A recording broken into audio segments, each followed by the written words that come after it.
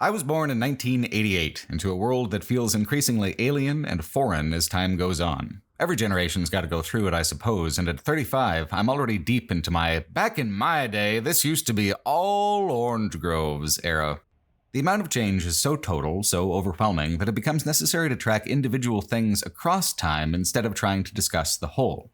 In terms of video games and pop culture, Diablo is a particularly fascinating lens through which to view almost 30 years of colossal growth in the industry. Diablo 1 was a major, pioneering title when it was released on New Year's Eve, 1997. One of the first real-time action RPGs, the first game to feature Blizzard's Battle.net multiplayer matchmaking service, it was an experimental gamble that resulted in one of the most iconic, instantly recognizable games of the 1990s. Diablo has never had regular sequels. There are typically 5 to 10 years between releases, but each sequel has released to a greater and greater frenzy of popularity. And, as the series moves along, greater and greater criticism for its embrace of naked profiteering, pushing the boundaries of what players will tolerate when it comes to monetized game design. Diablo, at its heart, is one of the most fundamentally simple game concepts there is. You click on the monsters, they die, and you get a reward. This feels good, so you kill more monsters and get more rewards. The early games conceive of this as an activity that you might eventually want to wind to a close. The later games create an environment where a player can click on monsters to receive rewards indefinitely, seasonally, a looping and self-reinforcing process designed to preference players who put hundreds on hundreds of hours into the game over those who attempt to engage with it as a more finite experience. Diablo today is a brighter, more impressive, more polished experience than it ever was in the 90s. Yet it's also a far more corporate, manipulative product. Modern Diablo is still full of gorgeous art, exciting pulp gothic storytelling, and tremendous atmosphere. It is still a creative work. But increasingly, the Diablo games are art in an obvious tension with their goals as consumer products.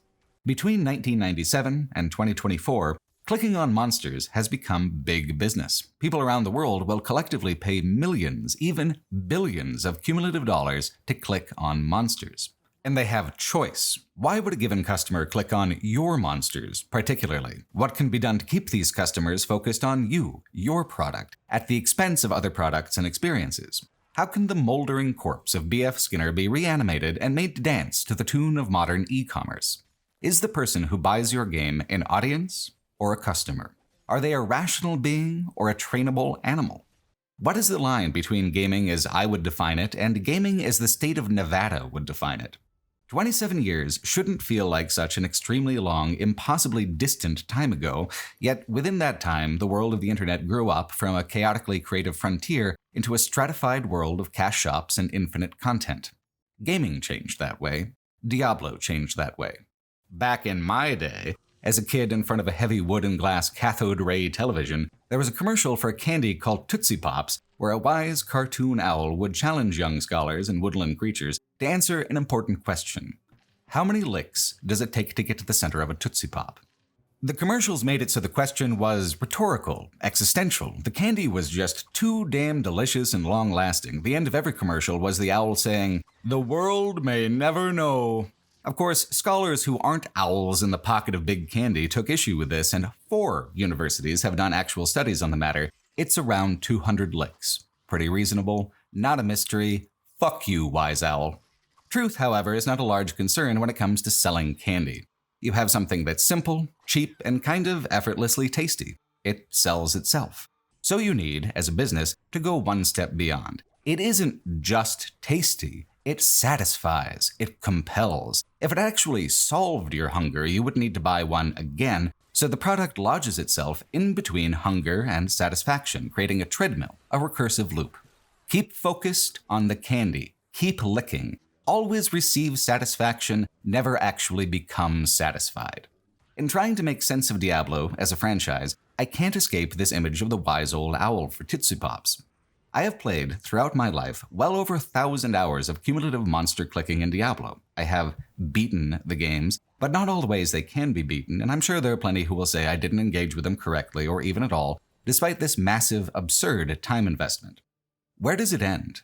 When have I slain the last monster? Is such a thing even possible or allowed? Or, to put it another way, just how many goddamn clicks does it take to get to the center of Diablo? Diablo 1 is one of the real masterpiece titles in the mid-90s. It's primitive and janky, even compared to Diablo 2, but that was the games industry as a whole during those years. That dense half-decade, 95 to 2000, was a frantic push into structures and art styles that were untested and new from dozens of developers across hundreds of titles. There was no roadmap for anyone, just fog and an impulse to say, here, there should be monsters. Diablo is a classic example of both the chaos of those untested ideas and the lasting reverberations of a smash success at such an early stage of the medium. The end result for the first title seems enviably tight, solid, and considered. It is a 4-chapter, 16-layer dungeon with fast character creation, real-time combat, and a gory, dark atmosphere. There is a certain prototypical jankiness to it, most notable being that all subsequent Diablos move at a much faster speed than the first game.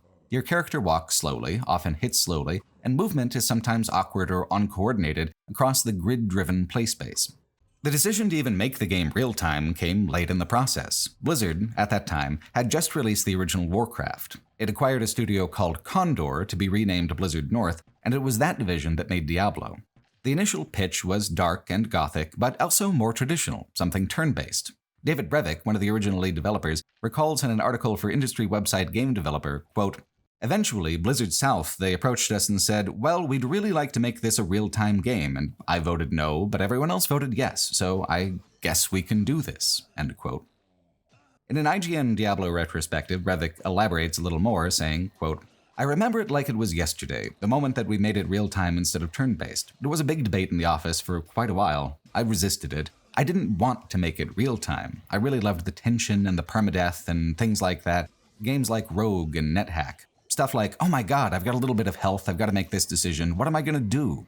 It didn't feel like a real-time game could give me that tension, and so I resisted," end quote.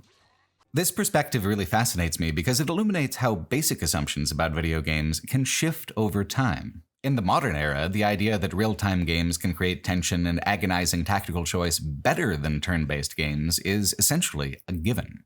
Elden Ring was the absolute smash hit of 2022, riding on the strength of how well it creates exactly that sense of choice, that sense of consequence. In 1997, that format's appeal wasn't a given at all. It was a fierce inter-office debate. First-person shooters and real-time action had been a thing for years at that point, of course, but it was the idea of divorcing RPGs from their tabletop-influenced mechanics that was the bold choice at play in Diablo 1. The action RPG wasn't a thing until Diablo. So to modern audiences, Diablo 1 plays slow, it plays a little awkwardly. At the time, in 1997, there was nothing that played like it at all. It was a new style of pacing, a new structure for role-playing games.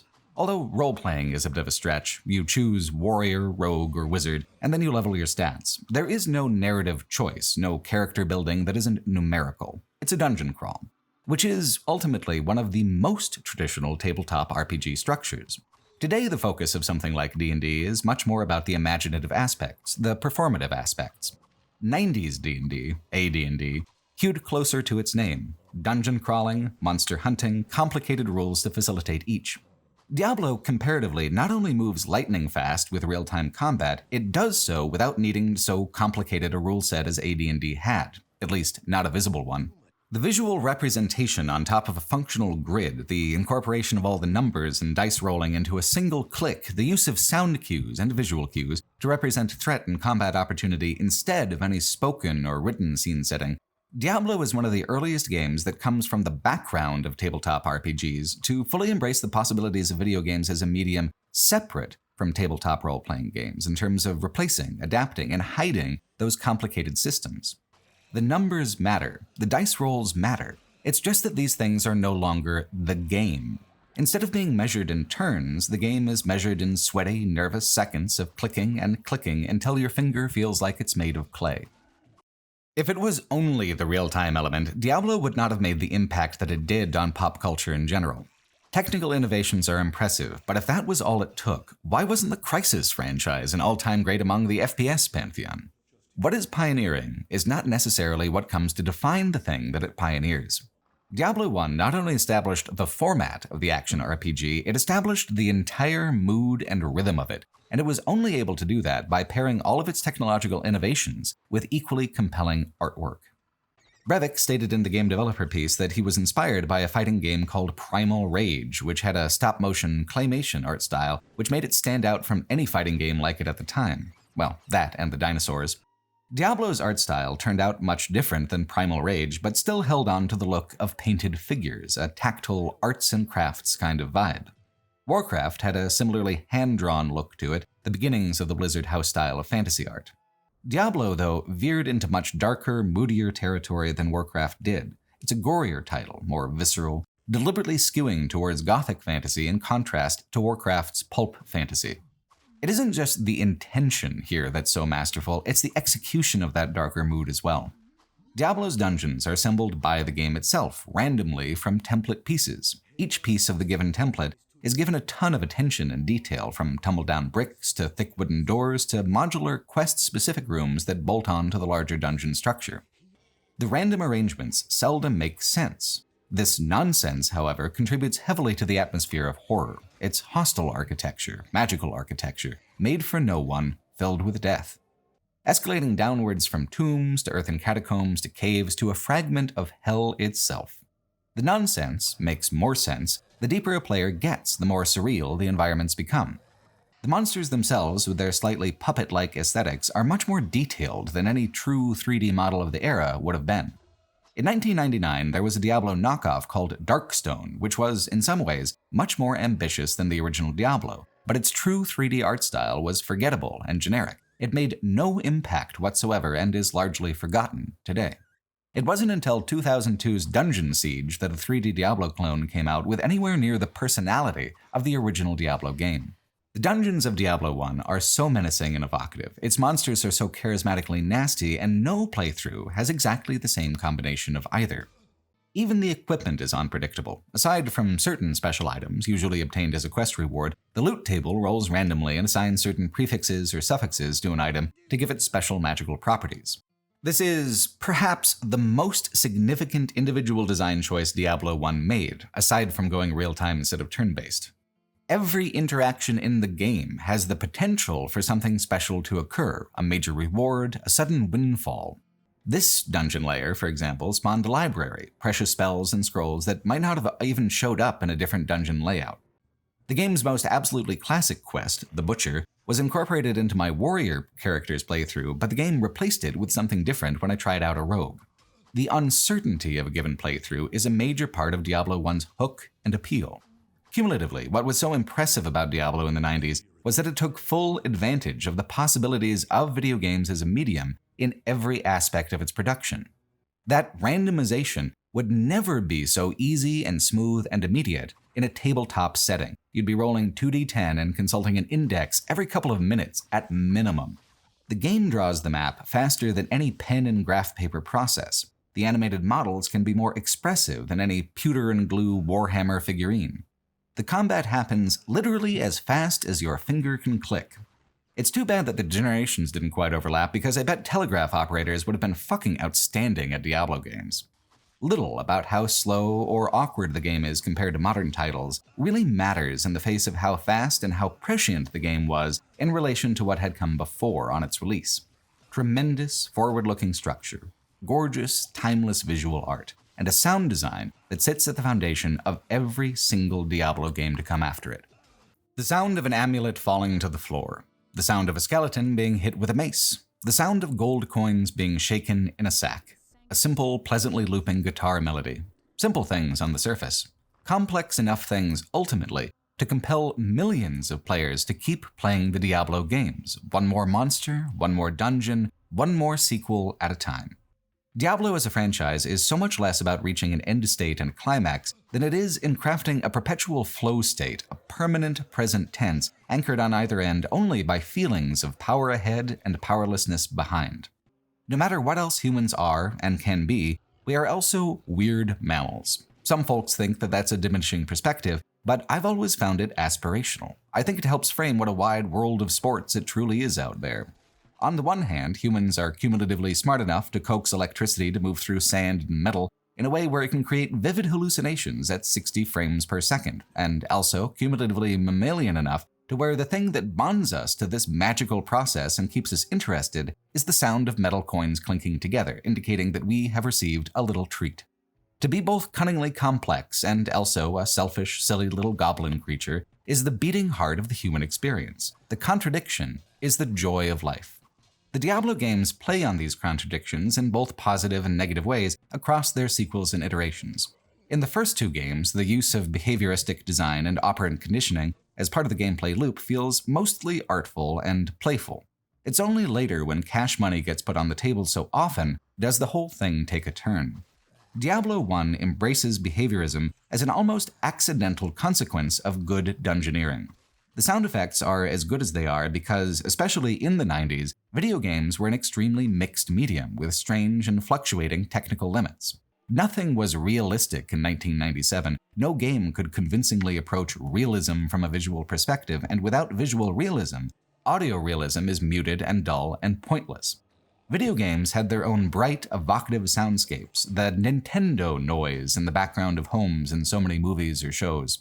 The tradition goes back further, though, to the way radio dramas did sound effects differently than TV shows, trying to make them bolder and clearer, more legible to the imagination. Foley work, it's called, these approximations and imitations of sounds for radio and screen. Diablo is dark and hard to see, partly due to mood, partly due to being made for small-resolution monitors hooked up to chattering beige box PCs. Making the sound effects bright, clear, and distinctive lets the entire game be more instantly understandable. When you hear that sparkling tone of a jewelry item being dropped on the dungeon floor, you take note, and because it's such a cool and rare reward that you have this impression of braving danger to acquire, the brain remembers it. Then, little by little, the brain craves it. You are no longer passively listening to the sound, you are preemptively listening for the sound. It has conditioned its importance and the expected response into your mind. Not in a nefarious way, just a regular human mammal kind of way, like the chirping of a walk indicator at a crosswalk. For Diablo 1, these clear and distinct indicator sounds are a way of making the game play better, communicating to the player what is going on with more immediacy than just dumping them on the ground to click on. To be invested in the game and its systems is naturally to become excited when these victory sounds play for you. What's unique about Diablo is how closely these sounds are tied to the in-game items and the interactions they represent, how even blindfolded a person would be able to determine what was happening in a playthrough.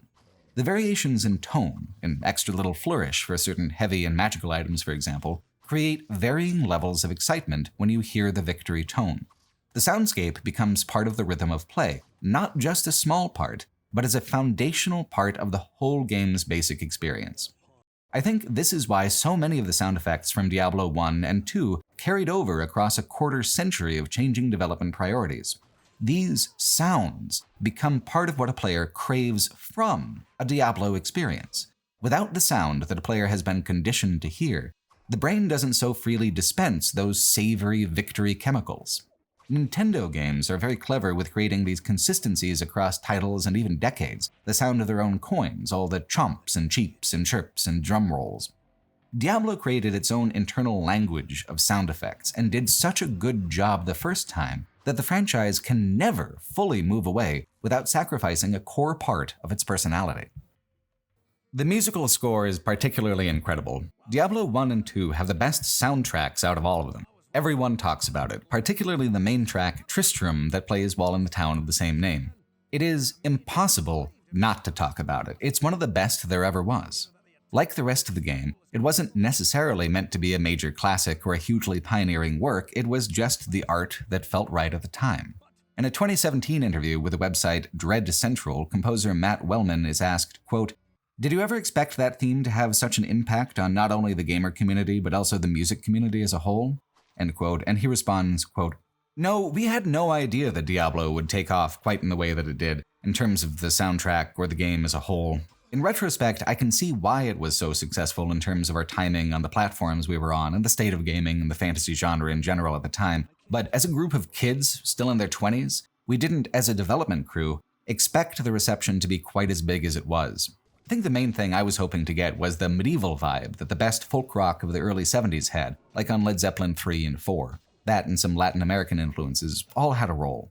It also helped that I had played the main roguelike that inspired Diablo along with David Brevik, so I had some natural sense of what the ideal vibe would be for a safety shopping quest zone. I'm happy that I was so lucky to be in the right place at the right time, given that even a track with bad production values, which the original Tristram most definitely had, could get over and really be effective by virtue of originality and solid writing. Still, I don't know quite who the 22-year-old is who wrote it. He's a familiar but still very distant person to whatever I am now." End quote. Speaking personally, I was completely obsessed with Diablo 1 when I was like 12. It was a huge part of my late childhood. Then Diablo 2 was a huge part of my high school years, and Diablo 3 came out when I was in a difficult period of my early 20s. I only distantly remember those people myself. Diablo was so important to those iterations of my past self, and all it really takes to trigger those memories is the guitar work in Tristram. In the push towards realism in visual art and video game graphics, it is sometimes easy to forget that these are completely imaginary spaces. They do not exist in any meaningful way outside of their capacity to speak to people as art. A song like that, written by a 22-year-old who digs Zeppelin, can have more impact than a big, expensive orchestral piece that sounds like competing choirs arguing on a conference call. Even thematically, Wellman's music fits into everything else Diablo has going on. It's grounded in tradition, but modern and experimental, created by young folks in a young industry with little oversight and no concrete expectations. Wellman's soundtrack didn't just provide accompaniment to the game, it became part of the game's sense of place. Tristram the town and Tristram the music track are inseparable. They are the same thing. The place has become the vibe has become the place. Tristram shows up in every single Diablo game, both the town and the music track, even Diablo Immortal. To pivot away from Tristram and do something entirely new is to lose that thread of nostalgic connection, which is risky as a media company. Part of Diablo's problem as a franchise is that it has never been able to reinvent itself. Its main appeal is replayability, familiarity. When it comes to sequels, among the things it's conditioned its fans to do is ask for the same thing over and over and over again. I liked the noise that said I did well and get a treat. I want to hear that noise again. And I will click as many times as it goddamn takes for you to play me the happy good boy noise. The way a person clicks and how a person clicks in Diablo depends a lot on what sort of hero archetype they choose at the beginning of the game. In the first Diablo, it's very fluid and a little random in some ways how a character progresses. Warrior is the most straightforward. You can use most of the weapons you pick up, and those weapons are constantly improving on themselves. You are sturdy, but inventory dependent, and always open to being damaged by the monsters in close combat. Warrior works the best in terms of the basic concept of a real-time dungeon brawl. The class interacts in the simplest ways with the combat grid and benefits the most from the loot that drops. Rogue is the ranged bow-centric option. Rogue is a lot more fragile, but because of the ranged combat thing, a rogue doesn't even take damage in most circumstances. A major difference is that there are a lot fewer kinds of bows in the game than there are the range of swords, axes, and other stabby weapons, which means that you end up upgrading only every so often. There's a more tangible plateau of power for the rogue for long stretches than there ever is for the warrior. I didn't play one, but there's also a wizard class who relies on ranged combat like the rogue does, but in a much more high-risk, high-reward way. Magic is very finite in Diablo 1. Your mana limits spellcasting with no way besides potions to restore it. Staves and other magic weapons with stored spells have a set number of charges and need to either be traded in or recharged at massive cost.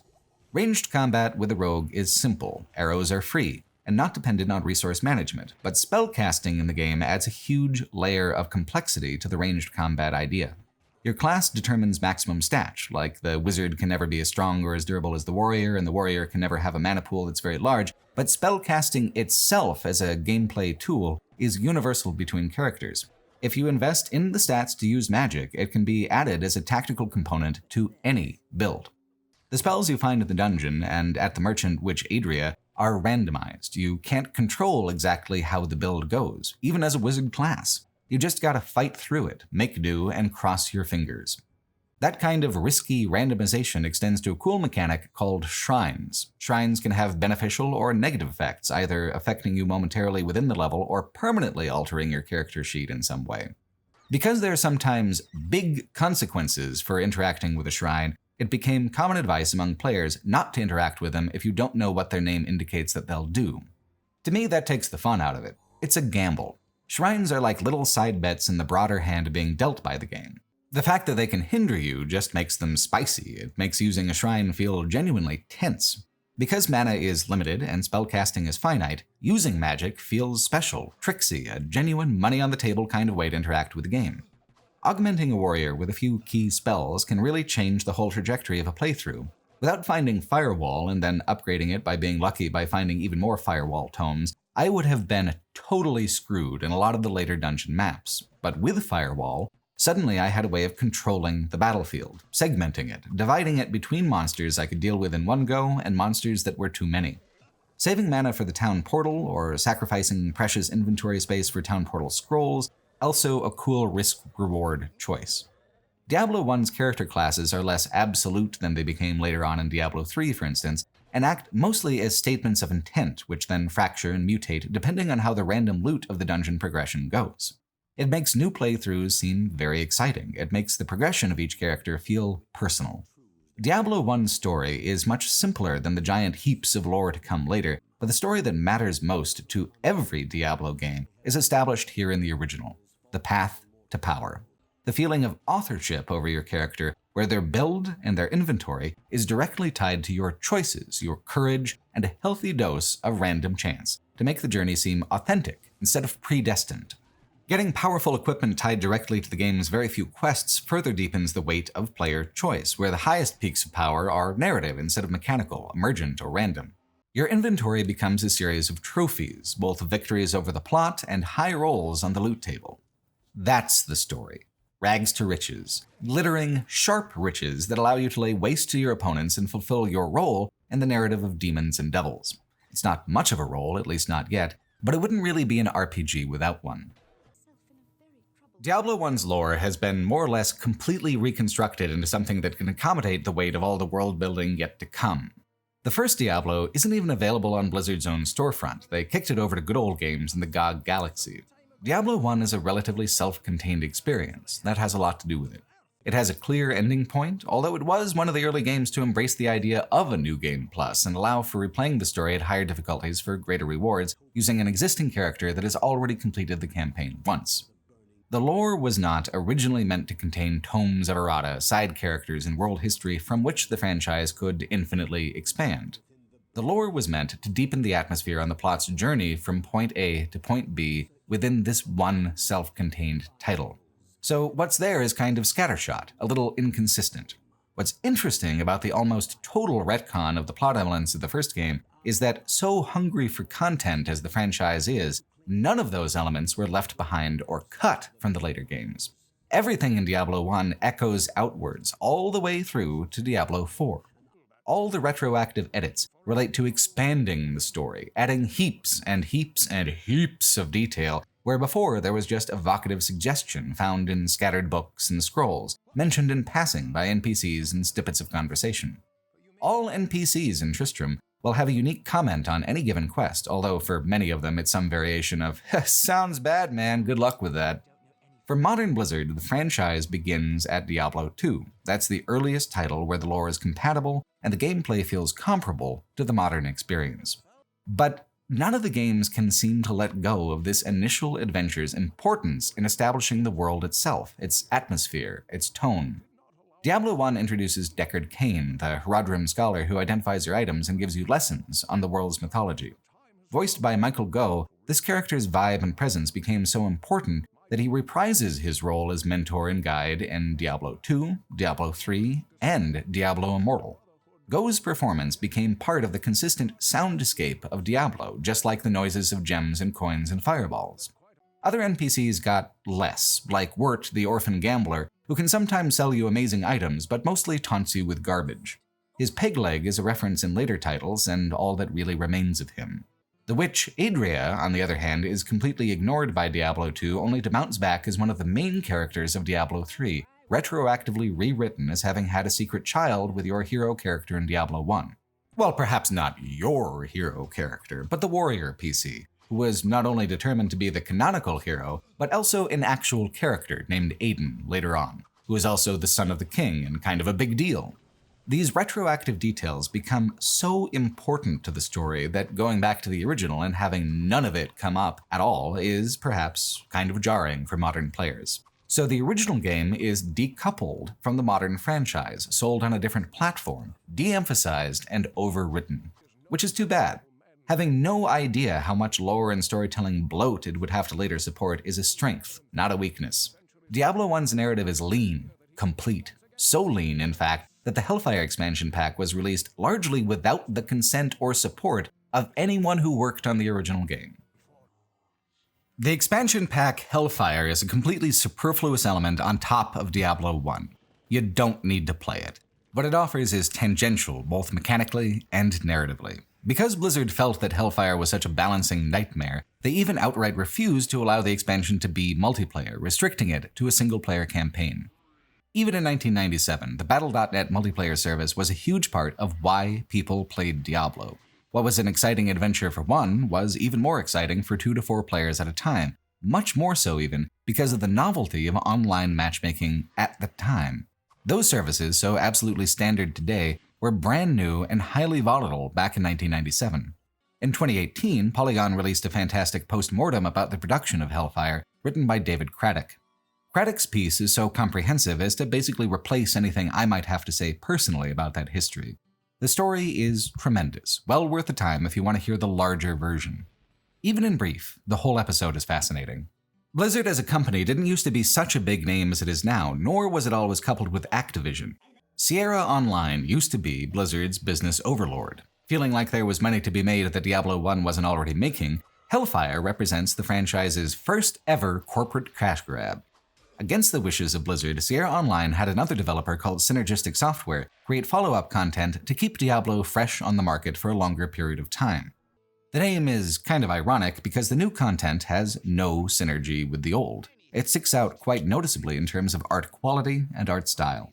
And because the business relationship was antagonistic from the start, there was no synergy with Blizzard itself. In fact, it was mostly piss and vinegar on both ends from both developers, resolved only through spite and an editable text file. Hellfire mainly adds 2 new 4-level dungeons. One is the Hive, a slithering, goopy biomass with weirder monsters than the other level sets. The other is a deeper secret crypt that feels similar to the crypts under Tristram Chapel in terms of how the levels are put together, but feature instead an ultra-aggressive mix of endgame monsters. Hellfire, as an expansion, slots in only at the mid to late game. In a certain way, I feel this has a mechanical benefit. The extra experience points and levels make the hell levels of the main campaign feel less impossible and impressive. To be able to take the PC a little further in terms of the power curve than would have otherwise been natural feels exciting, it feels fun. And there are some quality of life benefits that are very nice that come from Hellfire, like increased movement speed in town. Some additions, like trap runes, feel like inventory clutter. Other additions, like the new unique items, are pleasant boosts of power. Blizzard wanted to keep such control over its original game that they wouldn't allow Synergistic Software to implement their own intended quests or jokes. Offended, and having already done the work, Synergistic Software allowed every piece of content they couldn't officially release to be toggled back on with the use of a modified text file. In terms of 1997 file management, that's about as easy as flipping a switch.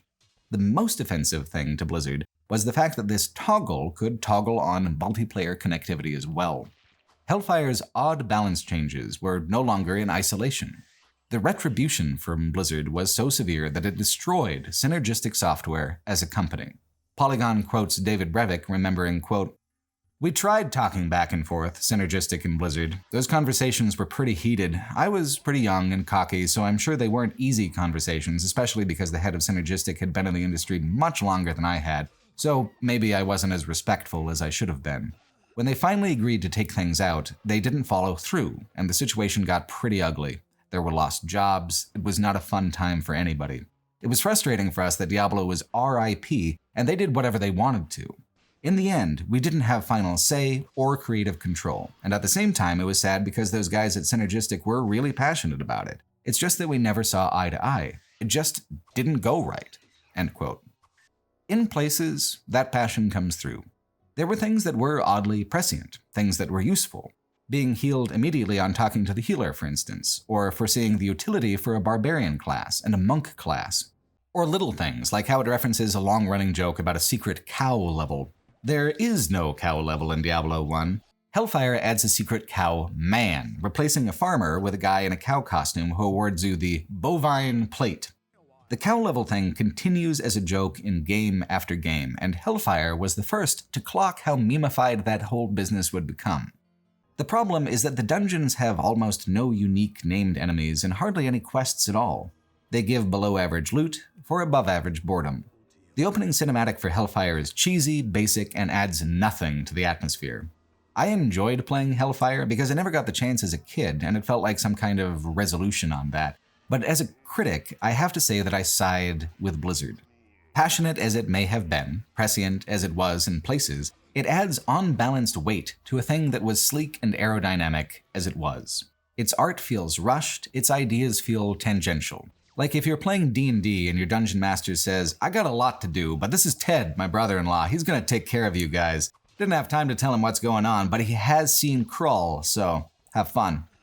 Diablo 1's success is its gameplay loop, but its art is all tied up in the atmosphere. It creates a tone that's so perfectly gothic that it still influences each subsequent multi-million-dollar sequel. Hellfire doesn't break the atmosphere, but it does vandalize the atmosphere with jokes and nonsense, and ultimately that isn't worth the benefit that a few extra levels of dungeons and statistics that the expansion provides.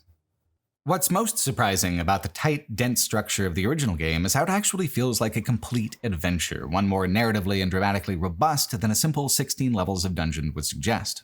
The quests, no matter which selection of quests the game decides to put before a player, all create a sense of place, of history. They accumulate into a sense of dread and meaning behind the final battle. The player learns about a world where the three prime evils scheme for dominance over Hell. They learn of King Leoric's corruption and the fall of the kingdom of Condurus. They learn that Diablo is the Lord of Terror, one of the three primes, and the source of all this suffering. The descent into Hell levels are what really sells the drama of it all and makes it feel complete. The caves that come before them are, aesthetically and mechanically, both boring and annoying. They're bulbous, awkward arenas full of ridiculous numbers of high-level enemies. They are so aggressive in comparison to what came before, though, that the caves work as a fair prelude to Hell, a descent down beyond what man or monster might build into mythic deep. Then, Hell itself is nasty and bloody, bone walls with fire and corpses being tortured. Much gorier than any level set before. Hell is harder than any previous encounter in Diablo 1, partly on account of the succubi. They're a more powerful ranged enemy than the game had thrown at a player before, negating the advantage of all that grid space, making it so that ranged characters also suffer the same threat that warriors do up close and at risk of damage all the time. The succubi are also an element that have changed a lot through time within the Diablo franchise. Here, in Diablo 1, they're a 90s pinup kind of succubus. Subsequent games tone down the sexuality a lot, and then Diablo 4 elevates them to the main plot by making Lilith, queen of the succubi, the game's antagonist. The later designs are perhaps better, but I found myself a little nostalgic for the old designs this playthrough. The claymation-inspired models for monsters and NPCs lend themselves well to exaggerative designs. Blizzard eventually found its preferred balance of suggestive design with World of Warcraft, cementing a certain amount of pulp sexualization as a key pillar of fan art and costuming. That trend in Blizzard games, the deliberate inclusion of lightly suggestive content as a hook for players, kind of began here in the first Diablo. Giving the succubi more clothes across subsequent titles seems perhaps more meant to cover up the fact that the pinup design has always been a part of the Blizzard formula than it is an appeal to some infernal modesty. The foundational titles had little guile compared to what came later. They are achingly earnest, and that's what makes them work so well. They are excellent, self-contained stories, balanced and buoyed by lushly gothic art that managed to defy many of the graphical limitations of the day in terms of impact and presentation. We can, today, make fun of this big pulsing pentagram on the ground leading to the boss room, but at the time, it actually was kind of intimidating. It worked for me, anyway. The boss fight with Diablo himself is the simplest iteration of such a fight within the franchise. He has some special attacks, but the fight is not driven by animations or area of effect spells like later titles do. Here within the climax of Diablo 1, I had a warrior with a high block rate from his shield, which means most of Diablo's impressive swipes and attacks simply miss, even though I'm standing right there. Later titles workshopped this experience heavily, becoming more and more truly climactic with each major boss fight in the series. In Diablo 1, Diablo is dangerous and intimidating, but easily confused and easily defeated by any high-level character. Mechanically, what sells the climax is the overall difficulty of Hell itself as an environment. It is such a slog to get to this point, and he has plenty of hench demons to defeat before it's one-on-one. There's a certain fulfillment in having made a character so unlikely to take damage that you can stand before the biggest boss in the game and just be fine. Other builds might vary. What's important is not how Diablo dies, but the drama of what happens afterwards. The climactic cutscene sets up almost the entire basis of the lore logic on which the sequels operate, and it was a completely rogue choice by a separate team that made this possible. On a GDC panel in 2016, David Brevik explained, quote, "All of the cinematics for the Blizzard games were made down south by a cinematic team, and they were doing pretty much whatever the hell they wanted to, and we had no influence whatsoever over them. So we had ideas, and they come up, and we talk about them, and we would go down and do something different. And so a lot of the cinematics didn't turn out like we wanted them to, but then we were starting to get along a little better, and things work a little better, there's more cooperation, things were going great. And they said, okay, we're done, we finished the final cinematic." So they sent it up, and we look at it, we're all crowded around the desk, and we're looking at this thing, and then we watch it, he dies, and then he jams the gem in his forehead, and all of us are like, what the hell did we just watch? What was that? That doesn't make any sense at all. Was that cool? So we had a little bit of an argument about whether or not we were going to have this or not, and whether or not this could be the official ending. It was pretty controversial down there too, so there was no intention of this being the ending to the game at all. End quote. Once again, what Brevik initially objected to was ultimately one of the most unique and memorable elements of Diablo 1, on the basis of it being unfamiliar and unexpected. Even in this early era of gaming, there was an impulse to create what was known and what was safe. Brevik's success in those instances was due to being open to the idea that he might be wrong, that these challenges to his expectations might make a better game. They did. The idea of the Soul Stone, the theme of evil consuming even the most heroic souls, the image of the lone wanderer. Even when the games grow tired of specifically referencing this cutscene, it is referenced again and again by visual motif and plot reference. It sets up Diablo 2 perfectly. You've won. And in doing so, you have lost. You are the monster, you are the villain, the evil. And in this way, we can begin again with new heroes without even missing a beat. Diablo 2 is more than 4 times larger of a game and game world than Diablo 1 was. The scope of the sequel versus the original is just absolutely massive, changing settings 4 times and then again for its lengthy expansion pack. It does this without initially tipping its hand that it's going to be that large at all. Diablo 2 came out in July of 2000, in the heart of what could be considered Blizzard's pre-World of Warcraft classic era. Early Blizzard was known for its cinematics, creating amazing short animated films to fill in the storytelling and build atmosphere between chapters. As Blizzard progressed as a company and games advanced as a medium, these animated cinematics became longer and more impressive. They have always been a major part of the Blizzard company identity. But Diablo 2, even more than StarCraft, was held together by the cinematics in a very important way. They set the frame. Sometime after the events of the main campaign, a broken and wormy man named Marius is being interrogated by a strange figure in some desolate, bright desert cell. He followed the Dark Wanderer, your protagonist from Diablo 1, and you follow Marius. As your story is played, Marius tells his, going through the location changes and plot revelations in tight parallel with the player. Marius was voiced by Frank Gorshin, a Hollywood veteran who brought a huge amount of very old-school performance techniques to the role. Marius's voice is this gravelly, regretful warble that's a compelling 50-50 split between sinister and pathetic. He makes a fantastic and fantastically unreliable narrator. He tells of how he met the Wanderer not far from Tristram and how the Wanderer's very presence brought the spirits up from hell.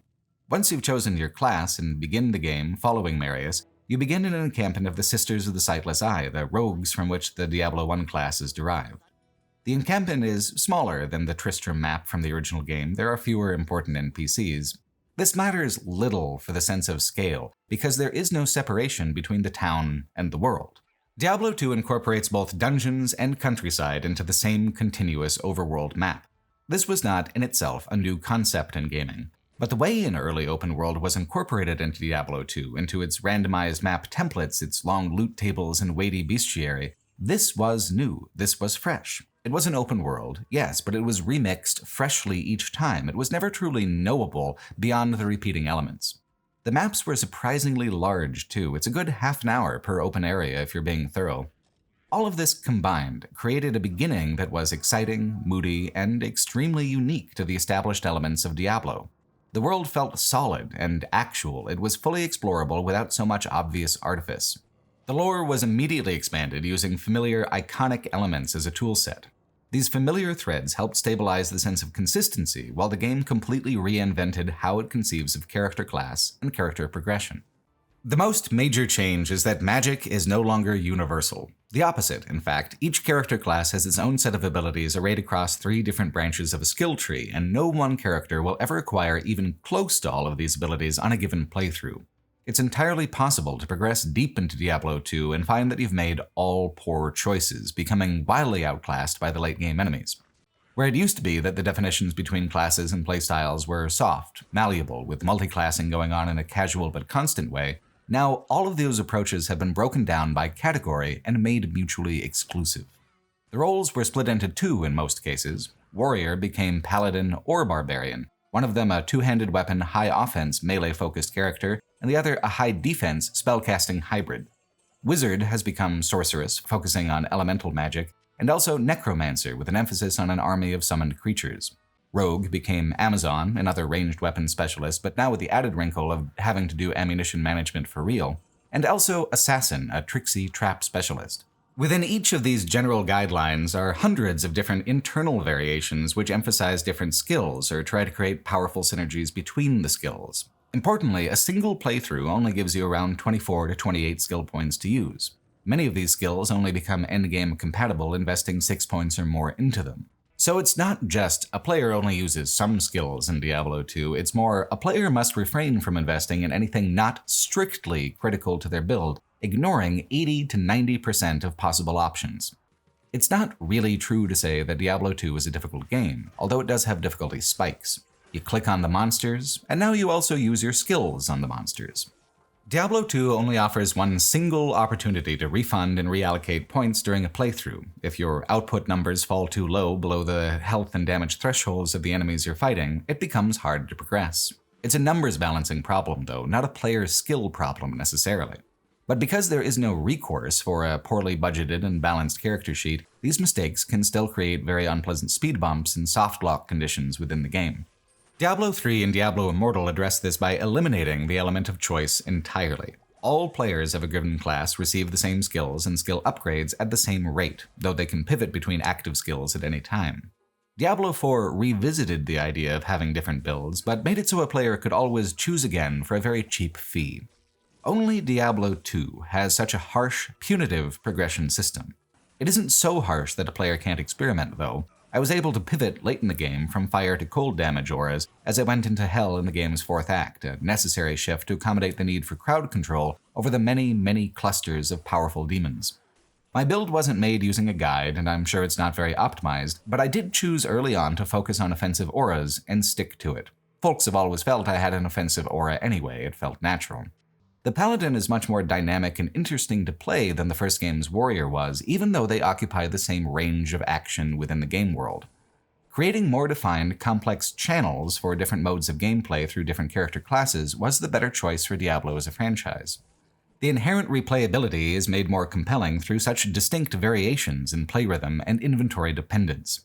Diablo 2 is a remarkable sequel not only for its widened scope and capacity for self-reinvention, it's remarkable because surprisingly few sequels seem to fully understand the elements that made the original a classic in the first place. Doubling the classes by chopping up and clarifying the original build possibilities is something that could only have turned out so smoothly by truly understanding both what made the original modes satisfying and where they come up short. It takes a critical eye and a loving touch, a tricky combination for a product made by so many people across such a long period of time. Website VG247 has a lengthy interview about Diablo 2's production where developer Eric Schaefer talks about how complicated a process it was to translate Diablo 1's tight and dense design to the more ambitious and sprawling open-world sequel. Quote, "The gameplay was fine in the dungeon in Diablo 1, but we were bringing it to the outdoors with just wide-open fields. We asked ourselves, what are the boundaries? What are the obstacles? If it's just a field, there's no tactics where you move around. So we put a lot of work into what should be the sizes of the outdoors areas, and giving them boundaries and borders that made sense so you didn't just want to wander forever. So we came up with all kinds of weird low walls that surrounded a lot of our outdoors that don't really make any sense. I remember at the time a lot of people were very negative on it. It's like, why couldn't we just hop over the walls? It's going to drive people crazy that we're limiting their area. I thought it was a big concern. Turns out it felt really natural, and I don't think it ever got brought up again. The idea of taking it to the outdoors was one of the big early challenges." End quote. These conversations about how to balance realism with gameplay priorities and technical limitations are still a major part of all levels of game development.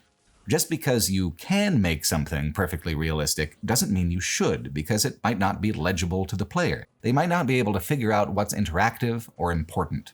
Schaefer was worried that the obvious artifice of low walls would strike people as annoying or silly, but they're an essential component of dividing up the space and making navigational sense of it. People still do get annoyed and complain about those things, even today, like how in Fallout 76 the state of West Virginia is encased in an impenetrable chain-link fence about waist high. These things are functional to the point of surpassing what realism would bring.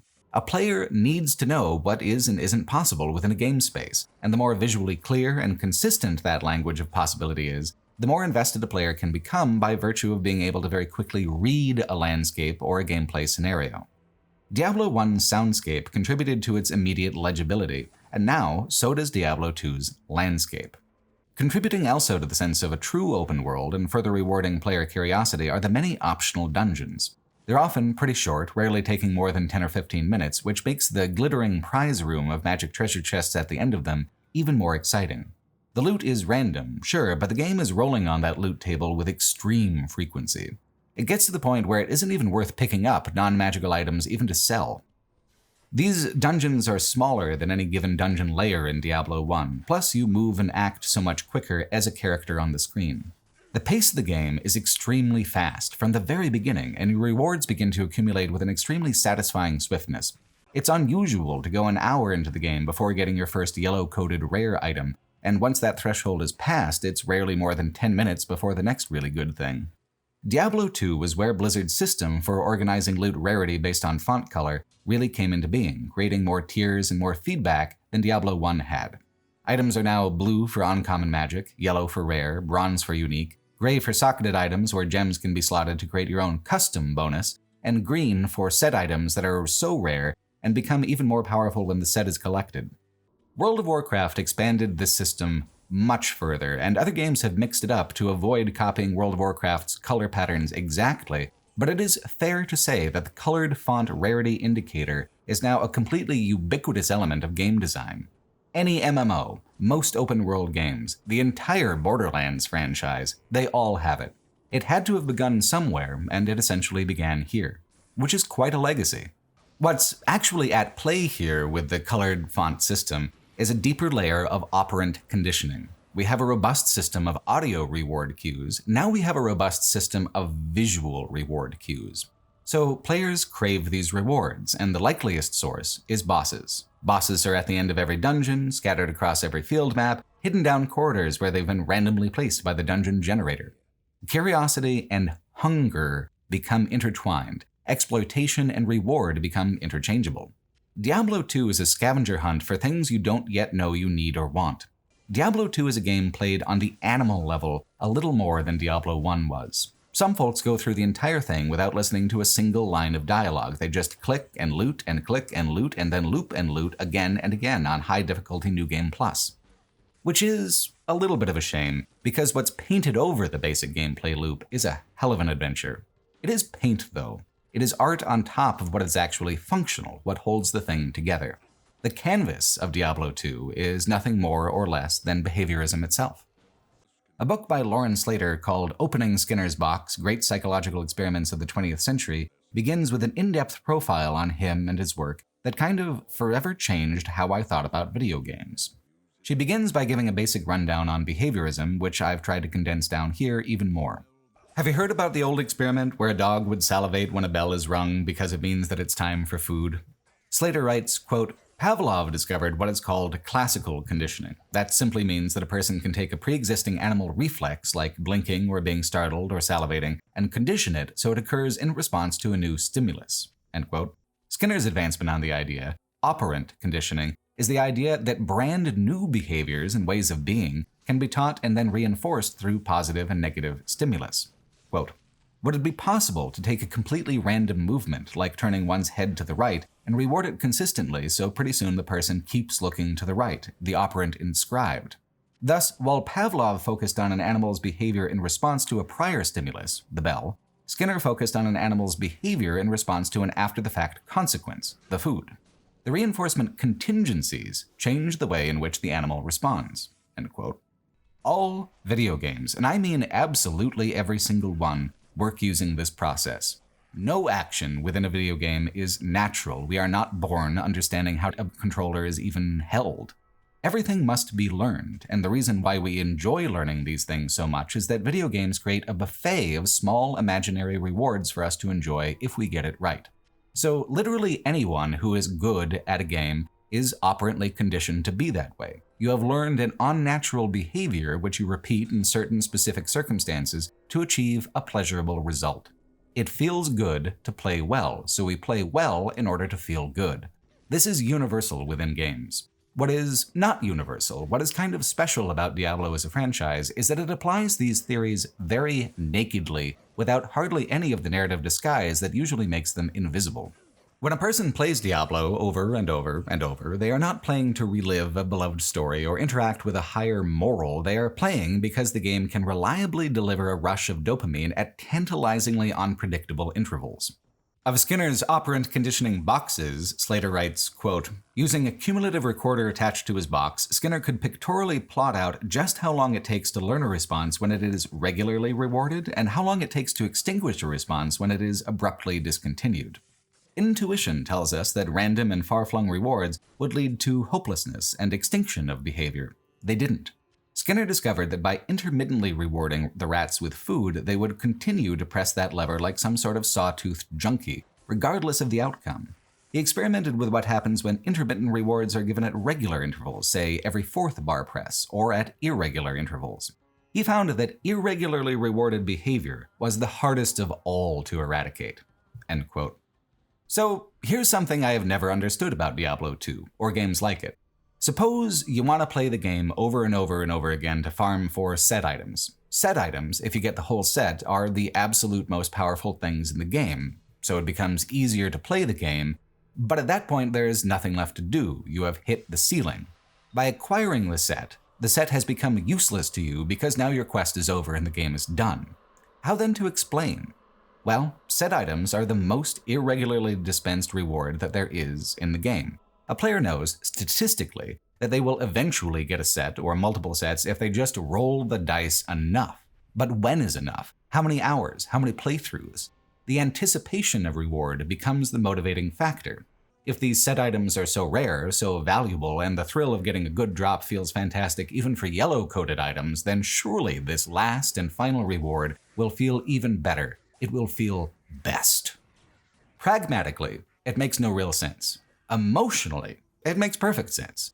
Emotional craving is the basis on which the core gameplay loop of Diablo operates, any of the Diablo games. It was the second game that truly perfected that behavioral loop, though. All those meticulously rendered cutscenes, all that dialogue, all that art, all of it is in service to the conditioned responses of our animal brain. The reason that the game is such a goddamn masterpiece is because the higher art of dramatic design and the lower art of behavioralist design work in perfect tandem without being predatory. I am already being made happy and receptive before the first word of dialogue is spoken, and then the words turn out to be a ton of fun too, and the experience becomes complete. It's not spelled out as exactly obvious, but all three of the player characters and classes from Diablo 1 are present within Diablo 2 as characters. Not just the warrior, who is now being corrupted into Diablo by the soulstone in his forehead, who Diablo 3 would later retcon into Aiden, the older son of King Leoric, who just didn't happen to be mentioned at all during the first two games. The rogue you played, or might have played, is one of the first major bosses that you encounter in Diablo 2. Akara, leader of the encampment, sends you after her with great regret. Now called Bloodraven, she is a corrupted, demonic version of herself raising the dead in a nearby cemetery. You need to wait until Act 2 in the desert city of Lut Gholein, but the sorcerer is there as well. His breaking into a secret repository called the Arcane Sanctuary of Horizon precedes a lot of the city's suffering that you witness in Act 2, and is the secret reason that the palace is closed when the player arrives in the city. It's very cool to have the first game's storyline incorporated in this low-key way. There's even a return to Tristram itself. The chapel collapsed and the building's on fire. Old Griswold is a zombie, Wirt is a corpse, but Deckard Cain has a long life of expository dialogue ahead of him. He needs rescuing. Tristram has been destroyed, but the conflict has exploded outward from Tristram into the wider world. The town finds ways to appear in every subsequent game anyway, despite being burnt down, whether in the future or in a dream. Diablo 2 tucks Tristram away, hidden behind a portal. The widening of the world was the focus, not any kind of deliberate nostalgia for it. Even with Tristram burned, old tropes and quest structures from Diablo 1 remain. Like the Countess, first you have to find the Moldy Tome, which describes her many affronts and depravities. Then you find her ruined tower deep in the woods. Climbing to the bottom of its blood-soaked dungeons, you confront the evil Countess and lift an ancient curse, all in a very short, tidy, highly rewarding period of time. Each act has a maximum of 6 quests, including main quests. Side quests, then, stand out as being pretty major diversions. Though in the playing of it, nothing is ever very major. Each act is maybe 4 to 6 hours. The game is done in 20 hours, unless you'd like another go-around with a new character or at a higher difficulty. Because each act has its own narrative arc and power curve, the rate of advancement through Diablo 2 feels blisteringly fast. It still feels as fast in 2024 as it did in 2000. This is something even the modern Diablos share. The main plot is usually done in 12 hours or less. Everything else is optional. Everything else could mean an additional 10 hours in Diablo 3 or an additional 100 hours in Diablo 4. That part is highly variable, but the core narrative of each Diablo sequel imitates Diablo 2's rhythm of never allowing a player to stay in one place long enough for it to overstay its welcome. If the gameplay of clicking on monsters until they die is inherently repetitive, the fatigue of this repetition can be totally paved over by a constant churn of visual changes and tonal changes. A major component of Diablo's charm and success as an action RPG is its enthusiasm for constantly mixing it up. Diablo 1's randomized dungeons were just the start. Diablo 2 puts far more effort into varied environments than its predecessor did, and in some ways did an even better job of it than Diablo 3. Even within a single dungeon, there are tonal variations and visual storytelling being done. The first act's final dungeon is the Monastery of the Sisters of the Sightless Eye, which begins like a nod to Diablo 1's classic dungeon design. It feels so much like the initial crypt beneath Tristram. But then there are bigger set pieces like courtyards and cloisters, or more impressively, the main cathedral hall. They might not seem like a big deal now, but in 2000 they were part of what made Diablo 2 such an impressive sequel. The environmental art completely outclasses what was possible just 2 years before. The advancement of 3D graphics during this period is often the big story of the industry at large, but even with titles like this, where it was completely its own art style, there were massive leaps forward within a short window of time. Diablo 2 pushes the darkness and gore forward a little too. As you get deeper, the torture rooms become filled with the mangled corpses of dead rogues, many of them nude.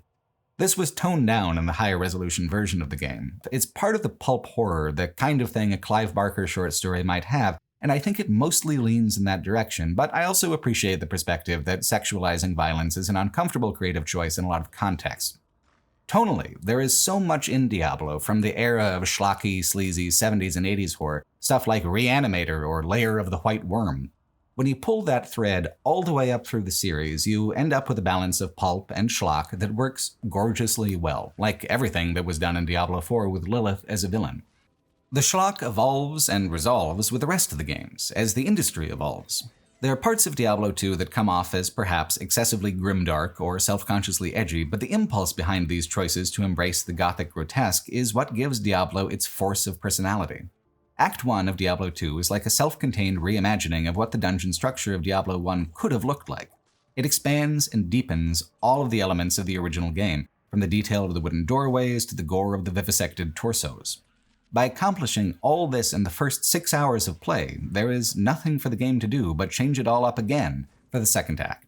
The town of Lutgolane is a much, much larger and more populous city than Tristram and the Rogue's encampment. It feels convincingly like a small city, even if it's really only a neighborhood shopping oasis. There isn't much to it besides a few pages of spoken exposition and a strong vibe, but there doesn't need to be.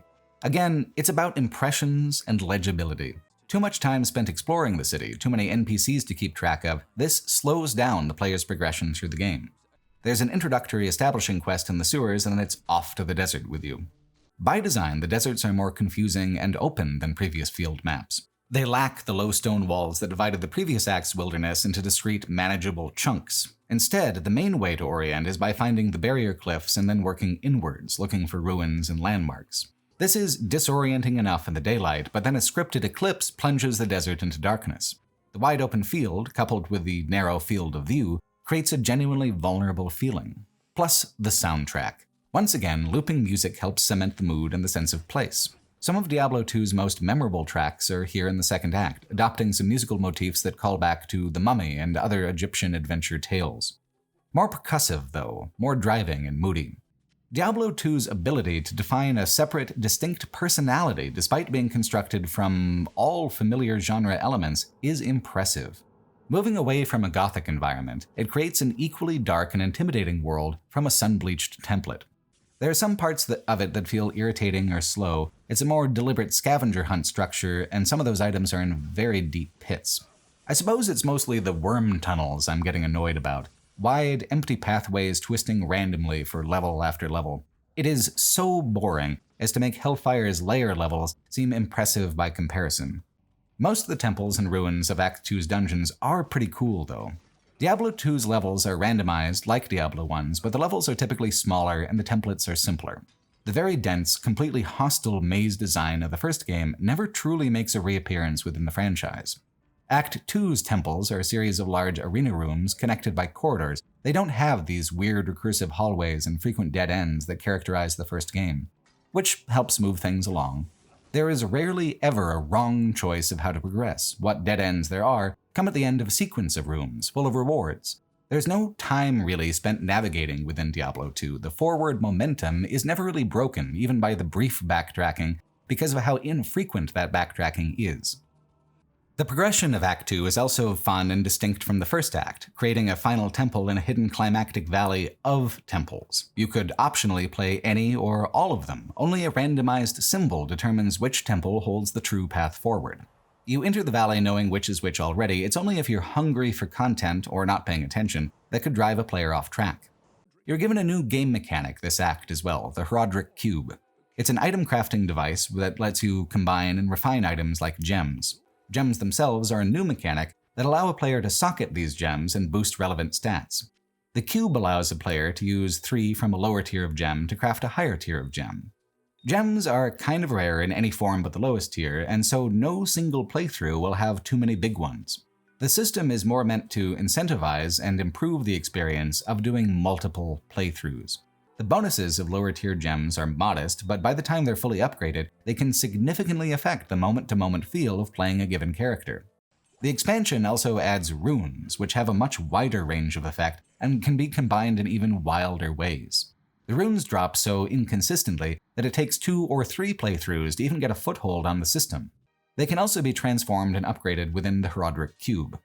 While these kinds of cross-character progression systems are common today, they were deeply uncommon at the time of release in 2000. So not only did Diablo 1 mostly invent the concept of the ARPG, Diablo 2 established the loops of reward across multiple playthroughs that still define Diablo today.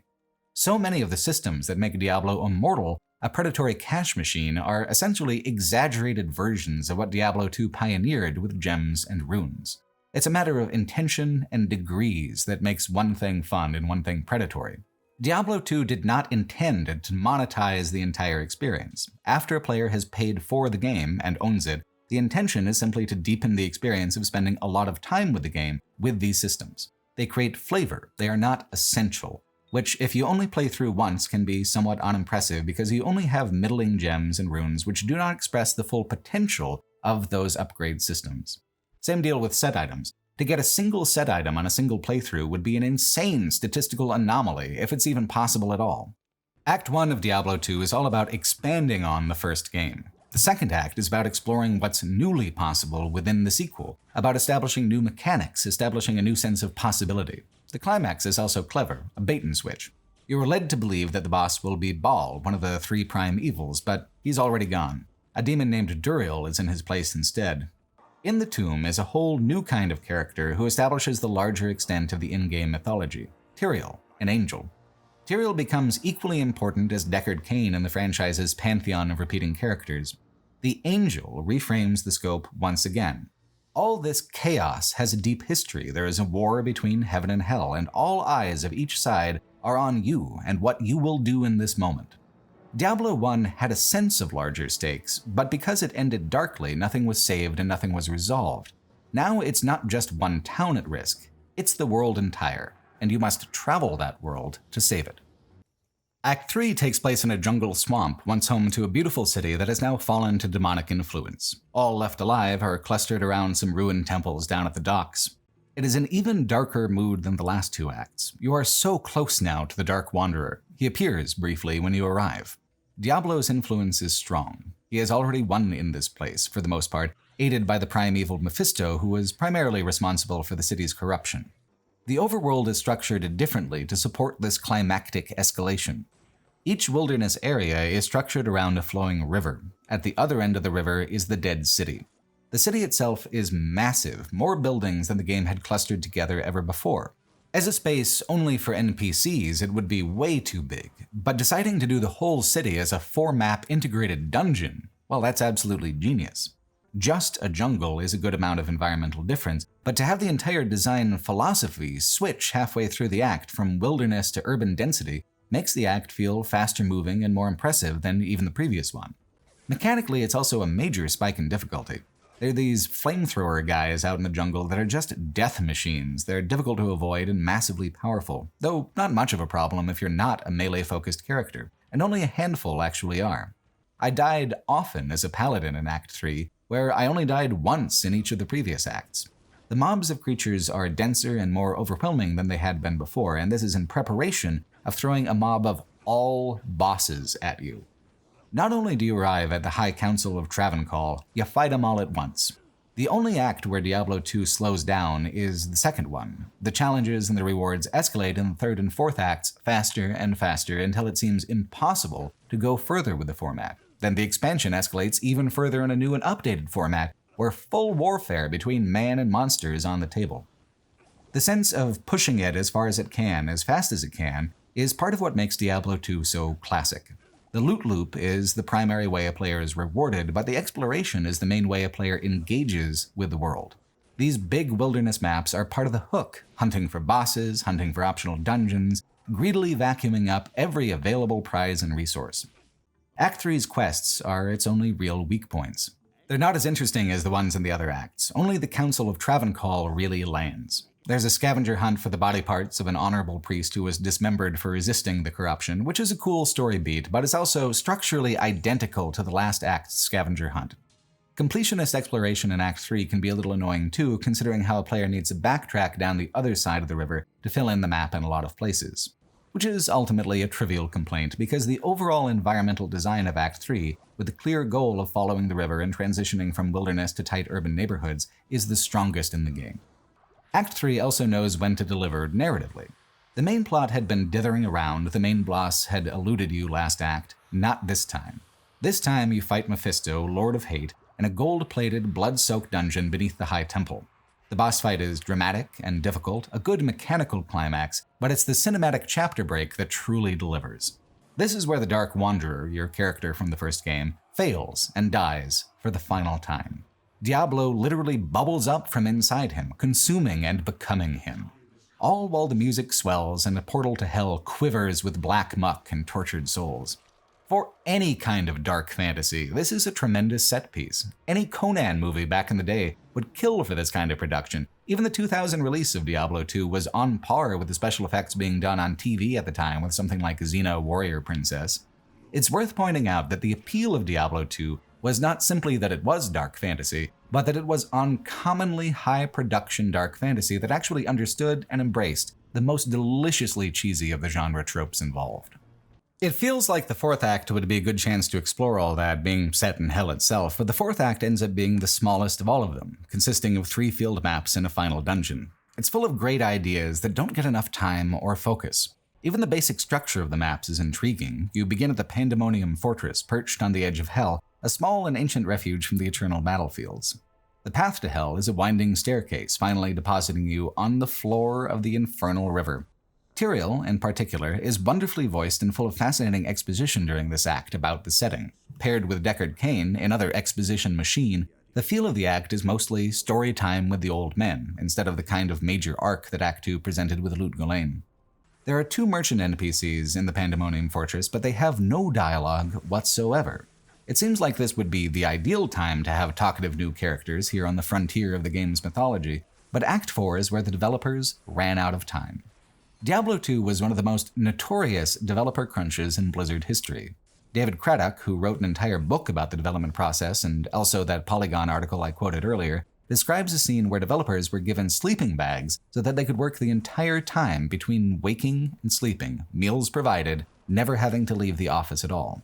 In a group interview with the website VG247.com, developer Eric Schaefer said, quote, "It was physically hard. People would be sweating and you can just see the stress on their faces. We barely had relief.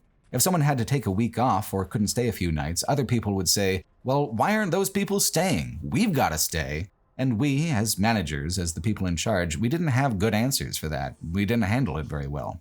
I had total confidence, and that's what made it okay, that there was going to be an end and it's going to be great, but for people who didn't have that confidence, it made it even worse." End quote. In that article, Brevik only takes mild responsibility for the extent of the crunch, but Craddock calls him out in particular, speaking about Brevik to Wired magazine in 2021, saying, quote, "He was one of the people most burned out by Diablo 2 because he put so much pressure on himself to succeed. It was kind of controversial because towards the end, he kind of checked out. He was playing a lot of EverQuest, and a lot of other developers who were still burning the midnight oil were upset with him, but his marriage was falling apart, he'd put a lot of pressure on himself for both games. He just kinda needed to check out mentally. He said, I was a seagull manager. I would stay home most of the time, and then I'd come in and I'd crap all over everything, squawk a lot, and leave. And he said that. That's by his own admission. I have a lot of respect for people who put the truth, the creative truth, ahead of their own ego." End quote. I'm torn on how to feel about this. Sometimes I also completely collapse under pressure and turn to comfort media when I shouldn't, but I've also structured my professional life so that these failures don't add work to anyone else's plate. As a video essayist, all that happens is a delay. If my mental health was better, I'd do better. That's always been the way. A compromise between what I want and what I'm able to do.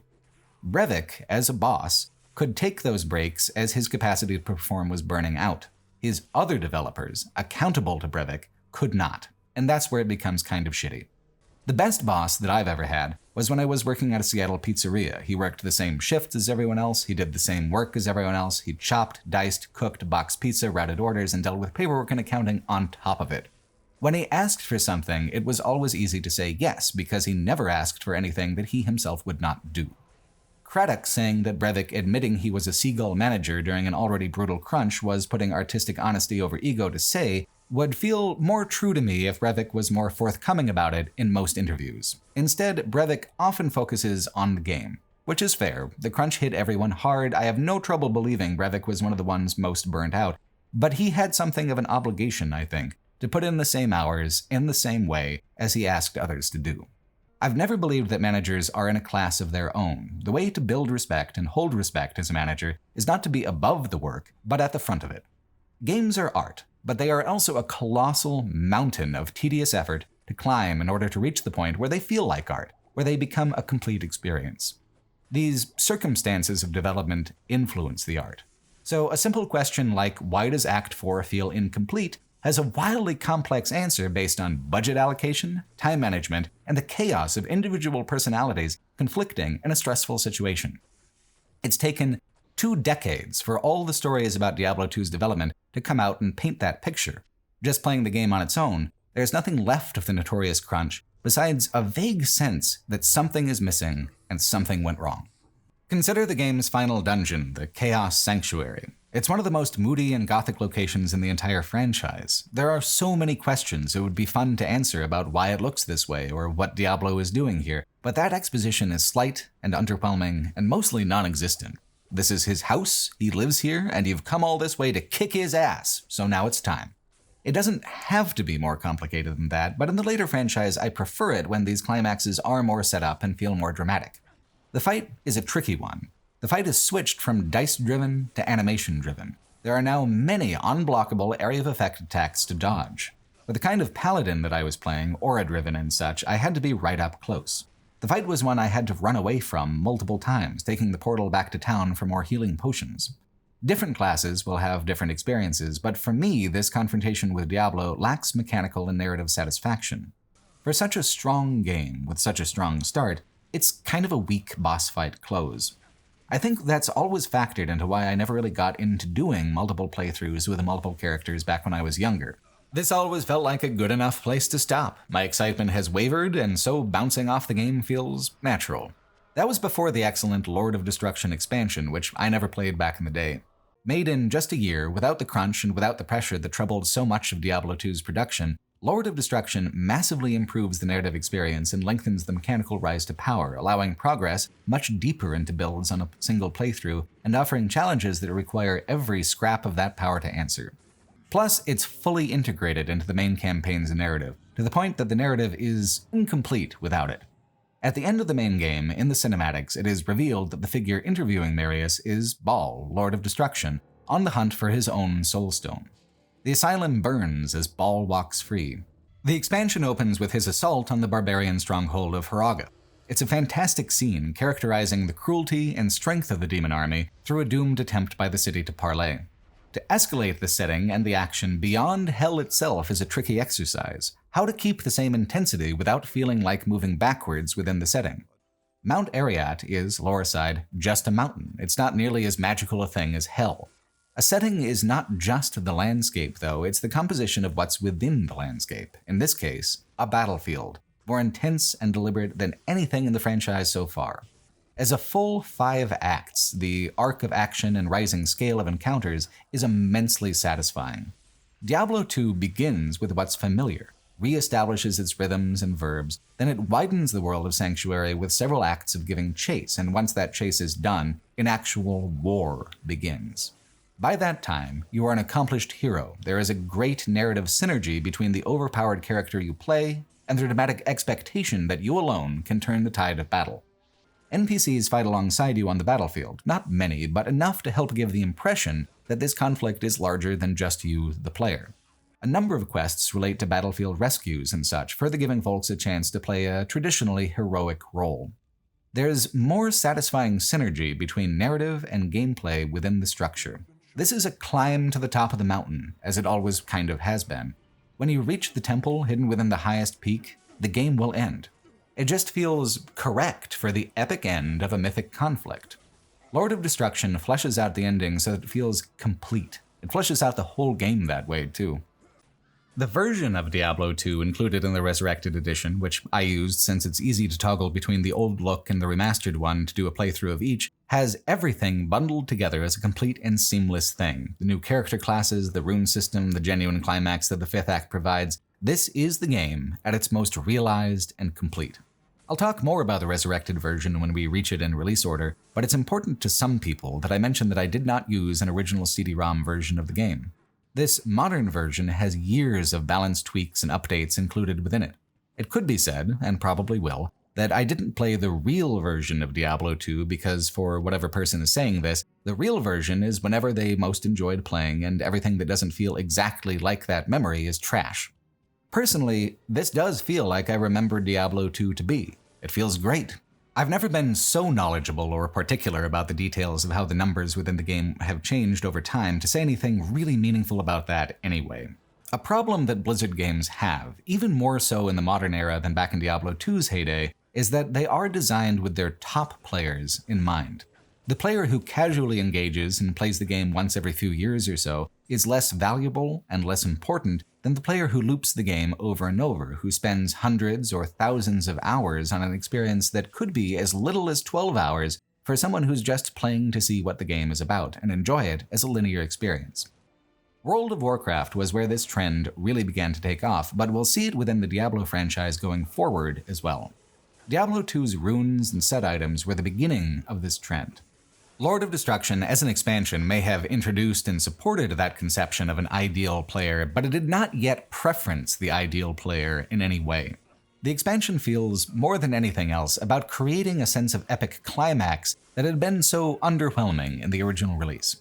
It enhances the game's linear experience. It does not, itself, encourage looping or repeating anything in particular. It adds variety where it can, contrasting itself with Hell by creating increasingly frigid and icy environments.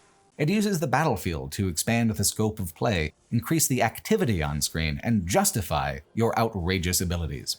For me, the only one misstep was a complication in the main quest where the barbarians are getting betrayed from within, breaking the momentum of the climb to the top of the mountain for a mandatory interior dungeon. It's fine, and a small complaint in any case, but something to keep in mind going into the more pronounced and deliberate storytelling of Diablo 3. Many players do not listen to any dialogue at all within the Diablo games, entirely satisfied by gameplay and atmosphere. Those who enjoy repeat playthroughs pay increasingly less attention to the story. By the time Diablo 4 rolls around, the seasons assume that a player will skip the story entirely, having experienced it once. If it feels in the later games like there is a strange disconnect between story and gameplay systems, that begins here too, in the push and pull between streamlining for those who only want to click on monsters and those who want dialogue to justify the time and effort of doing so. Even as a narrative-focused player who loves all the convoluted nonsense about demons and angels, I still felt a little irritated about being diverted from my ceaseless, thoughtless climb to the top, even if for a moment in the service of a narrative beat. It doesn't take much to interrupt momentum when that momentum is measured in seconds like Diablo is, when you kill more monsters in a single dungeon than tabletop D&D campaigns do in an entire year. Lightning-fast engagement and impulse-driven gameplay do not benefit from contemplation, they benefit from continuation, from being kept in perpetual motion like a plate spinning on top of a pole.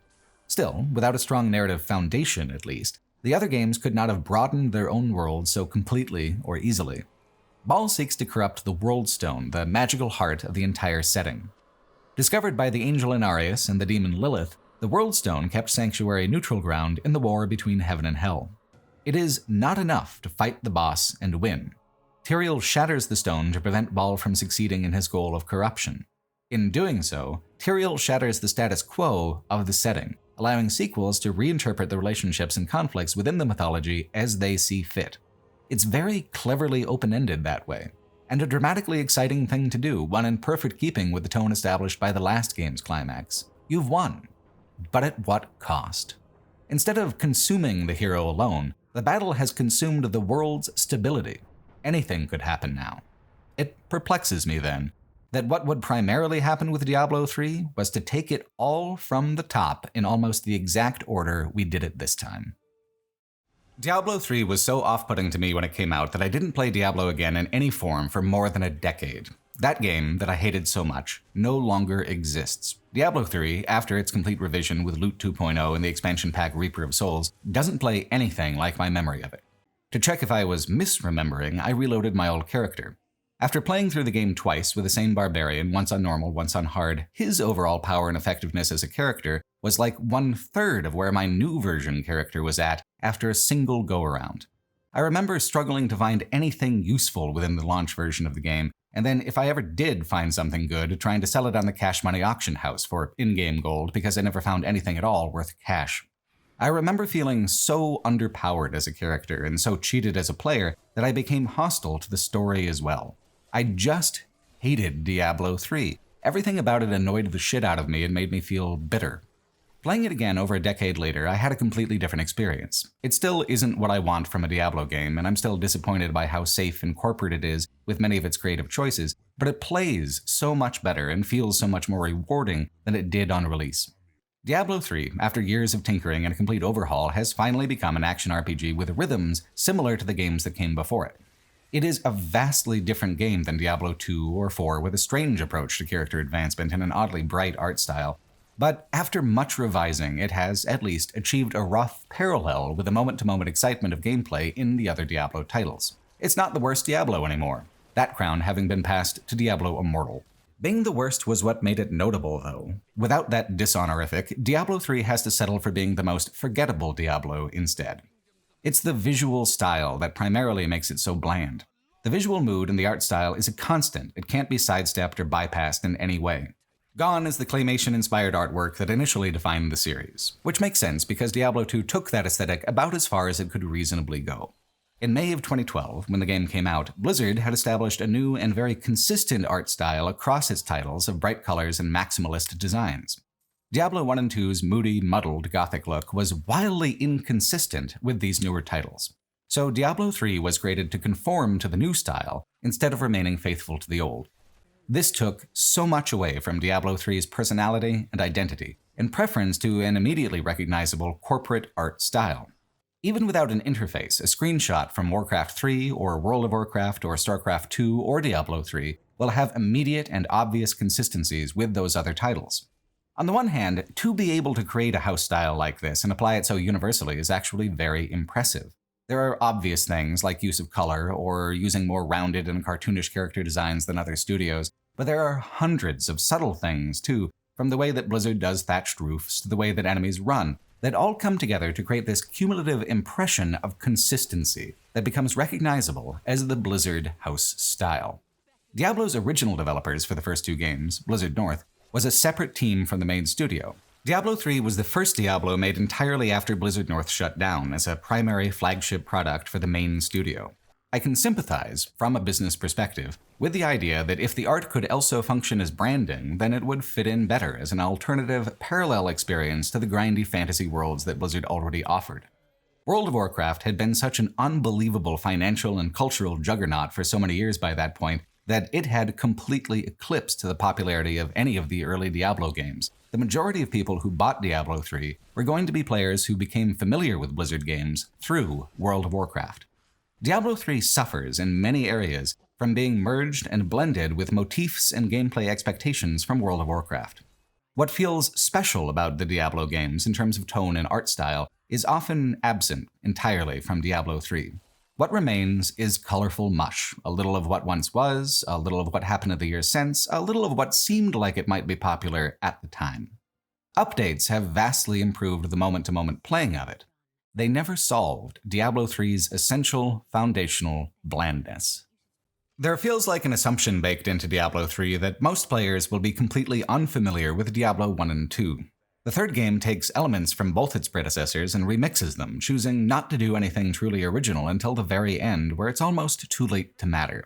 It's kind of a soft reboot of the whole Diablo concept, one generation down the line.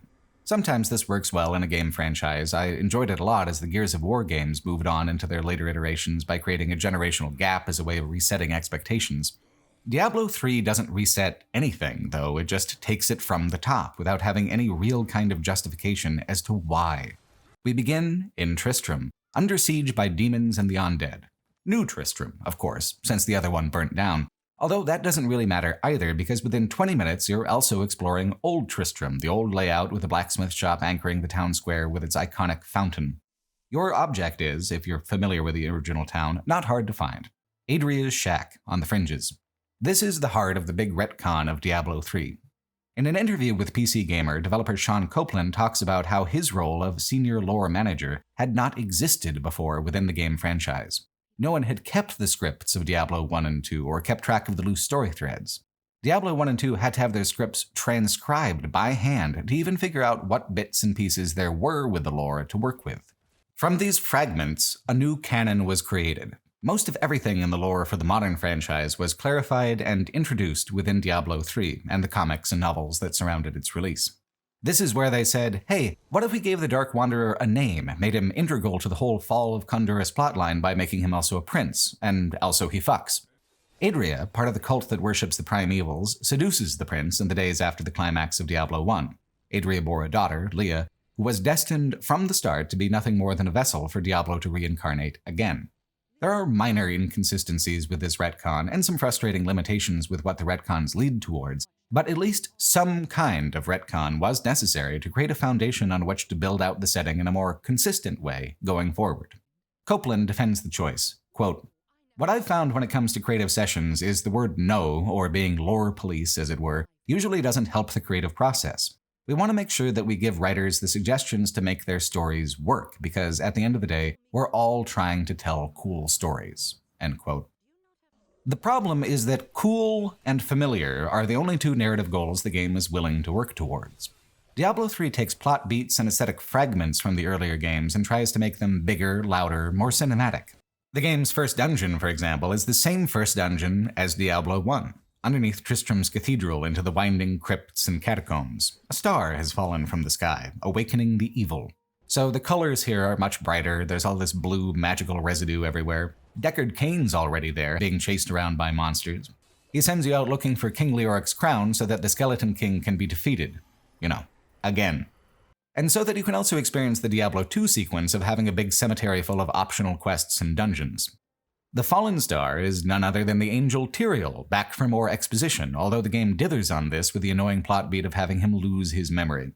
There's no tension or uncertainty. The player knows who the guy is more or less right away, unless the player had never played the previous games, and in that case, the big name reveal that he's Tyrael has no real weight to it. The revelation that he was the famous guy who did cool stuff isn't much of a hook on its own. It's only dramatic in sequence with the other games, in which case the amnesia thing feels frustratingly contrived. Even the Butcher makes a reappearance with a big climactic boss fight.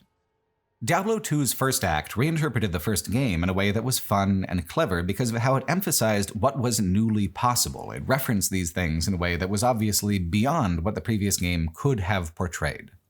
Diablo 3 feels like less. Although the dungeons and open fields are still assembled from template so that each playthrough is somewhat unique with the randomization of it, there is no longer any labyrinthine element at all. There are always a couple dead ends, but Diablo 1 and 2 were often about mazes that were mostly dead ends. The recursive, winding, nonsensical maze of the thing was a major component of its atmosphere of dread. There is a massively reduced complexity to the levels that Diablo 3 assembles. It no longer feels like a hostile environment this way. It is not meant to confuse, it is not meant to cause friction, it's just an obvious, easy playmat for you to move your toys around on. The purpose of the levels has flip-flopped from being a component of difficulty to a method of distributing reward. The only aspect of randomization that feels like it still matters much beyond monsters and the loot table is that optional dungeons and event encounters are chosen from a longer list than can be in the game at one time. It's a lot like how side quests were done in Diablo 1, which is an actually useful resonance to go for as a sequel.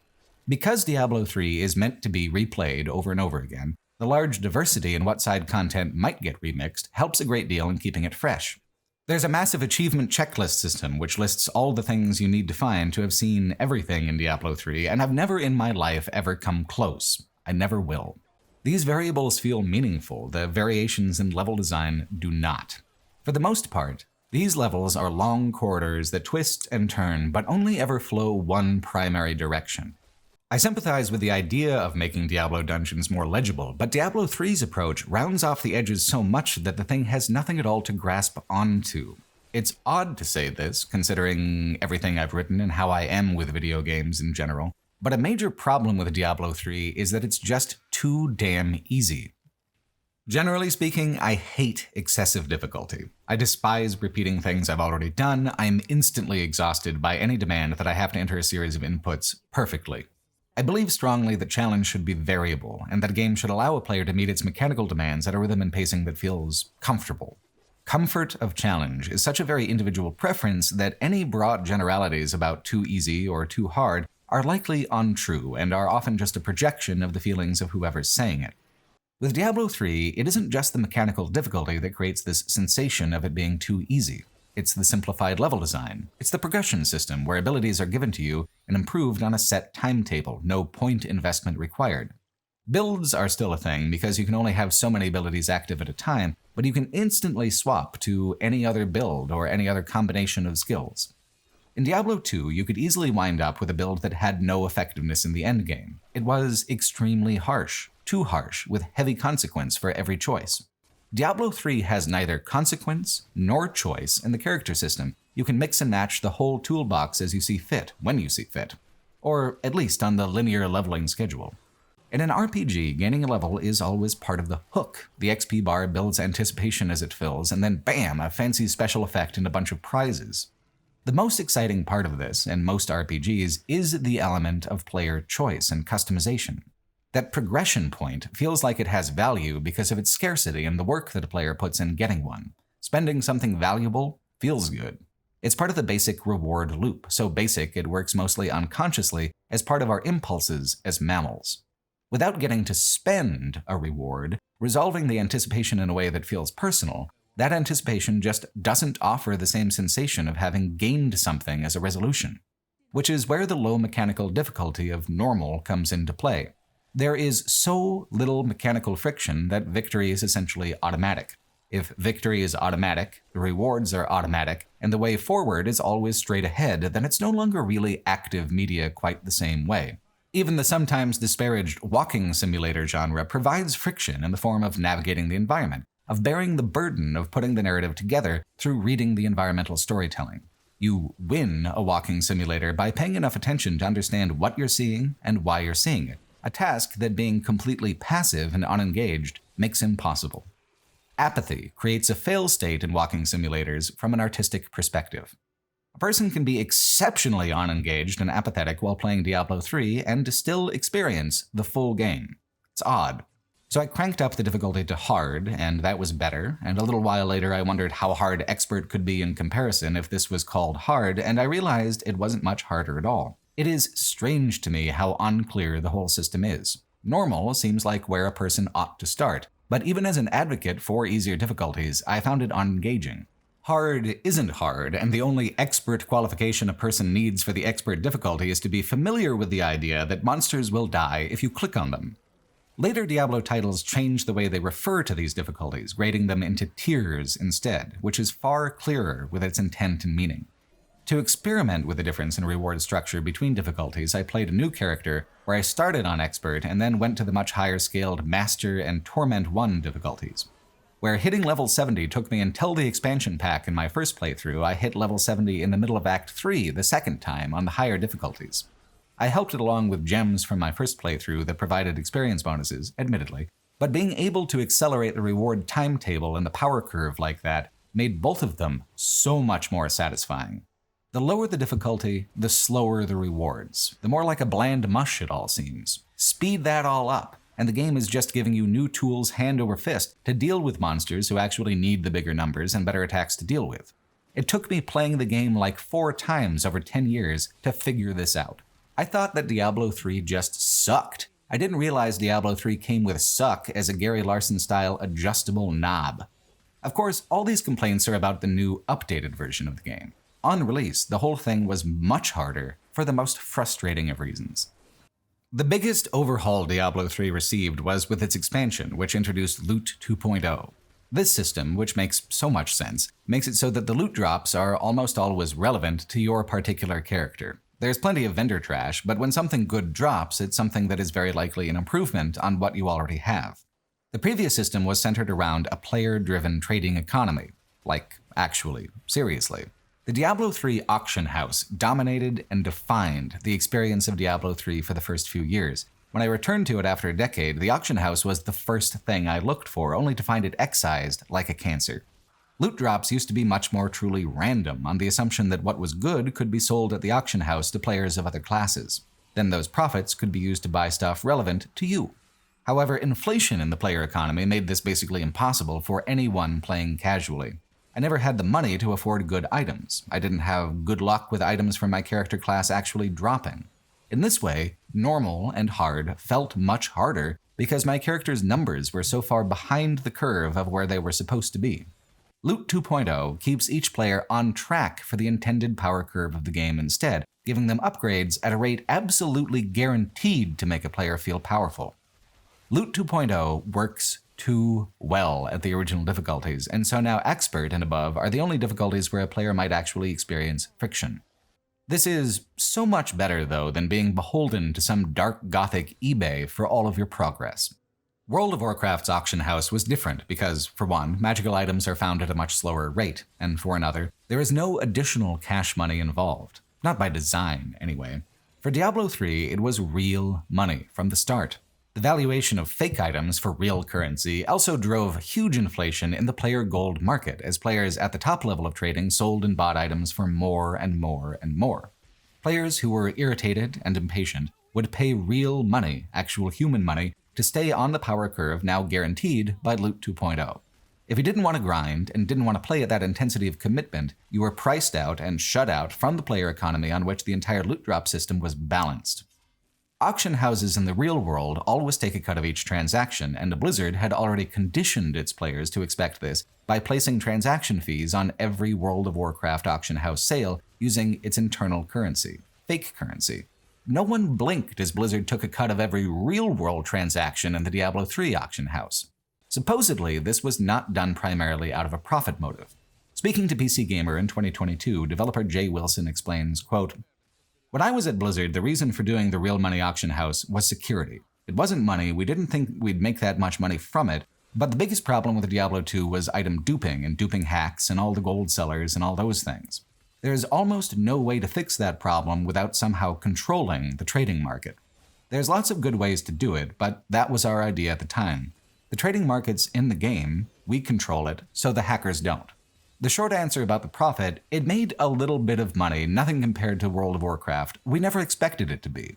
We really thought of it as a courtesy to making the game more secure. If it made more than $10 or $15 million, I'd be surprised. It sounds like a lot of money, but World of Warcraft probably made that every 10 seconds. It was not very popular." End quote. Diablo 1 was one of the first games to ever face the problem of multiplayer hacking and duping, so it makes sense that they would try to come up with something that was a more creative solution. This particular idea, though, is just destructively, poisonously creative. It degrades the whole of the game, to the point that the production director, John Haidt, publicly admitted that it, quote, "undermines Diablo's core gameplay," end quote. The presence of the auction house made the entire game into a parody of the modern gig economy, repeating mindless activities for a vague and inconsistent opportunity to get ahead by investing and then reinvesting all your progress into an open, unregulated hell market. That's just bad escapism right there. The online outlet VentureBeat did a profile of people who actually did exactly that and used the Diablo 3 auction house as a part-time job.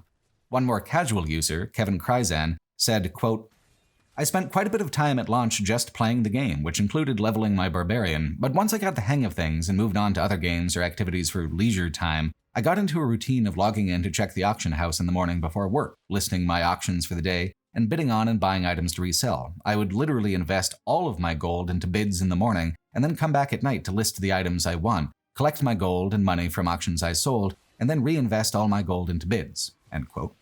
VentureBeat goes on to quote a user on Reddit who made $10,000 on the Diablo 3 auction house. He defends the whole thing as a kind of inevitable expression of capitalism coming up through any crack in the pavement it can grow, which is tiring, but summarizes himself extremely well in a statement that goes, quote, "You always pay to win because you either pay in time or in a currency. Some people are rich in time, some people are rich in currency. And anyone who spends more time will also have the skills to back it up. Plus, why not let people with that kind of money give your game time real-world value?" End quote. This kind of attitude led to the thankfully short-lived and mostly unrealized concept of NFT games, where gaming experiences are converted into monetized tokens that can be openly traded. What's odd and wrong about that whole line of thinking for me is that it equates gameplay to labor. It assumes that there is no inherent artistic or humanistic meaning to what you experience in a game. You play to win, and then you pay to win with time or money. That crossing of the finish line is the only satisfaction that this perspective can conceive of. There is no room for playing out of joy or out of curiosity, and therefore these things are not worthy goals for the game mechanics to pursue. We'll talk about this more when we talk about Diablo Immortal. Diablo 3 was a pioneer of an extremely dubious sort. It was one of the first major AAA games to truly push the boundary of what audiences will tolerate in terms of their playtime being monetized and converted into profit. Blizzard pushed too far. The backlash was huge. And if it wasn't literally written on the back of the box as a core feature, they would have backtracked on the real money auction house long before the Reaper of Souls expansion. In the absence of the auction house, there is a tangible vacuum within Diablo 3, a rotten hollow that swallows up the intended balance of normal difficulty and hard difficulty. It's an improvement, but only inasmuch as losing your toe to gangrene instead of losing your leg is an improvement. Diablo 3 didn't start off feeling like a Diablo game. It began as an early prophetic glimpse into modern profit models of mobile and live service game design, compromised and contorted in the most self-destructive ways. In a certain way, I ought to love Diablo 3 because I actually enjoy the plot and world building of these games quite a bit. Diablo 3 has more exposition and dialogue in its first act than the first two games put together. The problem is that, at best, the dialogue is mostly filler. By filler dialogue, I mean dialogue that gestures towards strong characterization and answering the questions that the plot raises, but actually extends the time that you spend waiting for those things longer than it would if they had never been foreshadowed at all. There is no twist that isn't obvious, no characterization that isn't already clear as day. It is an incredibly large number of words spent on things you already know or things you could easily guess. To me, this is filler, dirt and gravel and nonsense which pads for time without adding anything. Diablo 2 had quite a bit of expository dialogue. Every character had something to say about every quest, mostly, but the characterization was primarily done through voice work alone, giving the written lines a particular tonal flair. This time, you're going to learn every detail of every vendor's life in exhausting detail. The impulse to deepen the characterization is positive, the execution is the problem.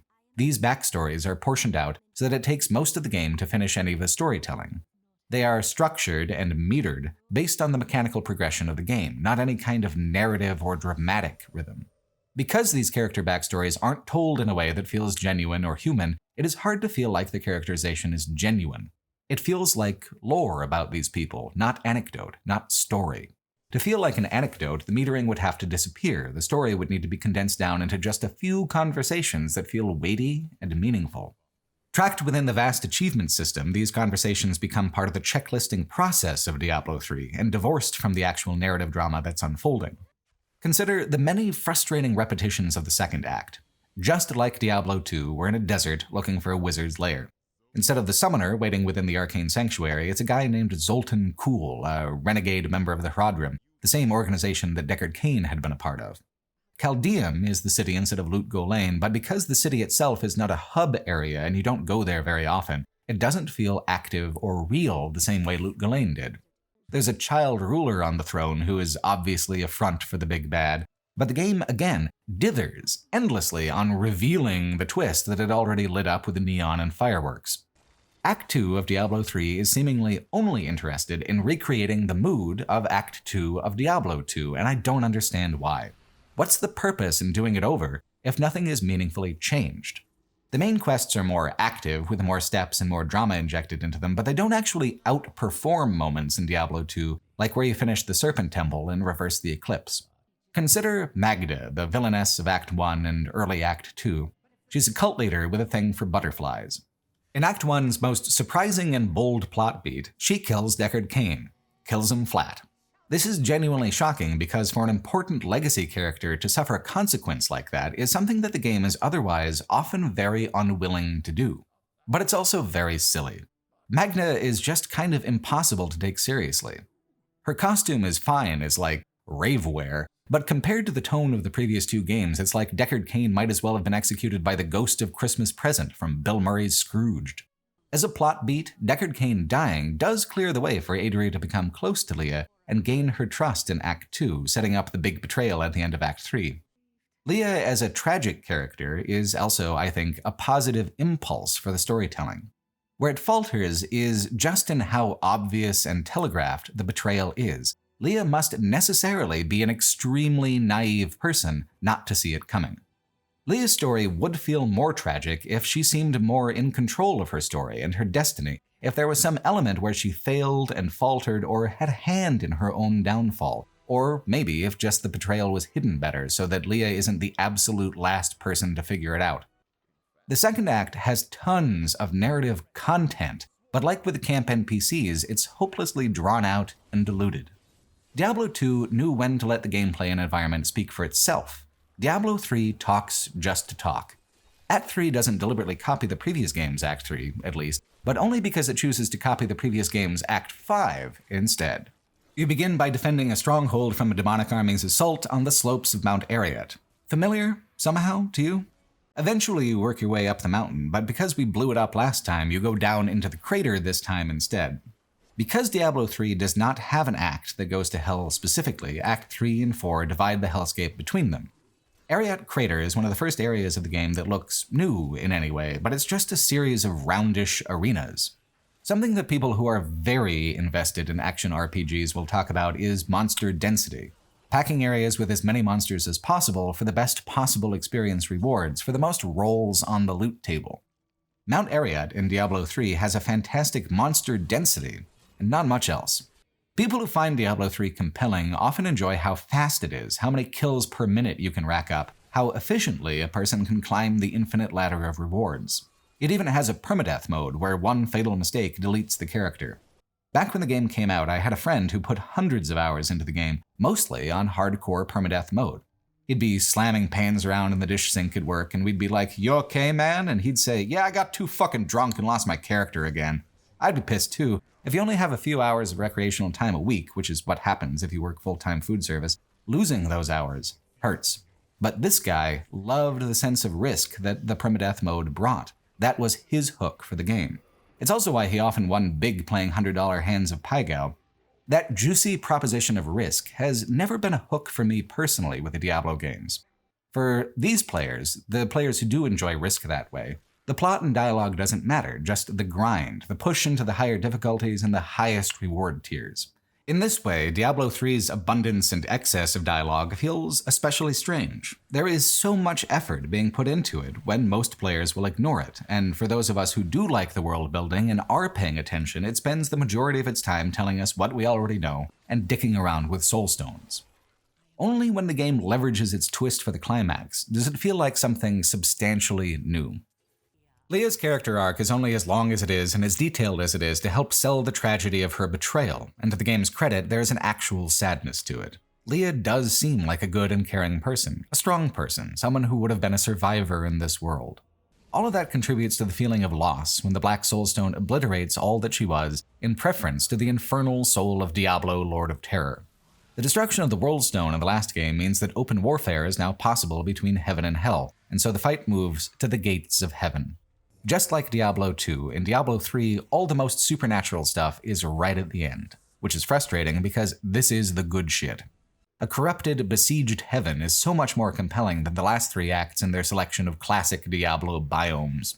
This is not only new, it's extremely visually dynamic. It takes advantage of the full 3D presentation to create an environment that is impressively like a battlefield. Even better is the characterization of the angels. Tyrael was a classic good guy, a real beacon of hope type character, noble and self-sacrificing. This makes sense for him as an angel, but it also stays in keeping with the Christian mythology that says heaven is all good and hell is all evil. Diablo 3 tries to differentiate itself from Christian definitions and mythos by making the angels a more alien and hostile culture than that. Tyrael is the exception. He thinks humans are kinda neat and he has a soft spot for them. The others see humanity primarily as a threat. The lore goes that humans are the Nephilim, hybrid beings born from angels and demons taking each other as lovers instead of enemies. Heretical and offensive to the angels already, you see. They see the potential for corruption and evil in humanity as damning, that if purity is not inherent, it can never be achieved, and the impure might as well just be culled. Making heaven as cruel and stern as hell in its own condescending way is fine Gothic world building. It adds to the feeling of a pessimistic world of horrors to have all sides of the supernatural conflict arrayed against you, no allies besides those who you can count as true friends. Although you are here to help, the Angiris Council blames you for creating these circumstances in the first place, offering no sympathy. All of this is also foreshadowing for the expansion, which is better script writing and story work than anything that came before. Act 4 is where Diablo 3 becomes, finally, a sequel to Diablo 2 and not just an imitator. This War on Heaven is a much better finale than Diablo 2 had in every aspect. It's longer as an act, more detailed, more exciting, the world building is much more detailed and actually pretty engaging. The fights are better and bigger. The 3D aesthetic translates well to the golden marble halls of heaven, better than it did to the Gothic spires of hell. Some people think the whole Lady Diablo thing is a bit silly, but I actually like it quite a bit. Blizzard games thrive on camp, sometimes overindulging to the point that it becomes turgid and irritating, but this is the kind of camp only possible by going incredibly hard with ideas that are fundamentally kinda silly. Diablo reincarnating again and again every game is silly at its base. It becomes tiring without variation. This variation gives the Lord of Terror some Shakira hips to swing around, and I think that's fantastic. Within the lore, this scheme to combine the essences of all 7 Lords of Hell into one prime evil is something that hasn't happened since the dawn of time. It's the culmination of a whole trilogy's worth of demonic usurping and undercutting. I'd be sassy about my victory as well in those circumstances. For Diablo 3, the most compelling thing about the climax is the way it sets up what's to come. These characterizations of heaven and hell will stay consistent across the rest of the franchise. This is the end of the anything goes era. Introducing the Nephilim as a way of setting humanity apart, alone against the gods, is a great plot beat in the wider storytelling. Diablo games have always been, mechanically, about the path to power, growing so strong that nothing can stop you.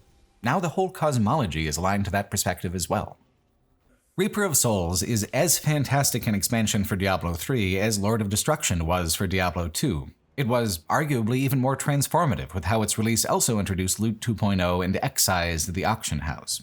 But it was also transformative in how Diablo 3 accomplished its action storytelling. Everything that was exciting about the fourth act of the main campaign in terms of fast pacing, dense and compelling exposition, and high supernatural stakes continues here in the expansion, right from the beginning. A renegade angel named Malthael has stolen the Black Soul Stone and convinced the Angiras Council to go to war against the Nephilim. After all, you and your other player characters across the last few games have defeated all the Lords of Hell, major and minor, trapping them within the Black Soul Stone. The biggest demonic threat left is the demonic taint of humanity itself. You saved an ungrateful heaven and saw what happened when the demons invaded them. Now you see the horrors of the angelic host as they come down to exterminate humanity like so many ants. It's just as brutal, just as cruel as what the demons were doing. It feels extremely apocalyptic, and there's a lot of attention paid to creating moments where the scope of the destruction and the intensity of the conflict is made clear by overlooks and vistas. The main campaign often ignored this kind of scene setting. The expansion is narratively tight in all ways in comparison. Even its events and side quests are tied to the action, with stuff like people taking advantage of the violence to act on political vendettas. There is a forward momentum to the action, funneled by the streets of Westmarch into a more linear experience than the previous acts. The linearity is good. It focuses the experience and directs it towards a peak, much like the climb to the top of Mount Ariad in Lord of Destruction. The amount of narrative consequence involved in this expansion is literally world-changing. It's canonical going forward into Diablo 4 that the angels cull something like 40% of the world's population. It feels apocalyptic because it is an apocalypse. It is an end to the entire setting's previous assumptions and the stability of the supernatural order.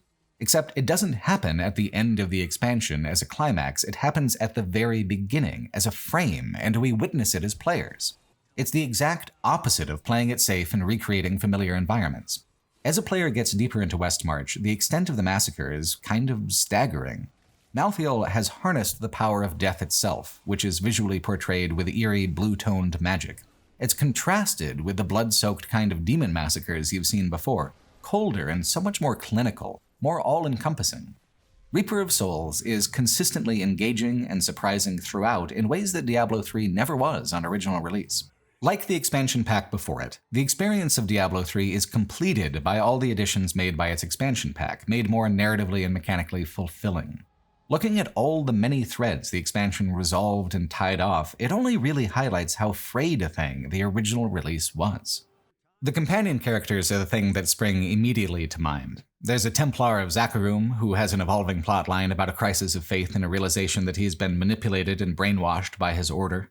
This is all conversation-based in the main campaign. The expansion gives him an actual quest to resolve it, with a dramatic confrontation and everything. It's a genuinely satisfying resolution to Cormac's story, and a release of all those prior conversations. Then there's the Scoundrel, who is one of Diablo 3's most irritating elements because he's written as a sex pest. A little goes a long way, and he is just absolutely relentless with his bullshit. He's a tired one-joke pony for most of the game, until towards the very end when he lightens up on all that a bit. The expansion treats him, Lyndon, as if he was a real character all along, giving him actual motivations and complications beyond the obvious. The reformation work the expansion does to make him seem like a human being after all sets the stage for him to be such an interesting side character when he's brought back in Diablo 4 as an old man. Then there's the Enchantress, who was sent forward in time to aid you by a mysterious figure called the Prophet. She's alone and uncertain in the new world, with only the player character to cling to. The expansion gives her room to be her own person via a cathartic conversation with the ghost of the Prophet. Resolving her sense of duty to the past allows her to envision a new future for herself. It's a tidy, fun adventure with storytelling that improves and resolves a character who was otherwise incomplete.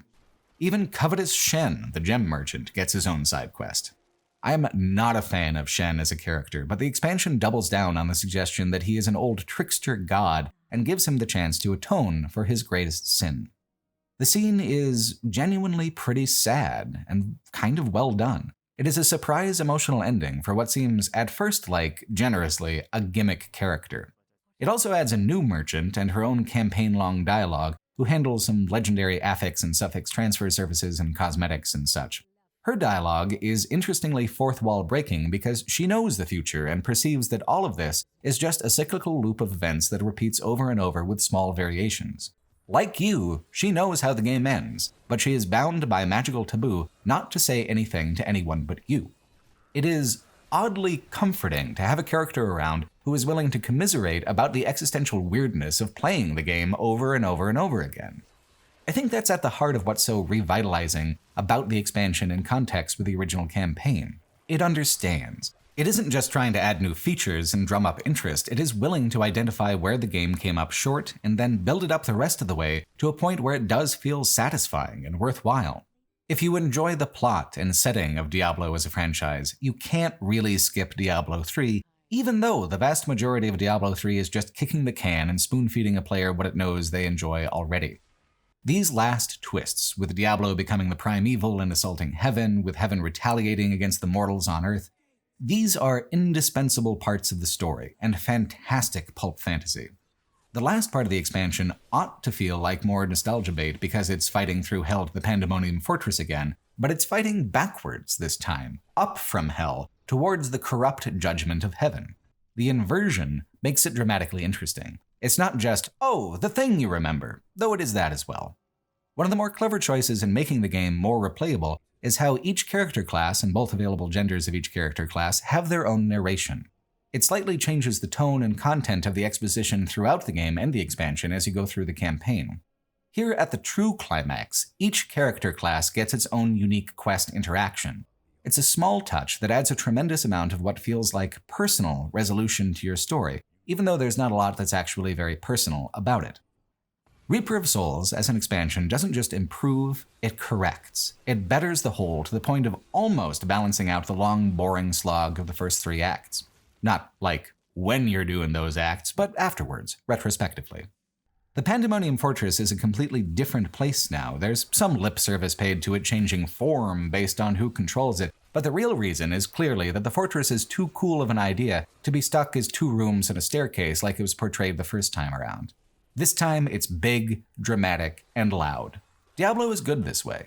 When it embraces high camp and high stakes, when it commits so hard to the consequences of its own storytelling that half the world dies in a supernatural apocalypse.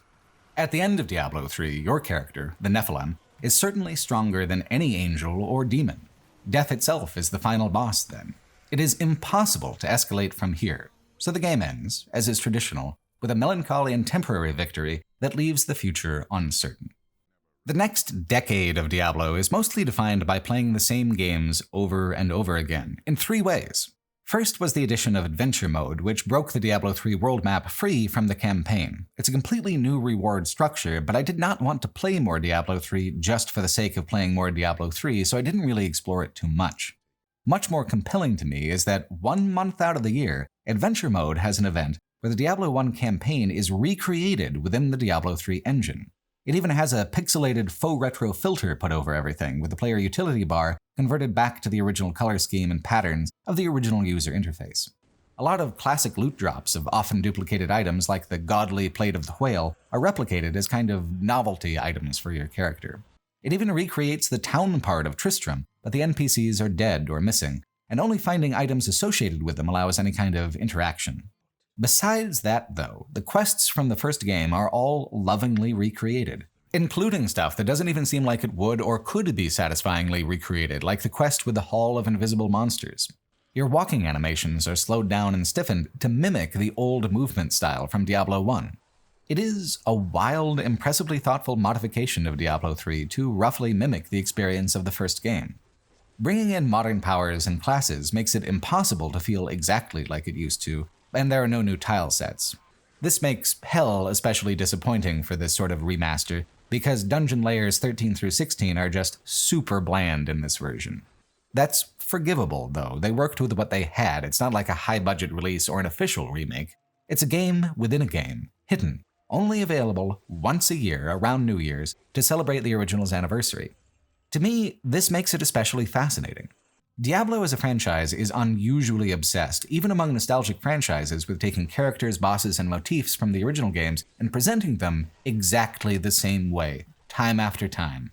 I have fought the Butcher 3 times in Diablo 3. Once at the end of Act 1 as a climactic boss, once during Act 3 as a weird surprise boss, and here again as explicit nostalgia, pixelated and slower, in an attempt to evoke the good old days of the 1990s. Diablo is not just about replaying one title over and over, because the things that make the games familiar are so constantly repeating, it is often as if you are replaying all the titles all the time in little ways. Not often so explicit or impressive as recreating the whole 16-layer dungeon that started it all. It takes a couple hours to run the whole thing, which is much quicker than it typically takes to play the original game. As much of an imitation as this is, the level assembly is still Diablo 3. There is no labyrinth to speak of. And that's what really holds this imitation back and makes it so short. It's not just nostalgia that makes the earlier games more memorable, to the point that the newer titles are still chasing their glories and successes. It's the fact that those earlier games have rough edges and a complexity that made them more compelling experiences. In 2021, Blizzard worked with a development house called Vicarious Visions to remaster Diablo 2, leading to the Resurrected version that came out in August of that year. The Resurrected version is absolutely beautiful, keeping the mechanical core of the game's rhythm and feel completely intact, while overhauling the graphics to something that looks lushly modern. What's so fascinating to me about it is how it shows, 9 or so years after the fact, that it was perfectly possible to recreate the dark gothic vibe of Diablo 2 within a fully 3D environment. Diablo 3 just didn't want to. In an interview with Eurogamer, developer Rob Gallerani explained the process like this, quote, "The first thing is, if we were to remaster every sprite in this game, I believe it would have been like 140 gigs. When you talk about the feel, that's paramount to us. And so that's why under the hood, all of the logic and the simulation is still being run by sprites. It's still a grid-based game. Hitboxes, so in a modern game, you would probably have your character represented by a capsule, and it would do a collision check because it's 3D. We don't do any of that. Our engine that runs on top is a visual engine, but all of the things of did this attack hit, are you standing in the right spot, did this arrow make it to the target in time, that's still all being run by the original game at the original frame rate. Now, our visuals run decoupled, so we can have 60 frames per second of animations, and we can add turnaround animations, everything like that. But once again, that logic and your breakpoints are still going to be driven by what the old game was." End quote. Because of this, you can toggle between the old graphics and the new ones with a single key or button. There's no difference, essentially, between the old game and the new that isn't just cosmetic. While there's a shared stash between characters and a small amount of quality of life issues, like Hellfire added some quality of life improvements to Diablo 1. The cosmetic improvement is, honestly, enough. If someone wants to try the Diablo franchise and hasn't ever played any of them before, this is the absolute best place to start. By choosing not to tinker with the structure and pacing of the original game at all, it is still the extremely tight and fast-moving adventure it always has been. The new art style, Wall 3D, is a remarkable achievement. The developers in various interviews refer to a 70-30 approach, where 70% of the art is attempting close fidelity with the source material, and 30% is where they feel they can creatively adapt and improve the original designs. The whole thing feels so truly faithful to Diablo 2 that it seems far higher than just 70%. But I suppose that's the cleverness of the remaining 30%. Just trying to one-for-one recreate it with modern 3D and high-resolution detail would feel a little flat, because the higher definition would necessarily include things that the old designs didn't portray clearly or else didn't portray at all. The artistic impulse, then, is to create a kind of idealized or maximized version of the original, something that feels like how a person remembers it in their imagination, a little more than it actually was. Nostalgia always makes things seem more detailed and meaningful than they might have actually been, and Diablo 2 Resurrected spectacularly delivers on this nostalgia by presenting a version that actually is deeper and more detailed, that lives up to nostalgia's heightened expectations. It does this very unobtrusively, layering the change in so lovingly and naturally that the 30% that's new never draws focus at all. The key element is the game's willingness to be dark, not tonally, but with the lighting system. Diablo 3 was so bright and so colorful throughout, even in dungeons that were meant to be gory and foreboding. This new version embraces shadow. It's content to hide what's ahead, just beyond the torchlight. This gives the action and exploration attention that was present in Diablo 2, but absent in Diablo 3. The animations of Diablo 2 were so abrupt, geysers of blood, sudden explosions of gore, monsters freezing and cracking apart. By basing the actual game part of the game on those old rhythms and anchoring the new animations to them, none of that exciting reactivity is lost in translation. It just looks so lush and detailed now. The spectacle is enhanced without having to sacrifice anything at all. Diablo 2 Resurrected makes no accommodation for modern tastes or modern trends. It just takes what was once one of the best action RPGs around and dresses it up so as not to seem so old to new or younger players. Which creates a small mystery. If nothing about the gameplay is new, why doesn't it also feel as old as the sprite-based graphics? All of these games are clicking on monsters until they die. This is true. But the games vary widely on their risk-reward proposition of clicking on those monsters. Diablo 1 didn't move fast enough, but Diablo 3 in many ways moved too fast. In that game, you have a vast inventory with which to hold sackfuls of crap you don't need to salvage for scrap so that eventually, after much churn and burn of total crap, you can craft an item at the blacksmith that's got good stats. But since that's random too, it might not even be better than what you found. It's all random. Nothing feels like it lasts or matters in Diablo 3. It always just boils down to a hunger for more. More distractions, more abilities, more achievements and grinds and long-term goals. When I play an older game and it feels old, that's usually because it's got more friction than I expected it to in more ways. It feels hard to use, it feels slow, it feels clunky, it runs contrary to my expectations. Diablo 1 feels old when I go back to play it. Diablo 2's improvements over Diablo 1 refined it to an edge that feels timelessly razor sharp. This rhythm is the core of what makes Diablo feel like Diablo, not just in terms of remastering a classic with Diablo 2, but also in terms of what all the sequels are still chasing after so many years later. This core gameplay loop is what's still buried underneath all the complications of Diablo 4 or Diablo Immortal or Diablo 3. This kind of moment-by-moment excitement and engagement is still the metric by which the success of the modern games are judged. So of course it doesn't feel old. It's still with us, part of the modern games, underneath all the other stuff like a car engine with all the digital controls stripped away. By bringing the graphics in line with the modern era for Diablo 2, it just makes obvious what a timeless success the mechanical balance and feel of this early game, and what a contrast it is to the modern interpretations of the Diablo experience. Diablo Immortal takes its visual and gameplay cues from Diablo 3, where Diablo 4 follows more closely in the vein of Diablo 2 Resurrected. But both are heavily monetized and optimized for engagement metrics. They both conceive of the player as a consumer and a customer far more than they conceive of them as an audience alone. Diablo 2 Resurrected doesn't have any of that. It's a game, to be played as a game, for fun, for enjoyment, out of curiosity or fascination. It doesn't require your attention for more than that and does not cry out for attention when you are done with it. If only more games could be so content with being what they are and not leverage themselves so frustratingly towards further monetization. And things in the industry have not improved in the past 20 years behind the scenes either. 20 years after the death march crunch of Diablo 2, Blizzard Activision found itself in the middle of a massive backlash for having done nothing to prevent a culture of workplace harassment and mistreatment that chewed up and spat out dozens of talented developers. The lawsuit against Blizzard described a situation where women employees suffered, quote, constant sexual harassment, unequal pay, and retaliation, end quote. Diablo 2 Resurrected came out the same month there was a massive employee walkout in protest to everything going on at Blizzard. In 2023, Blizzard had to pay the Securities and Exchange Commission a $35 million judgment for their fuck-ups, which sounds like a lot until you recall the quote, which suggests that World of Warcraft makes that amount of profit every 15 minutes or so. Games, as wonderful as they are still a luxury item. People should not suffer to make them. Developers shouldn't have to put up with cruelty and bullshit from their publishers just for a paycheck. Many folks still feel that Activision Blizzard has never fully taken responsibility for what happened or made adequate amends. I love the Diablo games, even the ones I'm frustrated by, but it would be irresponsible to talk about Blizzard games in the modern era without at least mentioning all the heinous stuff that came out about the company itself. Plus, it helps contextualize things. If it seems in Diablo Immortal as if exploitation and profiteering is the whole point, perhaps this is just a reflection of a greater dehumanization pervasive within the development process. I played Diablo Immortal after I played Diablo 4, and I wish I had reversed that order because I would have been less confused by some of the structural changes that made Diablo 4 seem so strange with its pacing and progression.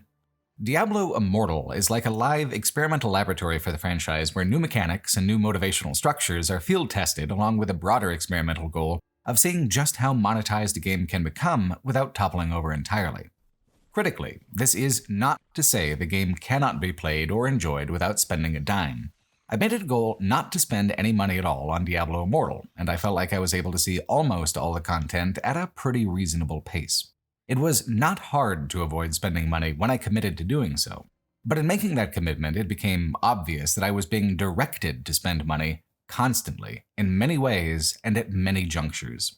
There are more than 5 different currencies in Diablo Immortal, only one of which is directly tied to spending cash money, but several more are indirectly tied to paid Battle Pass rewards in order to actually be useful.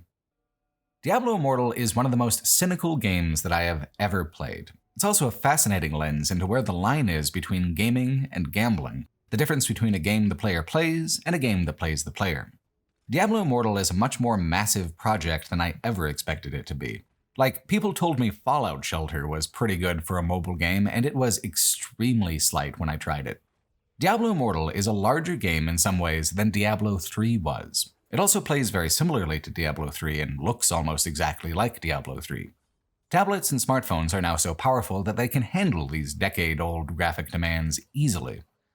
Diablo Immortal has also been supported by several major expansion updates that add entirely new regions to the map and follow a new interconnected storyline. So there's 2 campaigns, really, the launch campaign and the post-release campaign.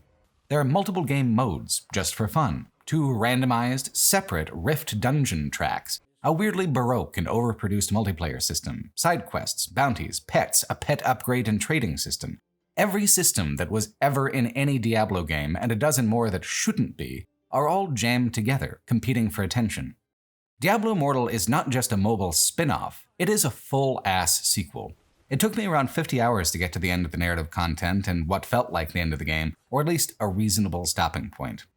Diablo Immortal, because it's primarily a mobile game, doesn't often come up in discussions about the Diablo franchise, but it should. It is all the worst impulses of the franchise, mixed up with some of the best. Diablo Immortal, as just a game, is actually a pretty good one, certainly one of the largest and most impressive titles developed primarily for mobile. The problem is that everything it's learned from previous titles about good game design is leveraged against the player in the pettiest of ways. At first, money isn't even discussed. Of course not. That would be so coarse. Diablo Immortal is an extremely sophisticated money extraction machine. It would not be so obvious right out the gate. No, the first 20 or so levels of character advancement and the first couple main chapters of the plot are all oriented around providing a classic, familiar Diablo experience. The classes are mostly old standbys from a variety of titles, but there's one that is new, the Blood Knight, a vampire class that can frenzy and become this big blood abomination thing. There's even a whole quest line later in the game just to establish lore for them. I gave Blood Knight a try since it seemed like the most game-specific way to go. Like Diablo 3, the skills you get at level up are predetermined. All characters advance at the same rate. The only unusual thing is that Immortal takes it a step further and lets you change class at any time as well. You are all things at all times, whenever you feel like it. The only drawback to changing class like this is that Immortal follows in the footsteps of Loot 2.0 from Diablo 3, so you mostly only find drops appropriate for your current class. You would have to build up a new inventory for a new class if you swapped, and that is time-consuming. Otherwise, however, there are no penalties at all. It's a very open system meant to encourage player experimentation and keep players engaged as their Paragon levels start climbing into the high hundreds and low thousands for very invested players. When you upgrade items, it becomes so overwhelmingly expensive to do so that you can just transfer upgrade levels between any items of the same type, helmet to helmet, weapon to weapon, so on. Fundamentally, character class doesn't matter in terms of progression once you've gotten past the initial 60 levels and into the Paragon circuit. What matters is something called resonance, and that's where all the trouble begins. Resonance is a multiplier that affects all of your stat bonuses. To play on a higher tier of difficulty or to participate in multiplayer, there is a threshold of resonance that a person really has to meet. Player versus environment play, doing all the single-player story content like I did, does not require paying very much attention at all to resonance. It is still important, but can be accomplished without spending money. I reached a point towards the very end of the last expansion zone and on the mid-level hell difficulties where I felt very flat and very underpowered as a character. I would need to upgrade my resonance to restore the game feel and rhythm of play to what I had been enjoying before. Resonance comes from one source only: legendary gems. These legendary gems themselves come from one source, the Elder Rifts. The Elder Rifts are gated by a ticket machine. You feed in tickets, called crests, up to 10 at a time. At least one ticket is needed. There are 3 tiers of crests, all increasing the likelihood that something good will drop. But a drop is not really guaranteed. It's all driven by a random number generator. A gamble, in other words. If you play for free, there are enough reward tracks along the free battle pass and elsewhere with things like weekly and seasonal events that you can do Elder Rifts occasionally. Very rarely for a full 10-ticket dungeon, and even more rarely involving the orange middle-tier tickets. I never once received a purple top-tier ticket among the free reward tracks. To upgrade a legendary gem, you must salvage an exponentially increasing amount of other legendary gems. First, it's just 1 if the gem is basic and not very good, and then 5, or they start at 5 if they're good. Then you need 25. More and more, way beyond anything you could do with the crest tickets that are available on the free track. It is fine, as a free player, to be content to disregard this entire system except for the few rare occasions when you get complimentary tickets. You'll get through most of Diablo Immortal just fine doing PvE stuff without the resonance. But paying players will always have more functional, competitive characters. Crests come in the paid battle pass. Crests come in bundles. Crests come in these Paragon reward tracks. Crests just get thrown at you hand over fist if you pay money when the opportunity to spend money arises within the game. If you are ever feeling stuck or underpowered or unsatisfied with the rate of progression, then this can be solved by feeding cash into the game and receiving crests in return. The crests do not directly translate into a specific item, so there is a certain amount of plausible deniability in saying that the game is pay to win. But the fundamental design of Diablo Immortal is that players who pay are allowed to participate in all elements of the game constantly, and players who do not pay must save currencies over time and receive rewards a couple times a month that paying players receive a couple times an hour if they want. The legendary gem system is a cynical, deliberate honeypot. Eternal orbs, the one currency that is always tied to real-world cash money, can always be used to buy crests. Orbs can also be used to buy another rare resource that you barely get any of on the free reward track: platinum. Platinum can be used to trade items on the open player market. So you could make platinum that way, selling goods on the auction house, if you had something good, but you'd only get something good that's unlocked from your character account, like an unlocked legendary gem, if you buy eternal orbs to guarantee one through the purchase of a top-tier crest. Basic entry for new players into the platinum market is contingent on having made cash purchases. Not explicitly, it just happens to work out that way. Platinum is also the only currency you can use to upgrade charms, which provide small effects that only become useful if you upgrade the charms enough with platinum. What is free will only get you so far. Full participation in the game absolutely does require cash money. Suppose you don't pay. What are you really missing out on with bad charms and low resonance? Not so much. Nothing narrative. No feature is explicitly barred to you. But you are always missing out. You are always severely underpowered compared to paying players. You need to save every little scrap of platinum and every stray crest. You need to put in more of your human time to grind. It's a corporate version of exactly what the Diablo 3 auction house traders said. Some players pay with time, some players pay in cash, but everybody pays in the end. Diablo Immortal is a product where character advancement at higher levels of play is so tied up in various internal currencies that it better resembles a peculiar, colorful part-time job than it does a game. In an interview with VG247.com, Diablo Immortal lead designer Joe Grubb said, quote, "I think the first highlight is all the major gameplay systems in Diablo Immortal are free. That includes the main storyline, the dungeons, the Helicourier raid, the in-game cycle of strife. You can do everything in Diablo Immortal completely for free. Part of that comes from our philosophy of never circumventing core gameplay, and optional purchases are always a bonus. Talking about some of them, they range from general value bonuses that you'd expect, like the Battle Pass, cosmetics at a AAA quality you'd expect from Blizzard. You've also got legendary crests to enhance the Elder Rifts. The other core piece of this that we thought was important was that these optional purchases should never be a way to acquire gear or experience. We will never sell gear. We will never sell experience in Diablo Immortal. What this means is that you have to play Diablo Immortal to increase value. You have to have skill at your class. If you want to be skilled at the Necromancer, you have to be skilled at the Necromancer. You have to earn legendary items by killing demons and raising your Paragon level. You need to actually go out and find the legendary items for a particular skill build you're looking for." End quote. True, but only to a point. They don't sell experience directly. They don't sell gear directly. They only sell tickets to the place where you make the gear and experience most effective. It is wildly close to an actual lie to say that crests enhance Elder Rifts. Crests are Elder Rifts. If you use just a few with the lowest tier of crest, you might not get any legendary gems at all. Hell, even the highest tier crests are no guarantee of the highest tiered gems. One streamer spent the New Zealand equivalent of $12,000 American dollars on Diablo Immortal until he got a 5-star gem. 6 of those gems are required to max out a player's resonance.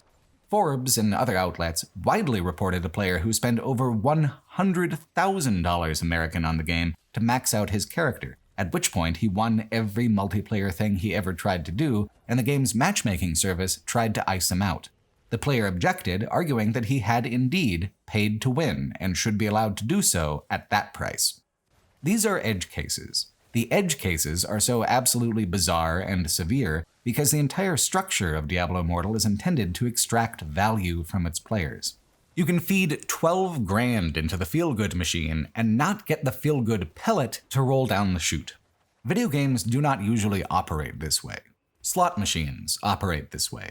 So to understand Diablo Immortal, I turn to a fantastic work of nonfiction by Natasha Schuhl called Addiction by Design: Machine Gambling in Las Vegas. The book is full of fascinating information and cutting analysis, but the thing that was most interesting to me as a game critic was how she was able to define where machine gambling crossed the line of digital interactivity into territory that video games have traditionally occupied. Over and over again, in interviews with gambling addicts, the gamblers deny and downplay the urge to actually win as the reason they are drawn to slot machines. Schuhl opens the book with something a woman told her about why she kept feeding money into the machines over and over. Quote, "In the beginning there was excitement about winning, but the more I gambled, the wiser I got about my chances. Wiser, but also weaker, less able to stop. Today when I win, and I do win from time to time, I just put it back in the machines. The thing people never understand is that I'm not playing to win. I'm playing to keep playing, to stay in that machine zone where nothing else matters." End quote. To put it as bluntly as possible, the success of the entire Diablo franchise is its ability to put people inside this machine zone. Even Diablo 2, completely devoid of any monetization scheme whatsoever, is exciting not because clicking on monsters until they die is particularly complex or compelling all on its own, but because doing so creates an ebb and flow of action and reward that keeps people so engrossed they do not perceive time passing.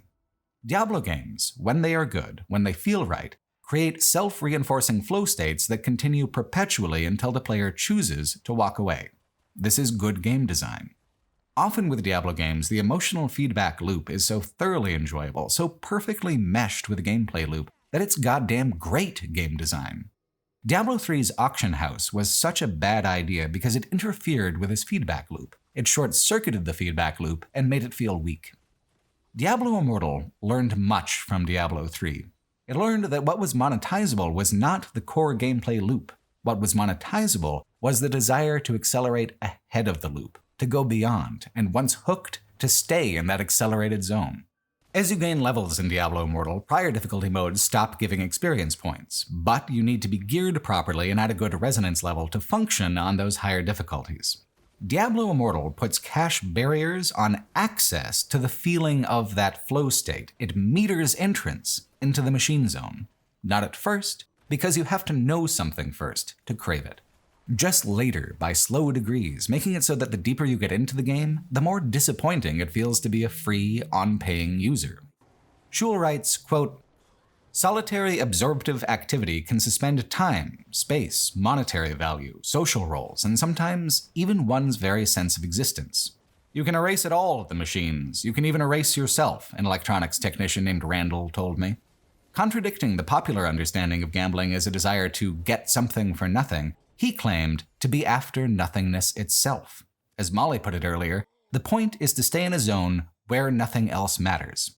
As machine gamblers tell it, neither control, nor chance, nor the tension between the two drives their play. Their aim is not to win, but simply to continue. What addicts them is the world-dissolving state of subjective suspension and affective calm they derive from machine play. End quote.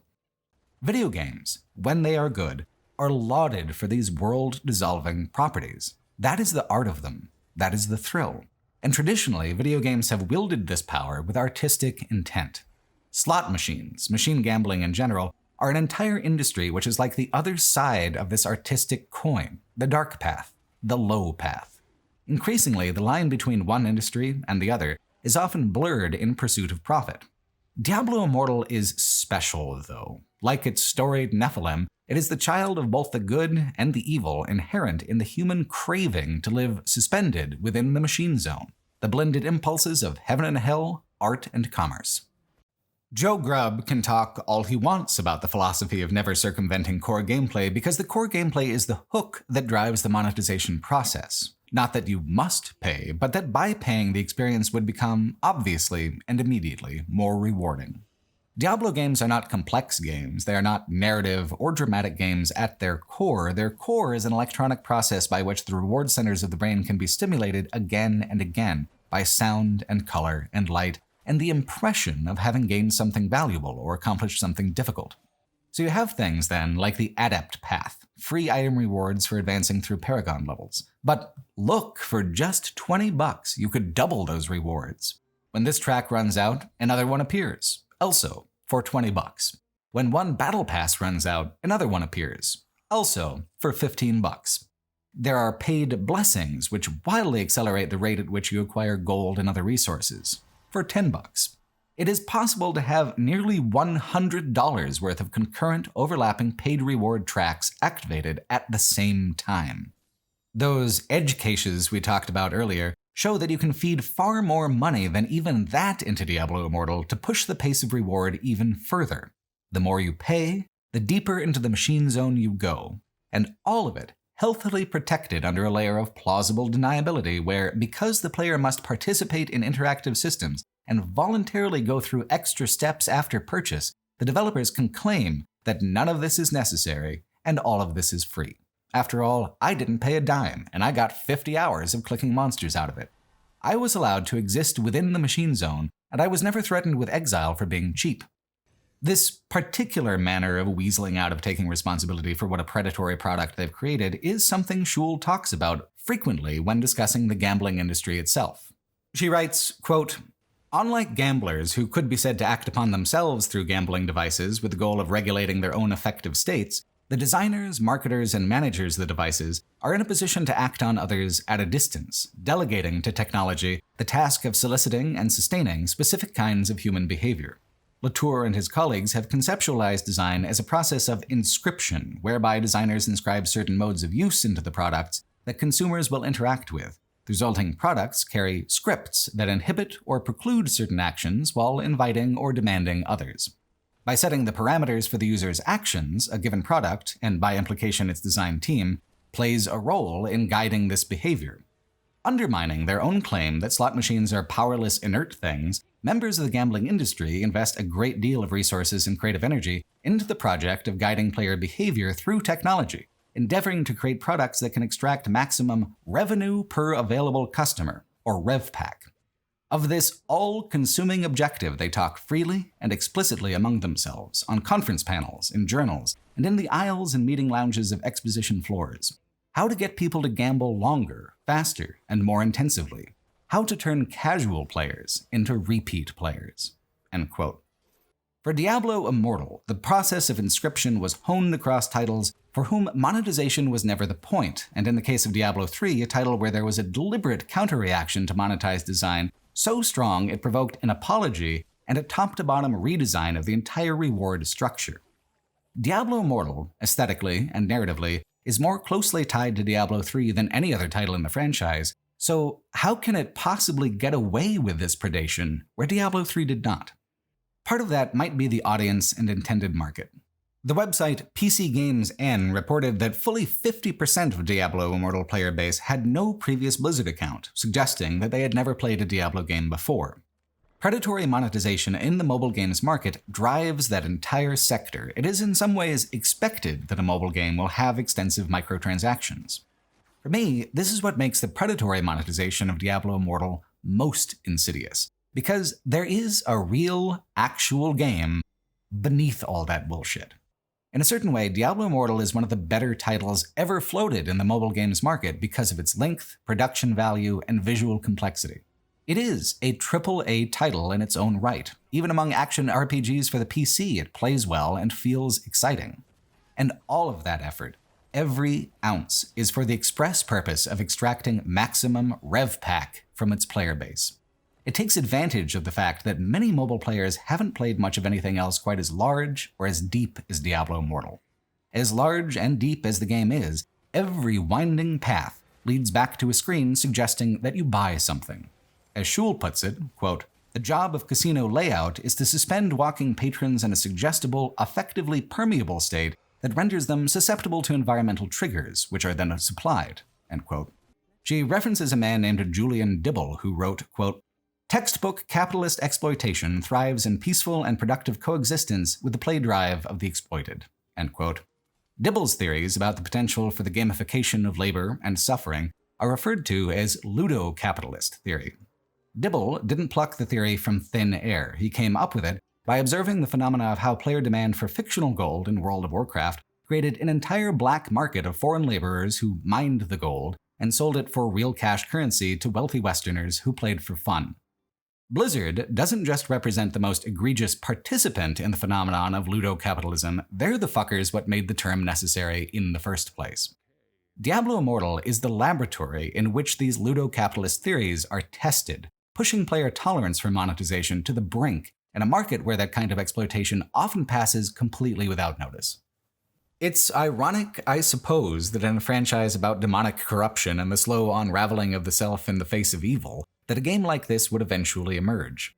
The most ironic, most peculiar aspect of the whole mess is that if you leave the entire monetization thing out of it, which is impossible to do, but let's pretend, the game has gotten steadily better over time. Each major update has been more impressive and higher production than the last, and the secondary serialized campaign that takes place after the launch campaign is over provides a better narrative experience than most of Diablo 3. There are aspects where Diablo Immortal is actively a better game with a more interesting game world than Diablo 3 was. It didn't have to be all fucked up and morally dubious like this, and there are impulses within the game that harken back to the design of earlier Diablo titles where the player is the participant and not the customer. It doesn't start out very promising, though. In fact, it starts out almost exactly as Diablo 3 did, regurgitating bits and pieces of previous titles for no other reason than nostalgic familiarity. The very first dungeon has you fighting Leoric the Skeleton King. Again. The second dungeon features the Countess, whose tower you delved into back in Diablo 2. The Countess in the Dark Woods, though, is an interesting example because of how much Diablo Immortal expands the presentation and storytelling aspects from what was in Diablo 2. There's an hour-long quest chain just to get back into the Countess's tower, and over the course of that hour, you have to deal with all of these blood flowers popping up all over, creating a kind of gore swamp in the middle of what was once Gothic woodland. It feels kind of like an actual sequel that way, doing up something previously tangential in a larger, more impressive manner. Diablo Immortal takes place between Diablo 2 and 3, providing connective tissue even where that tissue is not needed or feels repetitive. The main plot's main problem is Skarn, its villain. Skarn is just such a basic, uninspired demon with such an irritatingly simple plan. He was one of Diablo's old war masters, so when Diablo was slain during the events of Diablo 2, Skarn used the primeval's essence to create a new sub-realm of hell where he could be ruler alone. This is the Realm of Damnation. Foreshadowing the revelations of Diablo 3, his plot hinges on the Nephilim concept. He's going to use shards of the Shattered World Stone to somehow eliminate the angelic part of humanity, turning everyone into soldiers for hell. Diablo himself was never much of a villain besides being large, red, and mean, but other villains of the series are often much better portrayed. Baal had so much more personality than Skarn. Even Mephisto did. Malthael was a particularly good one, his grievance sending ripples throughout the entire game universe. Skarn has no personality besides just being kind of a dick.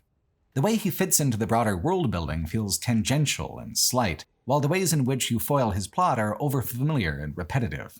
Deckard Cain helps you look for the World Stone shards, one region at a time. Guess what comes after the opening woodland areas. If you answered Sandy Desert or the equivalent, congratulations, you're just as fatigued with the progression as I am. The desert, here called the Chasseur Sea, is split between an outdoor region and an indoor region called the Library of Zoltan Kulle. It interacts really weirdly with Diablo 3 by making these familiar choices. It's a prequel, technically, but it depends on having already played Diablo 3 for context, and if a player hasn't, then all this nostalgia bait would be really vague and unformed. Who and why is Zoltan Kulle? Well, you already know. No reason to explain it. Because the graphics and gameplay are so similar between Immortal and Diablo 3, it doesn't often feel like a prequel, it just feels like a cheaper and pointless parallel version. Only when Diablo Immortal begins constructing its own identity does it do anything truly exciting, and it only begins doing that in earnest after the main campaign is over. Tutorialization of basic game concepts takes place throughout the main campaign, often long after I've begun to use those features anyway out of curiosity. It seems as if I was meant to play the campaign straight through without doing any side content, which is odd to me because I never play RPGs like that at all. You can't play the main campaign on any of the upper Hell difficulty levels, but you also stop gaining experience from anything below the Hell difficulty levels, so I wound up stuck in this kind of weird gap between difficulty tiers where the game felt very unsatisfying to play.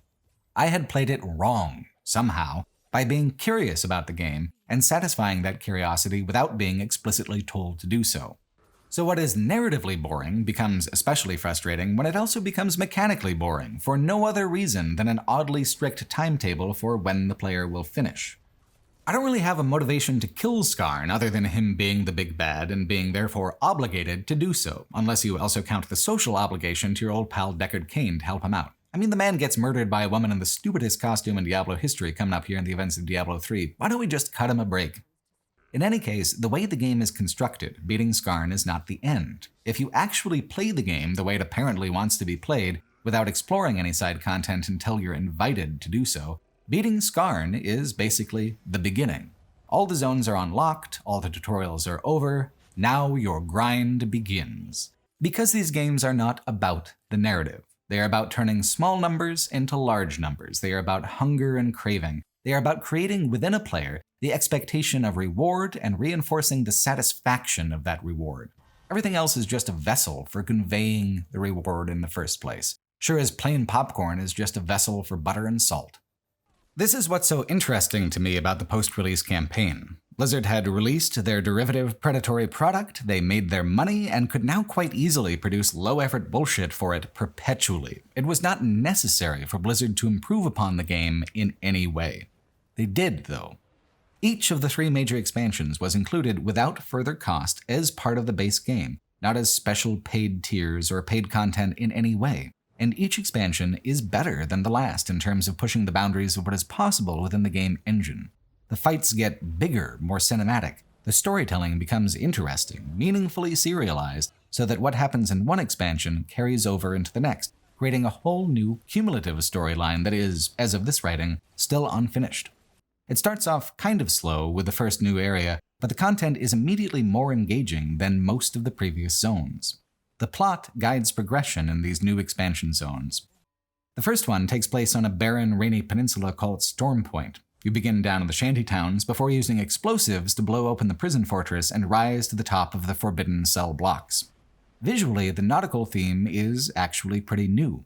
It's one of the first times that Immortal feels separate and distinct from previous game worlds. It's different in format than previous Diablo games when it comes to all the zones. As an MMO of sorts, all players play concurrently to each other within a set zone. No more randomization outside of instances. Side quests only appear in a zone once the main plot is over or on a different difficulty from the main plot as a way to encourage replaying the zones again and again. With all the initial zones, the ones available on release, there's a sense that the zones were primarily designed with these looping repetitions in mind. They are designed for the grind. The new areas feel narrative-focused. They are divided into more visually distinct sections and neighborhoods so that the plot can move between moods and thematic focus. Not all of it is good. There's some kids in peril stuff that's twee and annoying. But the main thing Stormpoint tries to do is establish rapport with a character named Zatham. In an astounding feat of narrative restraint, for Diablo Immortal anyway, everything to do with Zatham in this chapter is actually intended to lay the groundwork for story beats that only pay off in the next chapter. Stormpoint is mostly an introduction for other story elements as well. Now that Diablo's essence has been released from the realm of damnation following your victory over Skarn, his terror cult is trying to make him manifest in the world again. You even revisit the very first area that you went to in the game, Wortham, and the tutorial cave where it all started. These sorts of storytelling tricks are actually fantastic. They deepen the sense of immersion and add meaning to the interactivity of the experience. These sorts of large loops are common in longer, larger AAA open-world titles. It's not anything revolutionary or even particularly notable in a more mainstream video game, but this level of effort and craft felt so absent from the previous hours of play. It's like the game suddenly took itself seriously, but I can't find anything about the development process to corroborate that feeling. It just gets better after the first couple dozen hours. More impressive than the new storytelling style is the more vibrant approach to visual spectacle. The boss fight here at the end of Stormpoint takes place over 3 stages, all with their own vibe and backdrop. It's a bigger climax than the actual climax with Skarn, and this is probably the least of the expansion zones. Once you're done with these new zones, there is always an intermediate chapter where you figure out where to go next and then do a special dungeon to get there. In this case, it's called Dread Reaver, a sustained fight on the deck of a boat through a storm, an encounter with a strange vessel, then you board that strange vessel and survive its horrors. It's not a lot of physical space or distance compared to the game's other dungeons, but it is so much more active of an environment. This is, at last, better than any other given set-piece battle in Diablo 3. Even the expansion to Diablo 3. It's not even obviously derivative of that older game. This is Diablo Immortal being its own thing, and actually doing very well at it. Is this enough to balance out the monetization if all of this is free? It takes the sting out, certainly. It gives justification to my time investment as a free player. I feel like I've arrived at something close to what I actually wanted out of Diablo Immortal in the first place. Each new zone does have a difficulty threshold, though, which means it needs you to have a certain resonance level and a certain range of levels and item bonuses. To gain entry to these new zones, there is some grinding involved, grinding that can be avoided by paying. Each dungeon you unlock offers its own special reward package. They start at like $1, $2, $5, and then by the time you do Dread Reaver, they're asking over $20 a loot box. Even if just a small percentage of the player base feels obligated or intrigued by these paid bonus loot boxes, it can mean a stack of money much larger than the full retail price of a video game that does not use monetization tactics like this. It's easy. All they have to do is irritate enough people with slow or unengaging progression, and the money just materializes in their bank account. So these new zones are kind of like islands in an ocean of bullshit. A wonderful reprieve, but you can also see better all that lies between them. The second of these islands, Ancient's Cradle, is my favorite of them. While Diablo Immortal is a very poor prequel to Diablo 3 because it remixes elements instead of effectively foreshadowing them, Diablo Immortal puts itself in the unexpected position of doing an excellent job foreshadowing Diablo 4 instead. The basic conflict of Diablo 4, after all, was primarily established in Reaper of Souls, in the exposition about how Inarius and Lilith established Sanctuary and created the Nephilim. Cradle of Ancients establishes Lilith and Inarius as characters, however, and not just mythology, which is something more interesting and harder to do, especially because they never actually show up within the plot. It accomplishes this through the story of their misbegotten children, creatures from before the time of the Nephilim, who only take after one lineage or the other. The Inari claim angelic heritage, the Lilin claim demonic heritage. In the lore, Inarius banished Lilith from the universe itself into an unknown void. This plotline in Ancient's Cradle illustrates the aftermath of this old choice. Inarius came back from the schism cold and scornful. He suppressed the Lilin and elevated the Inari to be their tormentors. Thematically, it follows both Diablo 3 and 4 in their characterization of the angels as being equally as unpredictable and wrathful as the demons. Individually, it foreshadows the way Inarius behaves when you actually meet him in Diablo 4 at the head of his reformed Church of Light.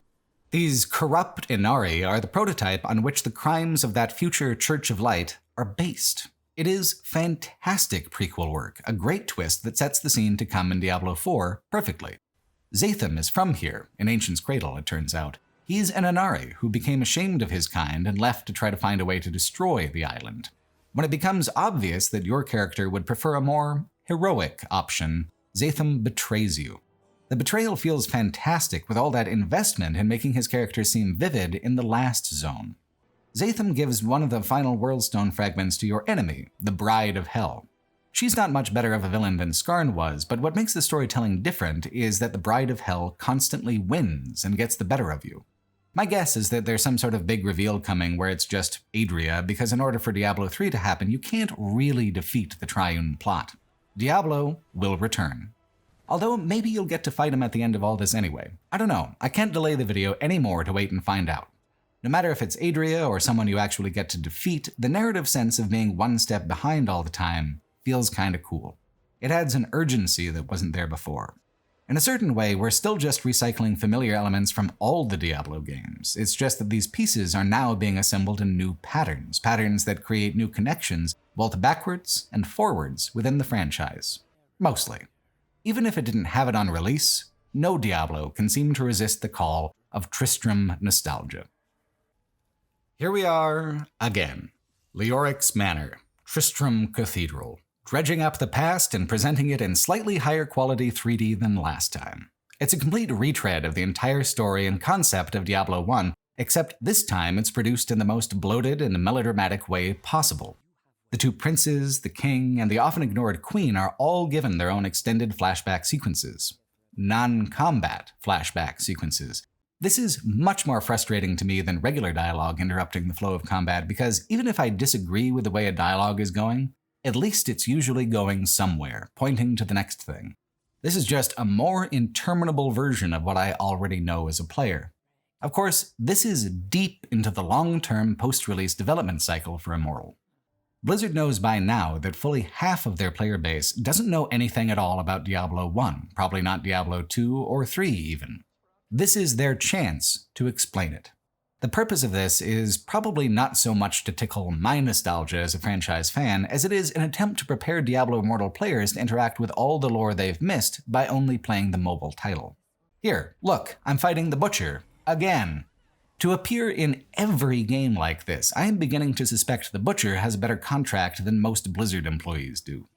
Diablo 3's seasonal event does a much better job of recreating the Diablo 1 vibe than Diablo Immortal does with this dungeon, but Diablo Immortal isn't interested in creating any kind of labyrinth at all. This version of Tristram Cathedral is only the new stuff, high-production set-piece boss battles, one after another after another.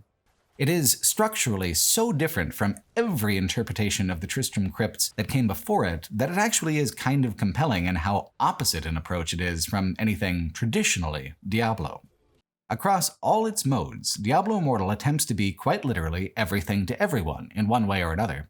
For example, every difficulty level is only unlocked by participating in multiplayer raids. The matchmaking really sucks and is sometimes difficult. More difficult the higher you want to crank the difficulty because fewer and fewer players bother to put in the time to get to that point. You are kind of expected to participate in social MMO elements like guilds to get through this stuff, which I don't really care for at all. If I can't solo an MMO, it turns me off of them quite a bit. The raids are only required every 10 or so hours of play as you rise out of one leveling bracket into another. Being required at all is frustrating though, and of course they have their own elaborate and meandering questline to go along with them, involving some sort of demonic tree overflowing with spirits. The raid bosses themselves are actually very well designed, with extremely varied arenas, likely drawing from the long years of experience the company had with World of Warcraft. The deeper you get, the cooler the raid bosses are, the more interesting and compelling. Then, once you change the difficulty, the rewards will be better. Hope you kept up your resonance, eh? Maybe need a few more tickets to the legendary gem slot machine? Come on, it doesn't cost that much for just one more spin. Oddly, a good way to get a huge amount of resources and bonus experience quickly is to participate in the free side games. Because they aren't especially popular, you get shockingly fat payouts for participation. Here's a mode called Survivor's Bane, which is like a horde defense mode where your abilities trigger automatically on cooldown. All you do is steer and try not to die. It's actually kind of fun. I liked it to the point that I played on the endless mode for a whole half an hour until it generated a secret boss for me and actually did come to an end. Guess who's the boss? Yes, it's the Butcher again. That motherfucker. Here's a mode where you go through a very old school dungeon format of individual rooms connected in a grid. It's like a weird nod to text adventure dungeons within the larger contemporary whole of Immortal. Here's a tower defense game incorporated into the Realm of Damnation map. I won because no one else seemed able to figure out how to get the build menus to come up, and to be fair, I only figured that out because I tried it twice. Although the Elder Rifts are ticketed, Challenge Rifts are not. They don't offer much in the way of dropped loot, but playing the challenge dungeons is one of the only way to get the upgrade material you need to upgrade set items that you wear beneath your armor and upgrade with a separate upgrade currency from your regular armor. The number of spinning plates a person has at any given time is so preposterous that a player will, by design, never run out of things to do, because once you push one thing forward, 3 others fall behind. Even the narrative can become jumbled this way. For example, Deckard Cain eventually decides to leave, putting in charge an old friend of his named Karshun. There is a higher order side quest system called Elite Quests that does things like introduce the Blood Knight class, show the history of the Demon Hunter class, that kind of background stuff. But it also has the quest where you get to know Karshun as a person. Playing that quest out of order with the story beats where you're expected to know this already is jarring. Deckard Cain leaving is an oddly emotional story beat, though. As much of a mascot character as he is, he feels kind of real in this scene. Very old, very tired, sad to move on, but compelled by the fact that he must later die in Diablo 3. It's a more satisfying goodbye than you get in Diablo 3, and I think that might be the idea behind it. As the franchise moves ever forward along its timeline, we will not really be seeing Deckard Cain much again. Diablo Immortal is an odd exception where the character exists within the contemporary franchise.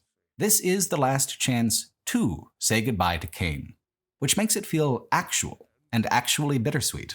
Karshun replacing him feels right because Immortal is so obviously a better thing when doing its own thing, even if it never can stop itself from drinking from the well of nostalgia for long.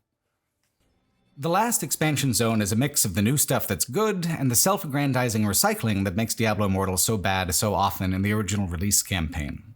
This region, the Southern Dreadlands, is a chance to show the consequence of the shattering of the World Stone. It's a much more vivid portrayal of the aftermath of Diablo 2's climax than the Ariat crater of Diablo 3. The Southern Dreadlands have a horror edge to them, which is an obvious direction for Diablo, but one that Diablo 3 never really got down and Immortal never much bothered with. There's a creeping corruption, and in the wake of all this disease and violence, the aristocracy has been making it even worse. So there's a strong local plotline involving helping the peasants rise up and defend what little of their lives is left. In the wake of Tyrael's intervention, suffering has radiated outwards. It's a good story beat. I just wish they hadn't actually involved Tyrael. He saves you from Diablo and then becomes a voice in your head, which is mighty convenient for writing ambient dialogue. You have to find his sword, just like you already have or alternately are about to do in Diablo 3. There's so much a person can do with the gothic pulp fantasy setup that Diablo has, so I don't understand why I'm fetching the same sword for the same guy as part of a mostly identical story beat again. The craziest thing, by far, is this expansion's choice to further retcon Diablo 1. One brother becomes the boss of Diablo 2. This is known. The other brother is meant to be dead. This is tidy and better. But no! Alas, he is risen. He was secretly saved to become a vessel for Diablo, just like his poor brother. I mean, for fuck's sake, write someone new, or write someone you already have better. This absurd retcon is just a huge red flag for me for where the story might go from here, because it was doing so well, and now this. But this is just the serialized part of the plot. The dialogue and tone control over the local concerns and side quests within the Southern Dreadlands are better than ever. It's strange. But ultimately, that's the experience of Diablo Immortal. What is quality design is inseparable from what is complete bullshit. Well-designed zones sit inside a web of currencies and bottlenecks and irritations meant to provoke spending. The farther I get into the game, the harder it is to stay content, to feel as if I'm keeping up with the game's curve. I cannot win. I literally cannot win. It is designed without a win state, although exhausting the story content is close enough to satisfy me. It is less a game that you play to win, and more a game where you play in order to stand in one place, in order to feel powerful and to stay that way. It is a game where you pay, in time or currency, to stay comfortably within the machine zone, on a treadmill of content that has no definitive end. Compared to all this, Diablo 4 is a massive triumph. It is significantly less monetized throughout and doesn't really compel spending in ways beyond selling costumes and the Battle Pass. More importantly, it's a game that has rediscovered what was so good about Diablo 2. It is dark in the same ways, moody in the same ways. Most exciting for me particularly is that Diablo 4 is the first Diablo game to preference narrative in a way that works perfectly. It begins with my favorite Blizzard cutscene I've just about ever seen, a fantastic and brutal little horror short where this band of cutthroat scavengers managed to claw their way deep into a forgotten tomb, and not by accident. It was all a demonic plot by the ringleader, a cultist in disguise, who seeks to return Lilith from the void of her exile. The ritual, bloody and weird and absolutely fantastic, goes off without a hitch. Here she is, resplendent in gore. This is the kind of tone that completely eluded Diablo 3 and Diablo Immortal. Diablo 3 wanted to be epic fantasy, but they defined epic fantasy in terms of consistency with other Blizzard worlds, familiar tones, familiar elements. Diablo 4 goes hard for a Blizzard title, embracing the gore, embracing the pulp, maximizing it in the most bombastic possible ways. This, to me, is the heart of Diablo. Unrepentantly gothic schlock turned up to maximum volume. Because when it comes to schlock, the line between success and failure often comes down to how hard a piece of media is willing to commit to the bit. To be too self-conscious, too metatextual, this kills the power of a thing. Diablo 4 knows exactly what it wants to be in terms of tone and presentation and just nails it on every front. It would be my favorite Diablo game. Except it's kind of two games. There's playing your character from levels 1 to 50 within the confines of the main campaign in the first 2 tiers of difficulty, and then there's the second game, from level 51 to 100 on difficulty tiers 3 and 4. This game, I didn't even finish. Like Diablo Immortal, I played until I exhausted all the narrative content I could find and then called it quits. Even with substantial grinding and fiddling around with randomized dungeons, I didn't even get close to level 100. I didn't even hit 80. The first game within Diablo 4 is everything I loved about Diablo 2. It is a thrilling adventure, a little open world, but mostly linear. This second game is widely open world with 100 things to do at any point in time, but it only exists for one purpose: to keep me within the treadmill of the machine zone. This game never ends. It exists mostly to amuse, but it exists also to periodically ask me to spend $25 every couple of months to do it again as a new seasonal character on a new battle pass. Within that endlessness, I lose touch with all the things I actually enjoy about Diablo 4. In a lot of ways, it's an opposite kind of game to Diablo Immortal. It's much better in terms of storytelling, visual design, progression, and basically any other metric, but it still embraces some of those predatory and manipulative design elements that make Immortal so egregiously monetized, a different atmosphere and impact than Diablo 2's embrace of behaviorism for the purposes of pure entertainment. Since the expansion packs for previous Diablos are often so transformative and tend to complete the experience in unexpected ways, that's also probably true that my experience playing it at launch and during the first season won't be reflective of the Diablo 4 experience a few years down the line. I'm curious to see if the pattern holds, if Diablo 4 will become more the game that I was initially captivated by, or more the game that later dimmed that enthusiasm down to the gloaming. That first game within a game, though, that's everything I ever wanted out of Diablo, and more. I think the presentation is the core of what makes it so compelling to me. It's familiar without exclusively relying on nostalgia. It's a genuine sequel in terms of how it feels like a bigger, more refined version of the basic loops pioneered in Diablo 2. Faithful to the older rhythms. There's a deliberate pivot away from the rapid character advancement of Diablo 3. Things move slower. Fights take longer, especially boss fights which have been heavily re-engineered to showcase movesets and demand a kind of battlefield agility that was only ever part of higher difficulty play in games past. To be fair, I did play on Tier 2 or Hard, but it's only rarely truly difficult. Tier 2 feels relatively close to the way Diablo 1 and 2 felt. and so if you're coming off those earlier titles, it helps keep the level of friction consistent. It hasn't really been since Diablo 1 that individual non-boss enemies felt genuinely threatening within the basic difficulty settings, and getting back to that rhythm goes hand in hand with the more self-seriously dark mood. Diablo 4 not only captures the mood of Diablo 2 perfectly, it intensifies it. The elements of gore and gothic decay are even wilder than they were before without feeling edgy.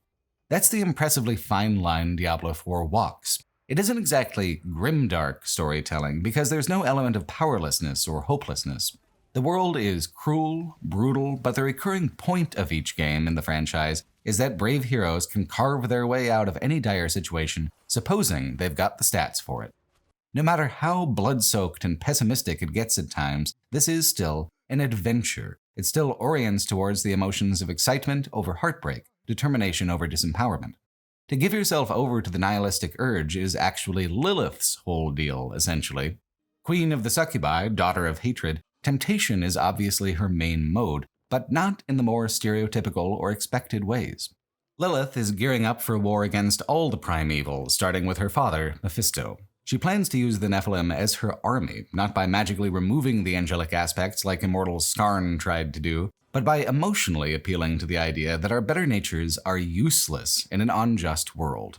Lilith is properly demonic. She shows no mercy or regard for the sanctity of any particular life, but she has a protectiveness about humanity as a whole.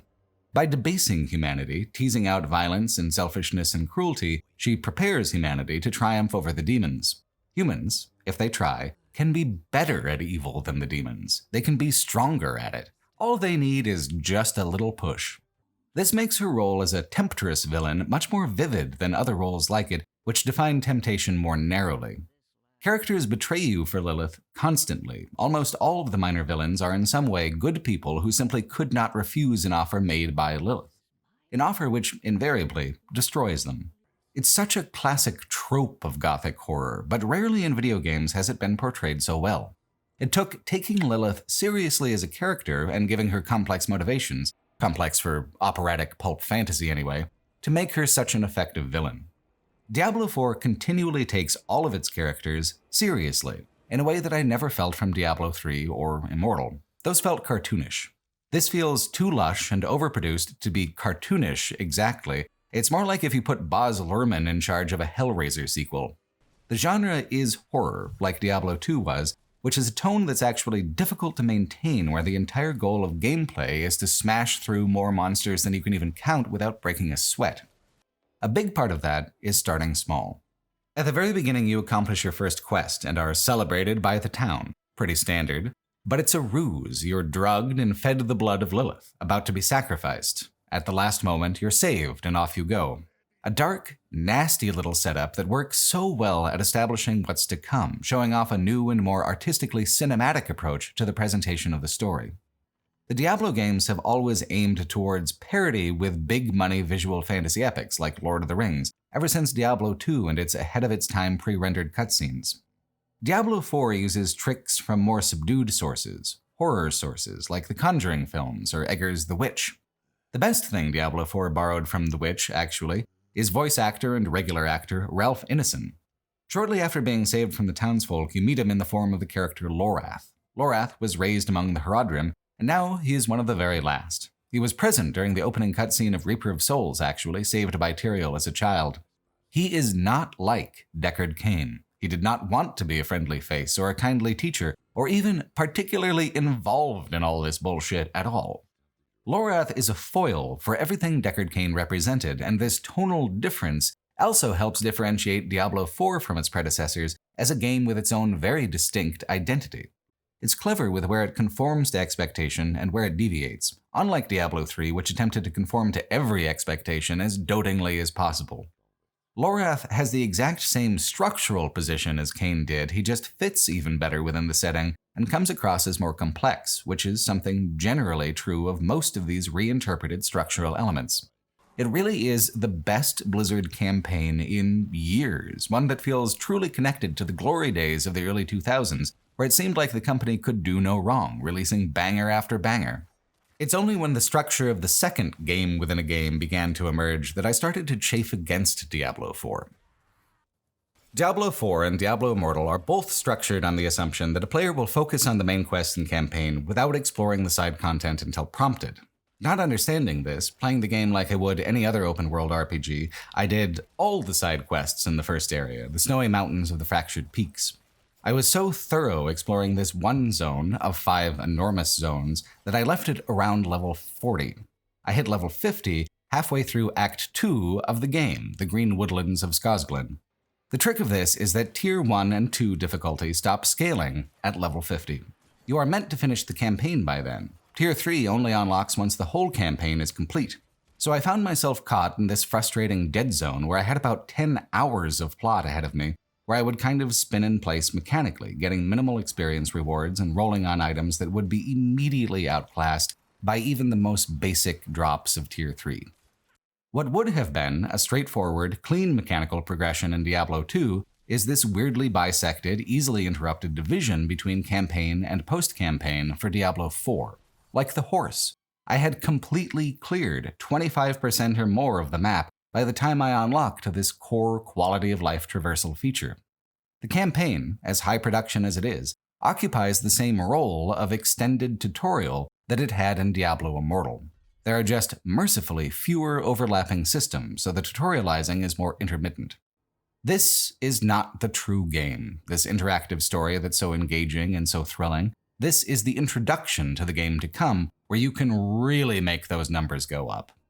By creating this dead zone, where there is no mechanical advancement to go along with the narrative advancement, it saps the narrative of some of its impact. It's still better storytelling than any previous Diablo game, but without being accompanied by the same constant Morse code of dopamine hits the core gameplay loop delivers when it's working correctly, the system just doesn't hit right. It is not what I have been behaviorally conditioned to expect, and therefore I am unsatisfied in my weird mammalian cravings. It goes against my instincts as a person who plays a lot of open-world RPGs this way. When you start a new character, you're allowed to skip the entire campaign, eliminating this weird disconnect, but it's baked into the first go-around, which I find equally backwards and unnecessary. This is the most effort ever put into Diablo in terms of dialogue and presentation. Why would anyone create a circumstance that might sabotage this in some way? Perhaps there's some pattern in the mass data that games like Immortal collect that shows side content first players like me are uncommon enough not to have to even account for. I don't even know. Not all games have to be designed to my tastes, of course, but I don't think it's a problem of taste when the game's difficulty and reward structure can create a circumstance where curiosity is punished. The requirement is almost kind of redundant anyway, because there's a dungeon called a capstone dungeon of a set difficulty with a particularly difficult boss who you have to do to activate tiers 3 and 4, one boss for each. It seems to me that if you can meet this threshold, then that ought to be good enough. Maybe it's narrative. Each capstone dungeon represents the base of operations for one of the major antagonistic factions. Tier 4 is the Triune, the cult that worships the primevals, but Tier 3 is the main cathedral for the Church of Light, who you don't really get on the bad side of until the very end of the campaign. Is that consistency really worth the awkwardness of it? Why bisect the campaign from the repetitive content so strongly? And then there are some side quests that have extra post-campaign dialogue where you can ask why the given NPC would help you at all, considering being labeled a heretic and the enemy of the church. Which would suggest the other direction, that these side quests were actually meant to be played prior to the campaign being over. Game design is so much harder than people give it credit for. It's easy to say as a player, I don't like this. This wasn't designed for me, therefore it's bad. Or alternately, this perfectly satisfies my assumptions and is therefore excellent. But the actual developers must balance what is known about how people actually play the game with the fact that there is never any pleasing everyone. Something will always disappoint somebody. This difficulty tier system seems like something where it tried to split the difference between incompatible player styles and fell between the cracks, neither one thing fully or another. There are many things in Diablo 4 that feel this way, halfway towards a new idea or a strong idea, but stopping short of the point where the difference would feel truly meaningful. Consider the open-world connected multiplayer elements. It does exactly what Diablo Immortal did, creating a static map with no random variations outside of dungeons, where those variations are minimal. There are multiplayer events like world bosses, but they require a healthy population of players to be functional. I played a little while I was writing this section, long after most of the footage was recorded, and no one besides me showed up to the world boss event at all. I couldn't solo him myself, so I guess never mind. In this footage from the month of release, the world bosses were a really cool and fun addition, plus you got such crazy good loot from them. I don't know if it'll ever necessarily be that way again. Maybe on season servers, maybe when the expansion comes out. It was a mechanic built on the assumption that people will continue to play Diablo 4 over and over and over, and that just isn't true. Estimates for 2024 are that active players are hovering around 200,000. When the game was closer to release, there were literally 1 million more active players at a given time. Without these numbers, Diablo 4's multiplayer elements like world bosses and Legion events, integrated into the world map as an intended part of the gameplay loop, suffer really badly from dead mall syndrome. Yeah, you can get a very sad Orange Julius and you can still go to Foot Locker, but beyond that, it's a whole lot of space that feels uncomfortably empty. The vastness of the open world feels less vast than it ought to. Oddly, Diablo 2's world maps often feel larger to me because the randomization makes them all unknown in a certain way. Diablo 4's choice to make the overworld static and consistent for all players in service of the multiplayer makes it so that the world becomes very familiar over time, especially after trying to grind out levels on tiers 3 and 4. I am not rediscovering the world, I am working little part-time jobs within it to run the treadmill of getting better loot to stay powerful as I advance. Once what is possible both environmentally and experientially become routine, the game loses its magic and its shine, and for this reason more than anything, I think people have a hard time just continuing to exist within this world because it feels weirdly in between an Ubisoft-style open world with a long but finite amount of content and a Destiny-style open world where you repeat the same areas and dungeons over and over in a slightly randomized grind. It doesn't ever feel quite like Diablo 2, even though Diablo 2 is so clearly the influence for so many smaller visual elements within the environment. Even the basic progression is retained. Diablo 4 throws an initial curveball with the snowy mountain region, but then it's a Scottish countryside literally called Scosglin, and then not one but 2 different desert regions. Where to next? A swamp, right? Yes, indeed, it's a swamp. Hawazar is ultimately one of the most interesting and novel areas in the game, but still, the progression of these regions is meant to evoke a certain kind of nostalgia for what went before. Which is so strange to me. Here is a chance to go harder and stranger than ever before, but instead we get a kind of stretched out, maximized version of what we've already had. To be able to visit so much of the world of Sanctuary as one interconnected environment was a huge selling point of the game to me, one of the things that I was most looking forward to. In the end, it was also one of the most striking examples of Diablo 4's indecisiveness about what kind of game it truly wants to be. Consider the PvP zones. Also integrated directly into the map, these zones are mostly oriented around more player versus environment activities, but with a competitive edge where you play against instead of alongside other players. The zones have much higher monster density than usual and seem to drop better loot, but they were mostly entirely empty even when the player population was high. This is because the people who are invested in PvP just immediately destroy any other player in seconds, so casual players learn not to bother or go there at all. And without prey, the hunters also leave, creating a big dead zone on the map where an intended game function is supposed to go. This is part of the idea behind seasons. Have everyone start a new character from scratch, repopulate the multiplayer events and zones with big spikes of activity every few months, as opposed to trying to maintain an absolutely constant player population. But back within the eternal realm, things are empty and shuttered. World bosses are unfought, PvP zones are ghost towns. Legion events don't accumulate enough players to complete the events within the time limits. There is a feeling of compromise within the world map, a tangible tension between design that deepens meaning and design that facilitates activity. One of the reasons that Diablo 4 assumes a player will only want to experience the main campaign once is that it makes a surprisingly large amount of effort to establish its characters and explore their emotions. Sometimes this is done within an arc of action, like with Vigo in the Cathedral of Light. The first act isn't paced too well, but the character work is so cool. You meet a young woman named Neyrelle, whose mother has fallen under Lilith's sway. For her, the temptation was knowledge. Lilith gave her a glimpse into the cosmos, and for this, she paid a heavy price. Vigo was nothing more than the guard that she bribed to let her past, except that Vigo feels genuine remorse and tries to right his mistake by helping you.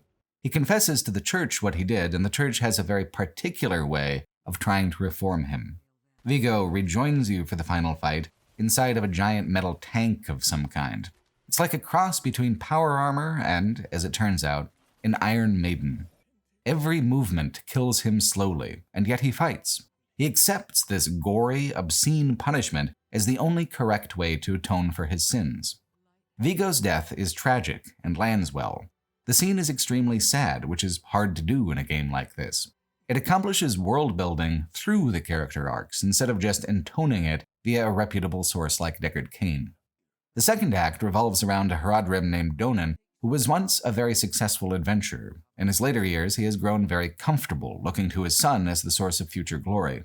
Meticulously, Lilith dismantles everything Donan holds dear, saving the corruption of Donan's son for last.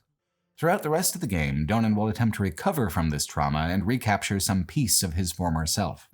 While some of the ways it does this are a little hokey, like having his cathartic epiphany be part of a psychedelic shaman's ceremony, the cumulative effect is that Donan feels like a meaningfully flawed individual, capable of both great courage and crippling pessimism. In the final act, he is fatally injured, but I didn't feel like that landed quite as well as Vigo's death.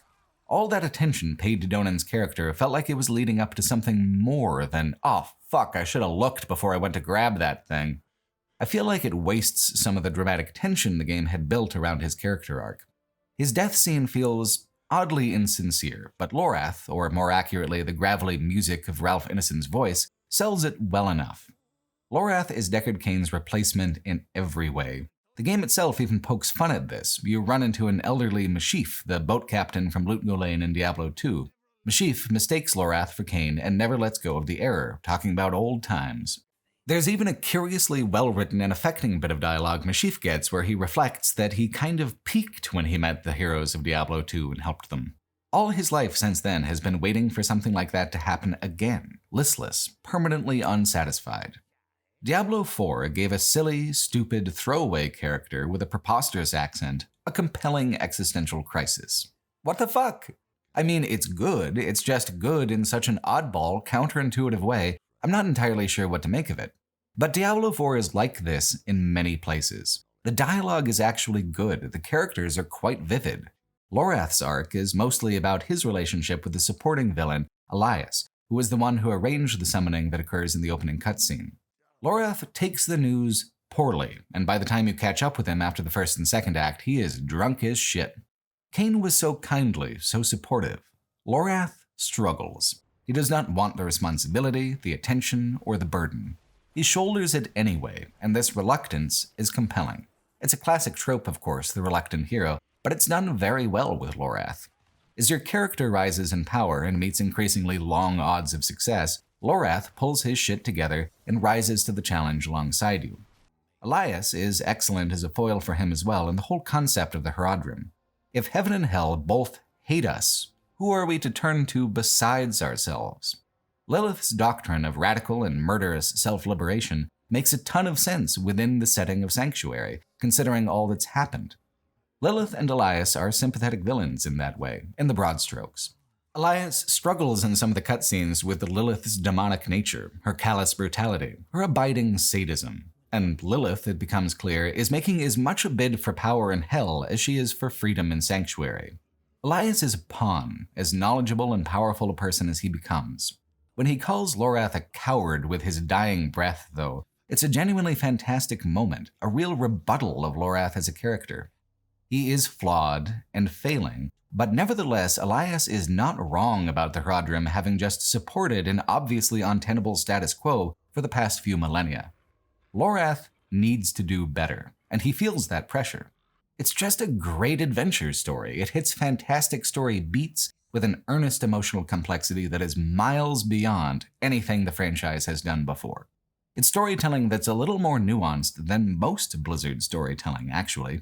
While stuff like the StarCraft II campaign knew quite well how to land the big operatic moments, its characters felt slightly too cartoonish to take seriously this way.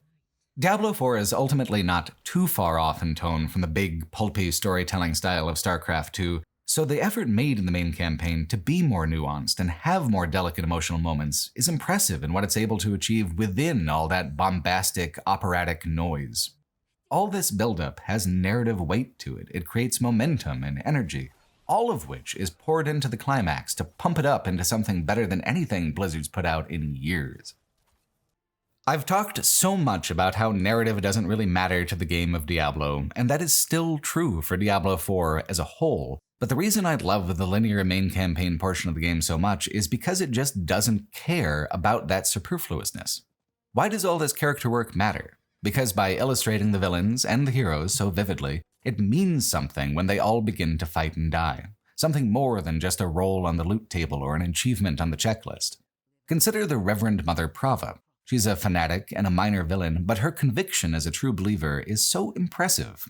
Without interacting with her so much in Act 1, without seeing her as responsible for what happened to Vigo, she would not be so fascinating to watch when she fails.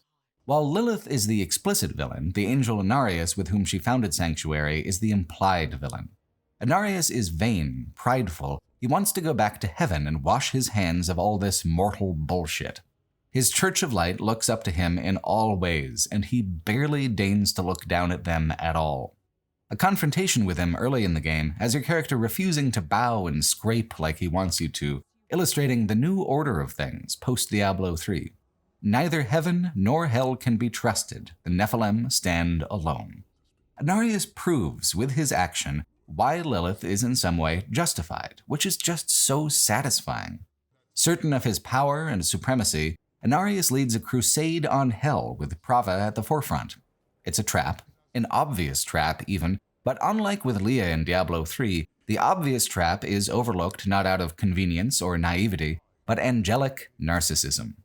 All of this is resolved, as is tradition in the franchise, with a wildly expensive and lavishly produced cinematic cutscene. This one is an all-timer. It's long as hell, almost 10 minutes, and across that length, it doesn't just tease a war, but illustrates one with a thrilling ebb and flow.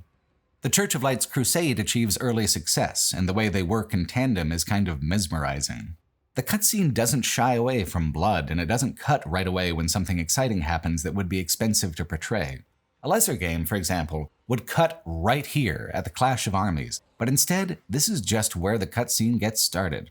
The broader battle narrows down to just Lilith and Inarius. She draws him in, she lets him win. This is Inarius's temptation, his certainty, his conviction, his feeling of being above it all. She gives him the victory he wants, so that Inarius can see that the heavens don't care one way or another. She shows him that his victory is hollow. This is the exact kind of high-production, extremely glossy pulp fantasy I crave from Blizzard games. I don't know if it's ever been better.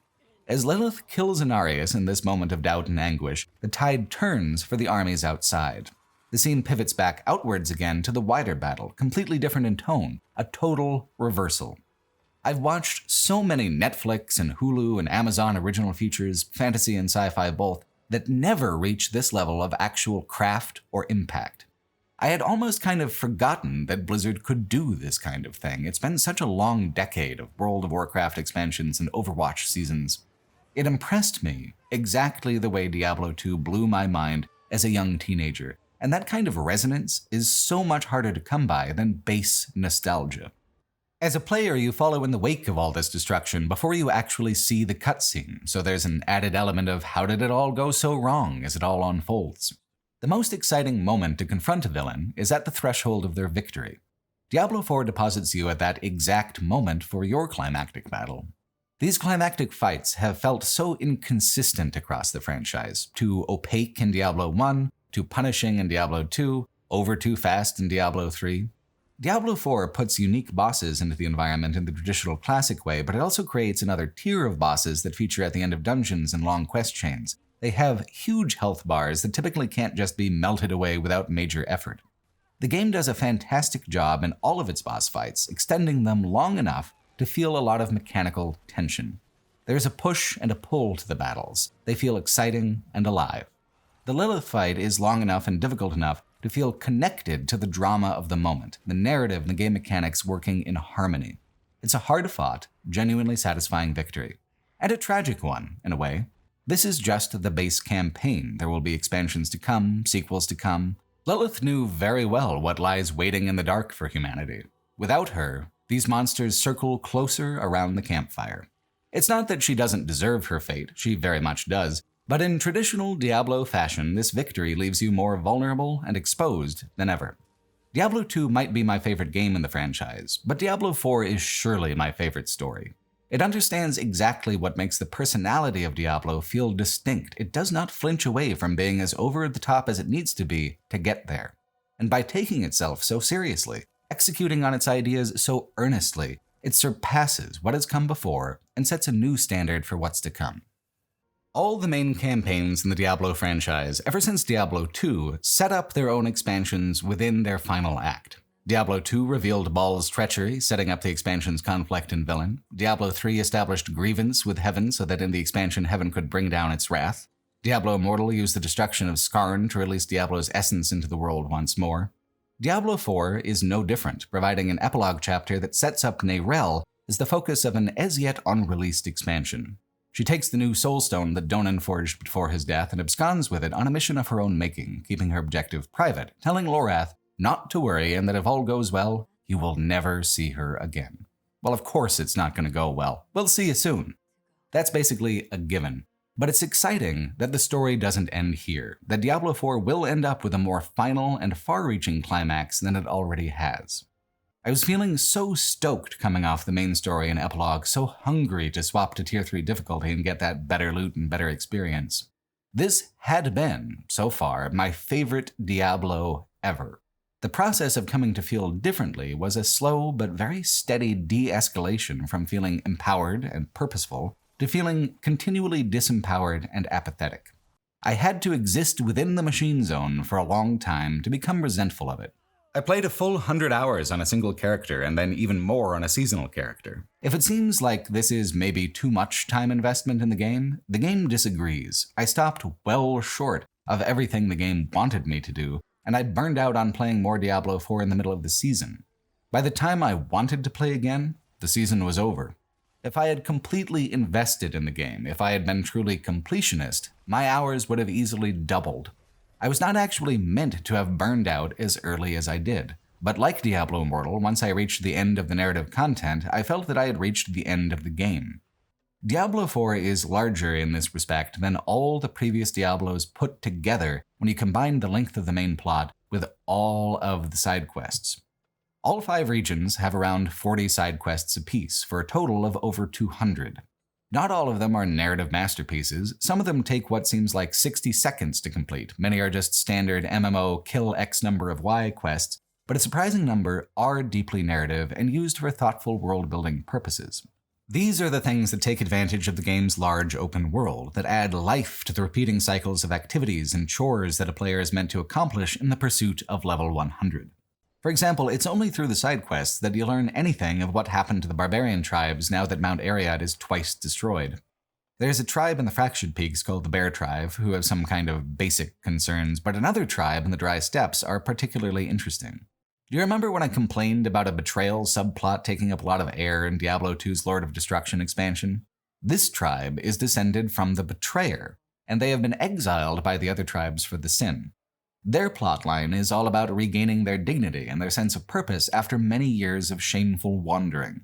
It's very well done as a series of quests, culminating in a surprisingly restrained climax. Instead of a dramatic, emotional reconciliation, you need to find a bit of sky-forged steel, as was once made on Mount Ariad. If you bring it to the barbarian blacksmith in the city of Kedbardu, she will initially refuse to even acknowledge the lost tribe, but the steel is a gift of significance. Although she promises nothing, she is clearly considering the Crane tribe in a different light. This feels true to their internal culture as barbarians, proud, clinging to tradition, hesitant to lose anything more to the rapid change going on around them. It's more compelling than a tidier, happier ending. Consider the swamps of Hawazar. This last region has a large number of quests involving characters that you know from the main campaign, further fleshing out their stories. Their personal stories often relate back to the strange culture of the swamp, a place of disease and corruption. The Tree of Whispers is the greatest power in the zone, and doing favors for the tree all over the world is one of the main ways you grind quests and get loot in the post-campaign part of Diablo 4. But you don't learn all that much about the Tree of Whispers in the campaign, and you learn nothing about the tree doing favors for it. It's only in doing the side quests and listening to how the characters talk about the tree does the tree begin to become a character in its own right. Awazar's side quests are some of the best in the game. It feels substantially stranger than the other regions, and the emphasis on disease and rot is grossly evocative. And it's full of surprise depth when it comes to the characters that it chooses to focus on. Lyndon from Diablo 3 is here, having leveraged his fame and fortune into taking over a small smuggling port on the coast. Lyndon's quest chain sees him betrayed from within, with a very bittersweet resolution. Lyndon has softened in his old age, he has become comfortable, he is no longer the scoundrel he was. And his former partner resents him for this. By betraying him in this way, Lyndon's partner makes it so that Lyndon has to either become that person he was trying to walk away from again, defending himself, killing his friend, or else just roll over and die.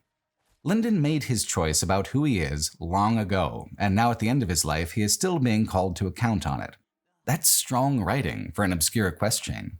Or how about the quest chain where you get the full backstory of the opening cinematic? The priest who perished so dramatically, Simon, left a trail behind him. You get not only his backstory, but more insight into Elias, more context on the plan to bring Lilith back from the void.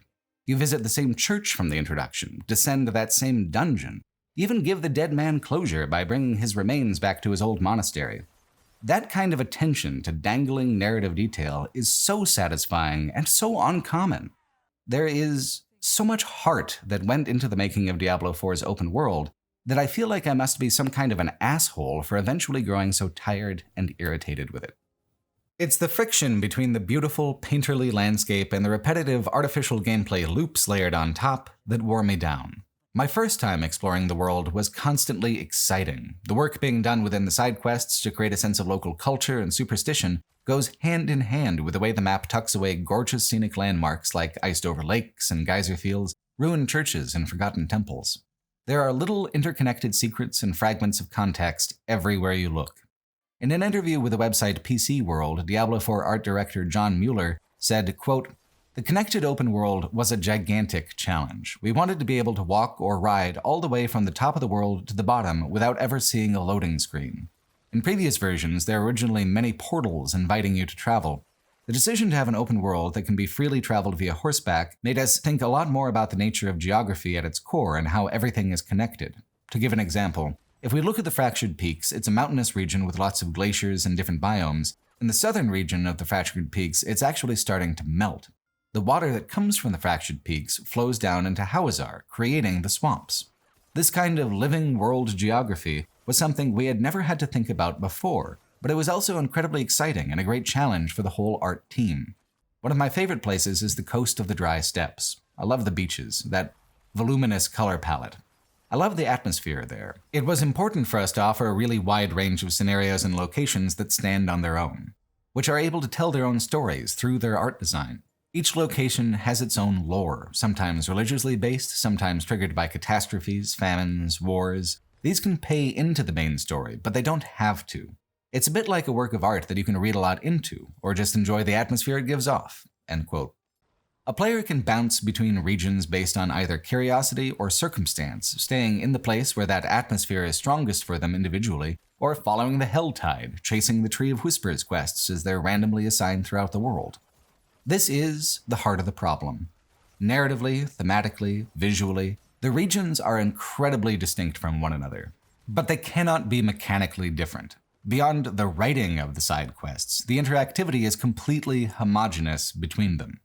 Part of the hook of Diablo 4 is that, like the short optional dungeons of Diablo 2, nothing is a very intense time commitment all on its own.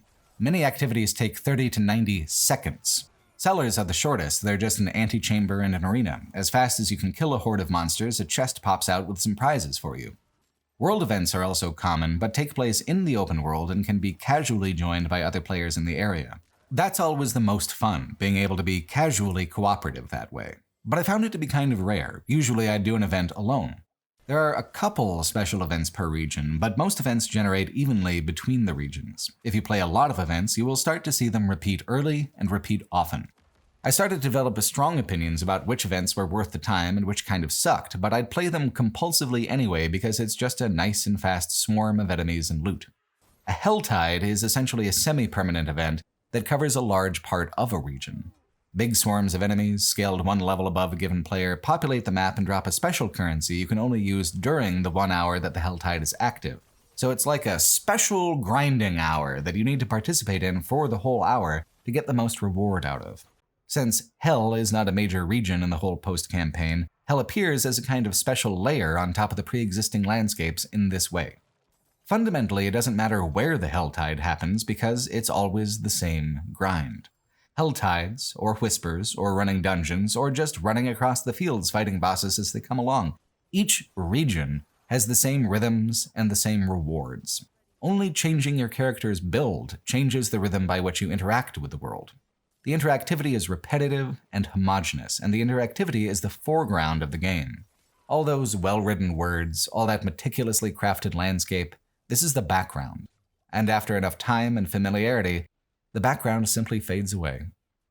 I think the game's tensions can be illustrated pretty well by comparing strongholds with nightmare dungeons. Strongholds are scattered across the open world map, 3 per region for a total of 15.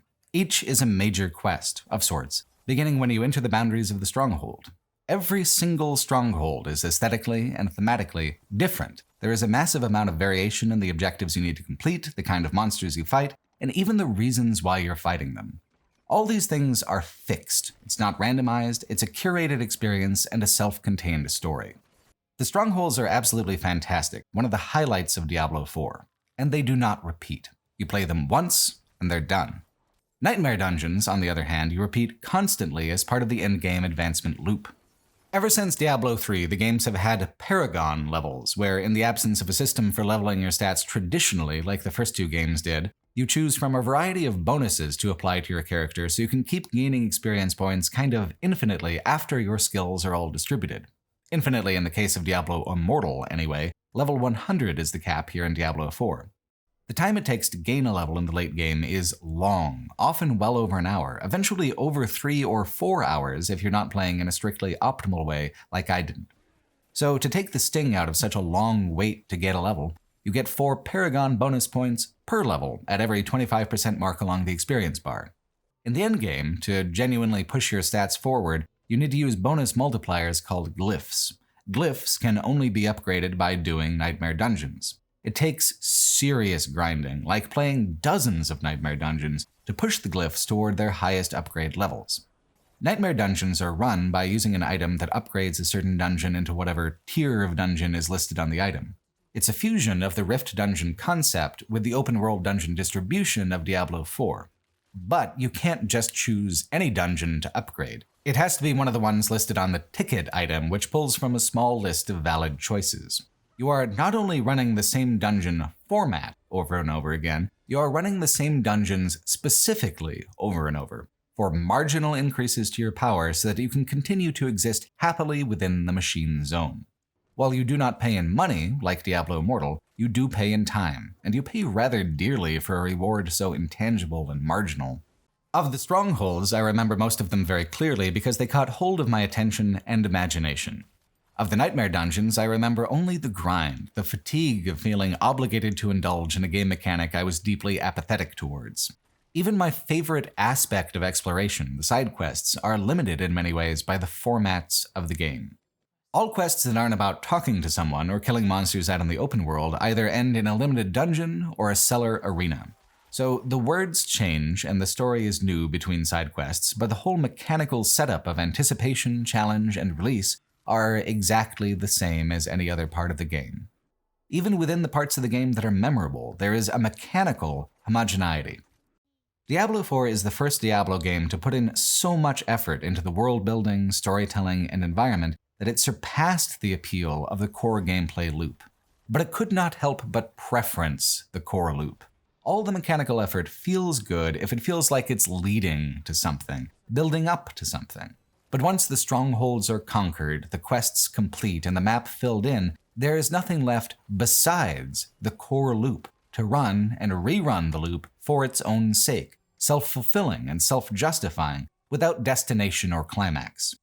This is why I called the post-campaign experience a second game within Diablo 4, because when you get down to it, the game at this stage of play operates completely independently of all the things I came to like about it in the first place.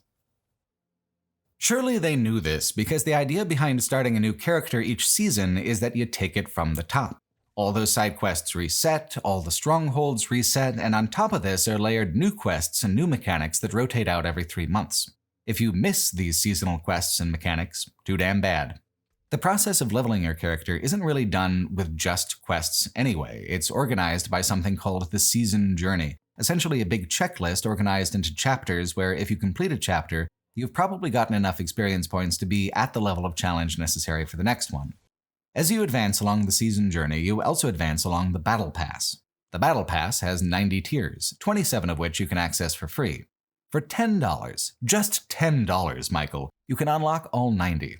And how predatory is that? Really, can't hardly get a hamburger for less than $10 these days. For double the price, I mean maybe a little more than double, just $25, you can immediately unlock 20 tiers of rewards and get a bunch of bonus costumes to boot. If you finish the Battle Pass. So here is an extra wrinkle to the proposition of risk and reward. You pay real-world money for fake items and extra rewards, but then those rewards are locked behind a large time investment in the gameplay loops. So if you're perhaps getting tired of the grind and feeling like maybe you want to play something else, there's a lingering sense that by doing so, you have paid for nothing and abandoned your investment. Technically, you paid for nothing to begin with. What you do get with the Battle Pass and Seasonal Journey is a sense of maximizing the reward that you get for the effort that you are putting in. Pay nothing, get very little in return. Pay $10, unlock a long series of bonus rewards to accompany you across 3 months of play. But if you don't play, you lose it. Pay $25, well, now we're talking, because not only do you get a huge dopamine rush right away, it makes it much more likely that a person will complete their Battle Pass and extract maximum value from the deal. It doesn't actually matter to Blizzard if you complete the Battle Pass or not, just that you buy it. They are already extracting maximum value from you the minute you consent to the purchase. If you play completely for free with no money down and no Battle Pass at all on the Eternal Realm, you also miss out on all the new content and the new mechanics. It's not as blatantly predatory as Diablo Immortal, but it is equally manipulative. There's also a difference of frequency where you're asked to pay for the Diablo 4 Battle Pass every few months, and you're prompted to pay for things in Diablo Immortal every few hours. So that's in Diablo 4's favor. Still, it is just as easy here for Blizzard to say, all the content can be played for free, while at the same time engineering a situation where only by paying and buying the Battle Pass anew each season are you maximizing the time investment the game is already requiring you to make. It's not high-pressure sales, it's patient, it's abiding, it's waiting for you as a player to say, fuck it, I guess I'm already doing this, and then bam, Blizzard makes half a game's worth of profit while you get pretend gems and a fake hat. It's perhaps petty to say this, but I couldn't even get Blizzard to send me $100 worth of bullshit I don't need when I paid them for it. I was so excited about Diablo 4 and so thrilled by the campaign that I bought the collector's box that came with like fake candles, a pin, a mouse pad, and a cloth map. I'm not against buying stupid crap on principle, I just like to hold it in my hands to feel as if it has value. But for 6 consecutive months, they refused to send me the package, told me repeatedly it was almost on its way any day now, and then eventually sent me an email saying they don't even sell it anymore and here's my money back. Even in terms of merch, I wildly overpaid and got literally nothing in return. What you get with the season stories is a few hours of new dialogue and new dungeons, and what you get out of the seasonal mechanics is a new flavor to spice up the combat a bit. Maybe 10% of your seasonal experience will be significantly different than what's available in the base version of the game on the Eternal Realm. Everything else is still the same. The world I've already explored, these quests I've already completed, but it isn't like Diablo 2 where the proposition of replaying the whole thing takes a weekend. I put 100 hours into Diablo 4 the first time on just one character. The seasonal playthrough felt like it was going faster than that, maybe, but I was still looking at weeks of gameplay ahead of me. A season's worth of content. Not a new story, not a new experience, just content. As much content as I can gorge myself on until I absolutely burst. The thing that makes slot machines and gambling so unappealing to so many people is that they are deliberately designed to provoke immoderate behavior. They aren't meant to be fun until a satisfying stopping point, they are meant to be addictive until the point of extinguishing a person's financial ability or personal willpower to play anymore. Neither Diablo Immortal nor Diablo 4 approach that extreme, but they do both exist on the borderline of that amoral approach to game design. While I can write off Diablo Immortal as being a cynical cash grab, Diablo 4 comes across as being cynical for even less of a direct purpose. It is a good game, a truly excellent and amazing game that becomes less and less of itself the deeper you get. It does not want to end, even when it has exhausted itself, at which point it will exhaust the player instead until the player simply quits. It is fun and exciting to live within the machine zone. Everyone who has ever loved a video game has enjoyed this sensation, and most of us have come to crave it. But the machine zone is not itself art. It is a trance, a hallucination, a compulsion. Meaning still has to be made out of the experience, same as just having a psychedelic trip won't transform your life simply because you saw weird shapes and felt funny. The seasonal live service elements of Diablo 4 coax a player to continue playing past the point where the meaning is deepest, past the threshold of where the point of play is joy or curiosity. To replay Diablo 4 over and over past that threshold is to experience the most rank and basic kind of escapism. Escapism that brings no resolution because it has no resolution. Escapism that offers no meaning because it has no point. It is the play of boredom and compulsion, and it only satisfies as much as it does because so much of modern life is awful and vague and taxing, and these cheap escapes fit into the amorphous voids of our lives. If Diablo 4 solved these problems or filled these voids, we would not return to it season after season. There is no center of the Tootsie Pop. That's why it cannot be reached. By design, it is a bottomless pit that acts as a mirror to the pit of our own unfulfillment, disguised by sugar and color. Another one of the psychological experiments covered in Lauren Slater's book is Bruce Alexander's Rat Park experiments. Alexander challenged addiction theory that was based on addiction rates in laboratory rats by pointing out that the laboratory is stressful and horrible for rats, they lead awful lives and long for escape. So, of course, sugar-laced heroin water was deeply popular among these prisoner rats. Alexander created a rat utopia where a colony of rats had enough food, water, space, and socialization opportunities to live their best possible little lives. Slater writes of the rats, quote, "The cramped and isolated caged laboratory rats loved the morphine-laced water right from its subtle, sugary start, slurping it up and, I imagine, falling down dazed, their pink eyes stoned, their minuscule wizened feet waving slowly in the air. The Rat Park residents, however, resisted drinking the narcotic solution, no matter how sweet the researchers made it. This rather stunning finding shows perhaps most clearly of all how rats, when in a friendly place, will actually avoid anything, heroin included, that interrupts their normal social behaviors. Alexander found that addiction rates seem to grow not as drug availability increases, but as human dislocation, the inevitable result of a free market society, becomes commonplace. His theory: a free market society treats its people as products, to be uprooted, moved, altered according to economic need, writing, "At the end of the 20th century, for rich and poor alike, jobs disappear on short notice, communities are weak and unstable, people routinely change families, occupation, technical skills, languages, nationalities, software, and ideologies as their lives progress. Prices and incomes are no more stable than social life. Even the continued viability of crucial economic systems is in question. For rich and poor alike, dislocation plays havoc with the delicate interpenetrations of people, society, the physical world, and spiritual values that are needed to sustain psychosocial integration. In the absence of these things, says Alexander, we, like rats in cages, turn to substitutes, not because the substitutes are alluring in and of themselves, but because our circumstances are deficient, we without our gods." End quote. When things are at their most stressful, when my circumstances are at their most deficient, this is when I derive the most pleasure from a game like Diablo 4. I do not want to think. I do not want to perceive the cage or the laboratory. I want to click the button and receive my little treats. What is most predatory about the monetization schemes of Diablo is that they are designed to meet a person right exactly there, at the moment where they are at their lowest, the moment that they crave that little treat the most. Maybe this is cynical, but it's what I've come to understand about the game by playing the game. Nothing more, nothing less.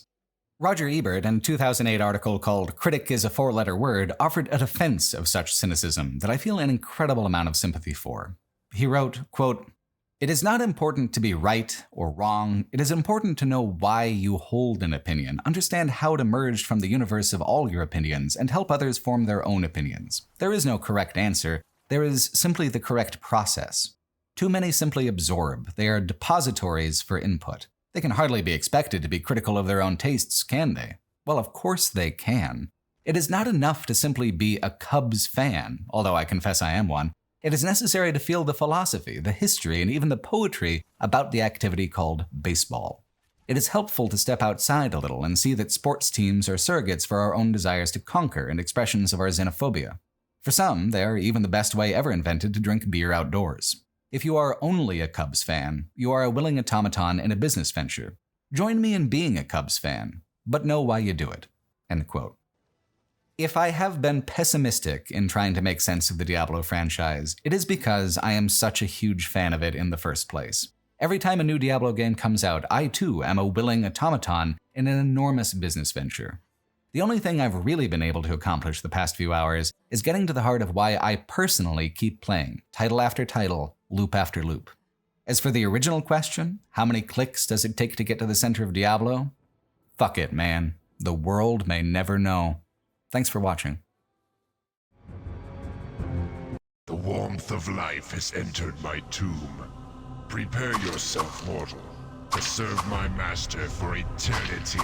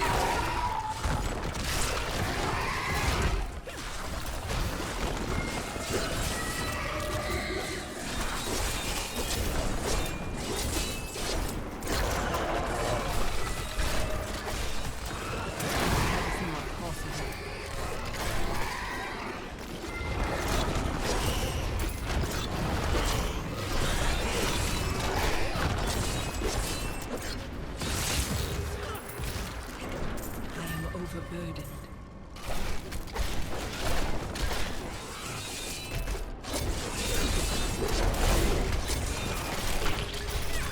My bag is full.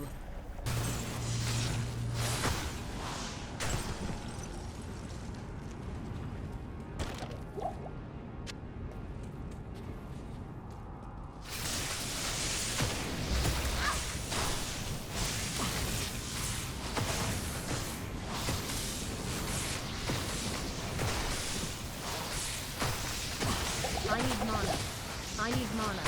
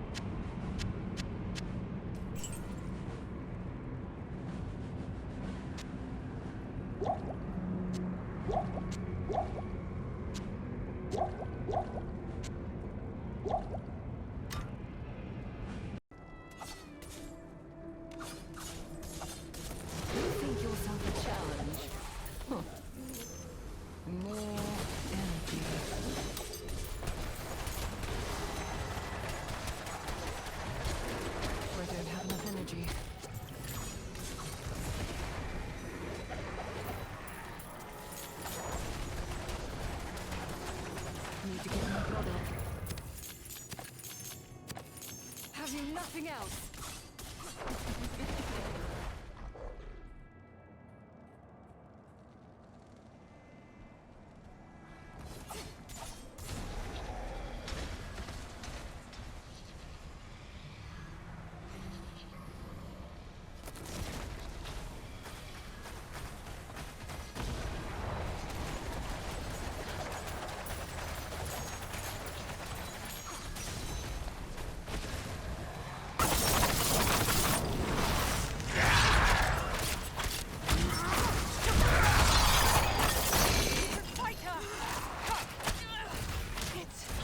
It's only making it worse!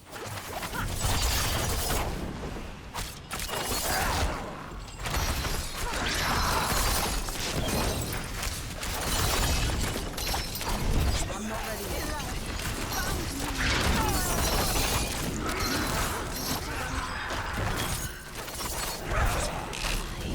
Control how tight and chains are! Elias is gone now, and I remain. I don't have to be afraid or ashamed. This is what I am, but I can still choose my path.